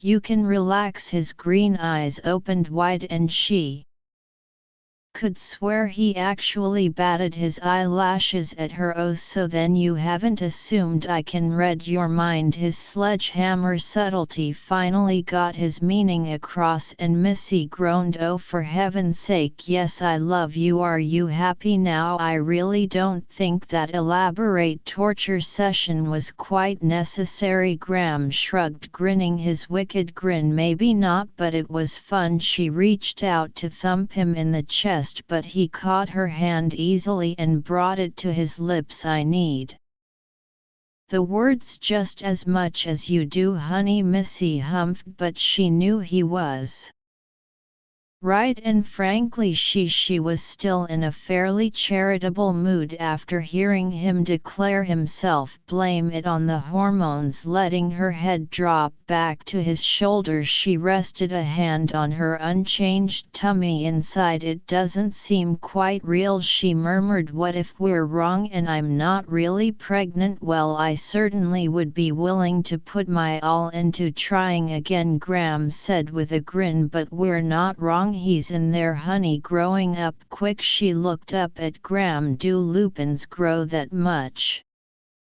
faster than humans? Not once they're born, but a standard lupin pregnancy is only about 5 months. Mrs. Eyebrows shot up and her lips parted in surprise. 5 months? I'll only be pregnant for 5 months, more like 6 in your case, he said. I called an obstetrician, a lupin, to ask her if she knew anything about mixed pregnancy, and she said when a human woman has a lupin baby, her pregnancy is usually about 6 months long, longer than lupin, shorter than human usually. I thought this didn't happen a lot, lupin and humans together. Graham shook his head and shifted his grip, one arm still supporting her back with his hand resting on her bare hip. The other reached out to tug away her sheet and bear her to his appreciative gaze. Not often, but it's not entirely unheard of either. Dr. Howell knows enough about it to take good care of you. In fact, she told me to bring you to her office this week for an exam just to make sure everything's normal with you and the pup. Missy gave up the sheet after a brief struggle. Graham was simply too strong and she was simply too easy. He traced little circles around her nipples. To watch them pucker, she shivered. Then she registered what he said and she tensed. The pup, she swallowed hard. Graham, Annie and Samantha told me I wasn't going to have a puppy. Please don't tell me our baby will be born with a tail. He laughed out loud and hugged her. Sorry, didn't mean to scare you. Pup is just an expression we tend to call our children pups or cubs, but they're normal babies unless you were lupin, which not, and you happened to be in wolf form when you went into labor, which you won't be. You don't have to worry about welling. Anything but a normal baby. She gave a sigh of relief. Maybe I should make an appointment to see that doctor. I think I'll have a lot of questions to ask her. Weck call tomorrow. I'd like to go with you if you don't mind. Of course not, she assured him, shifting in his arms and pressing the breasts he'd been teasing against his broad chest. I'd like to have my mate with me. After all, this is your baby too. He smiled and leaned down to kiss her. It started out as a sweet, affectionate gesture, but Missy took care of that by reaching down between them and unfastening his jeans. When she slipped her hands inside to curl around his already erect, he groaned into her mouth, smiling against his lips. She freed one hand to yank his t-shirt up over his taut stomach. He took the hint, jerking his t-shirt over his head and tossing it to the floor before returning to devour her mouth in a deep, hungry kiss. She matched him for a moment before pulling away and pressing a hand to his chest to urge him back onto the mattress. He got rid of the tray first, then stretched out on the cool silk sheet and opened his arms as if to offer himself to her. Missy was not about to refuse, smiling a smile that even felt wicked on her lips. She reached for the waistband of his jeans and tugged them off, dropping them on the floor or maybe on top of the breakfast tray. She knelt against his thighs and leaned back to get a good look. Lordy, but the man got her hot every time she looked at him, and when he was naked looking at him got her wet too, as if her body were drooling for him. Heaven knew her mouth was. She watched him run his gaze over her and blushed but didn't make a move to cover herself. An entire weekend with him convinced her that Graham really did love the way she looked, which made the feeling mutual. She certainly had a hard time resisting the lure of his beautifully muscled chest. "You're gorgeous," he growled, reaching up to cup her breasts in his large hands, cuddling their petite curves and rubbing the nipples with callous thumbs. "I love you, baby." The words felt even better than his hands and made Missy shiver. Smiling, she leaned down and set her mouth against the hot, steady pulse at the base of his throat. Her tongue dipped out to taste the salty, musky flavor of his skin lapping at the small hollow. Before beginning a slow, teasing descent, she worked her way down his body with an excruciating lack of haste, pausing for long moments at each of his nipples, tracing the contours of his muscles, the crisp hair and smooth silk of his skin. She spent a few tense minutes investigating his belly button just so she could savor the rough purring sound of his moans. But when he rolled his hips against her, she took pity on him and resumed her self. His body rose to greet her, his erection already thick and hard and begging for attention. How could a girl resist? Missy didn't even put up a fight. She leaned down, rubbing her cheek against the surprisingly smooth flesh like a kitten begging to be stroked. She felt his hands bury themselves in her hair and his fingers massage her scalp as she parted her lips and drew him in. He slid easily past her lips, a warm, welcome presence that filled her mouth and made her hum with pleasure. She swirled her tongue around the head and heard him moan. The sound did as much for her as a well-placed caress, sending warmth shooting through her body to pool as moisture between her legs. Loving him was almost as good as being loved by him, and it gave her a sense of power and control that she relished, especially after last night. His hands continued to cup the back of her head, cradling it gently as she settled into a lazy rhythm of licks, nibbles and gentle pulls that made him harden even further. In her warm mouth, her fingers rubbed the tender skin at the crease of his hips while she sucked him, one straying farther and farther toward the inside of his thigh with every caress. When it finally reached its destination, it feathered lightly across the drawn skin before curving to cup the weight in her palm softly. She needed the sensitive globes timing her squeeze and release to coincide with her suckling. In minutes his hips began to rock gently, sending his gliding between her lips in a restless motion. Missy drew back, placing a soft kiss on his thigh before she crawled up to kneel, straddling his hips with her palms braced flat against his chest. She felt his thick length pressing against her inner thigh and smiled. "I love you too," she murmured, then slowly began to join their bodies together. Graham growled, the sound familiar and exciting, softer than the growls of last night but sounding no less aroused for coming from a human throat. It still made Missy shiver, which made her muscles clench tight around his shaft, which made him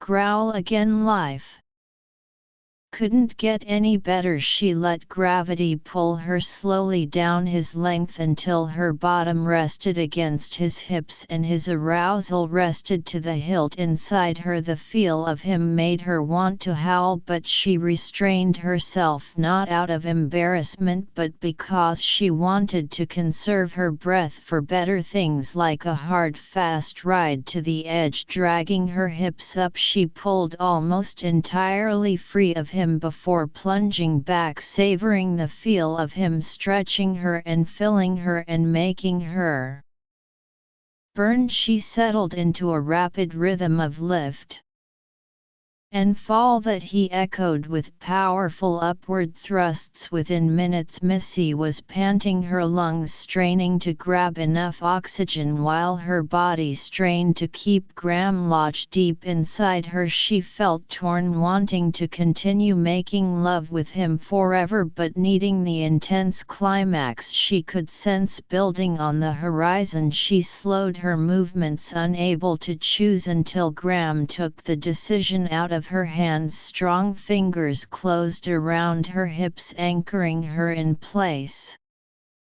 while he flipped their bodies, settling her on her back and himself firmly between her thighs. "Wrap your legs around me," he growled, and she complied, lifting them high to curl around his waist and locking her ankles together in the small of his back. The move seemed to drive him deeper and she cried out, "Now more!" He gave her more, bracing his hands against the mattress. He bowed his back to press deeper inside her, pausing as if he were savoring the fullness of their connection. Then he drew back and began a hard driving rhythm that had her clutching at his shoulders and digging her heels into his spine to try to pull him deeper. He filled her until she wasn't sure she could take any more, but she wanted more and demanded it. His thrusts became shorter, harder, digging inside her with frantic force. She welcomed every second of it, letting him drive her higher and higher up the peak until he sent her hurtling over the edge in a climax that curled her toes and clamped her internal muscles around him with enough force to drag him along with her. He emptied himself with a roar before collapsing in a hot, boneless heap on top of her. He must have dredged up a last little bit of energy from somewhere, because he had enough to nuzzle her neck and plant a soft kiss on the damp skin there. Missy couldn't offer much more than a breathless sigh in return, but she felt his lips curve in what she was sure would be a self-satisfied grin if she had enough energy to turn her head and look, which she didn't. "I've changed my mind about using earth-shattering romance to convince you to move in with me," he murmured after a brief pause, presumably to work up the energy for speech. Missy hadn't built up enough reserve yet for anything so complex. "I'm not going to do it. I've got another plan." Her eyelids felt weighted down with lead as she drifted in a state of utterly sated contentment, but she managed to work up a burst of energy to communicate. "It still involves plenty of romance," he assured her, and she smiled through her haze, "but this time I'm going to use it to convince you to marry me. What do you think?" The smile that lit Missy's face didn't require energy. It was the kind. Thank you for joining Imagine Love Audiobook. Us for the Bad Alpha. Imagine Love. We hope you enjoyed this captivating story of power, passion, and redemption. If you want more heart-racing tales of love, danger, and the supernatural, be sure to explore our other audiobooks. Don't forget to subscribe for more exciting adventures, and leave us a comment with your thoughts on today's story. Until next time, happy listening.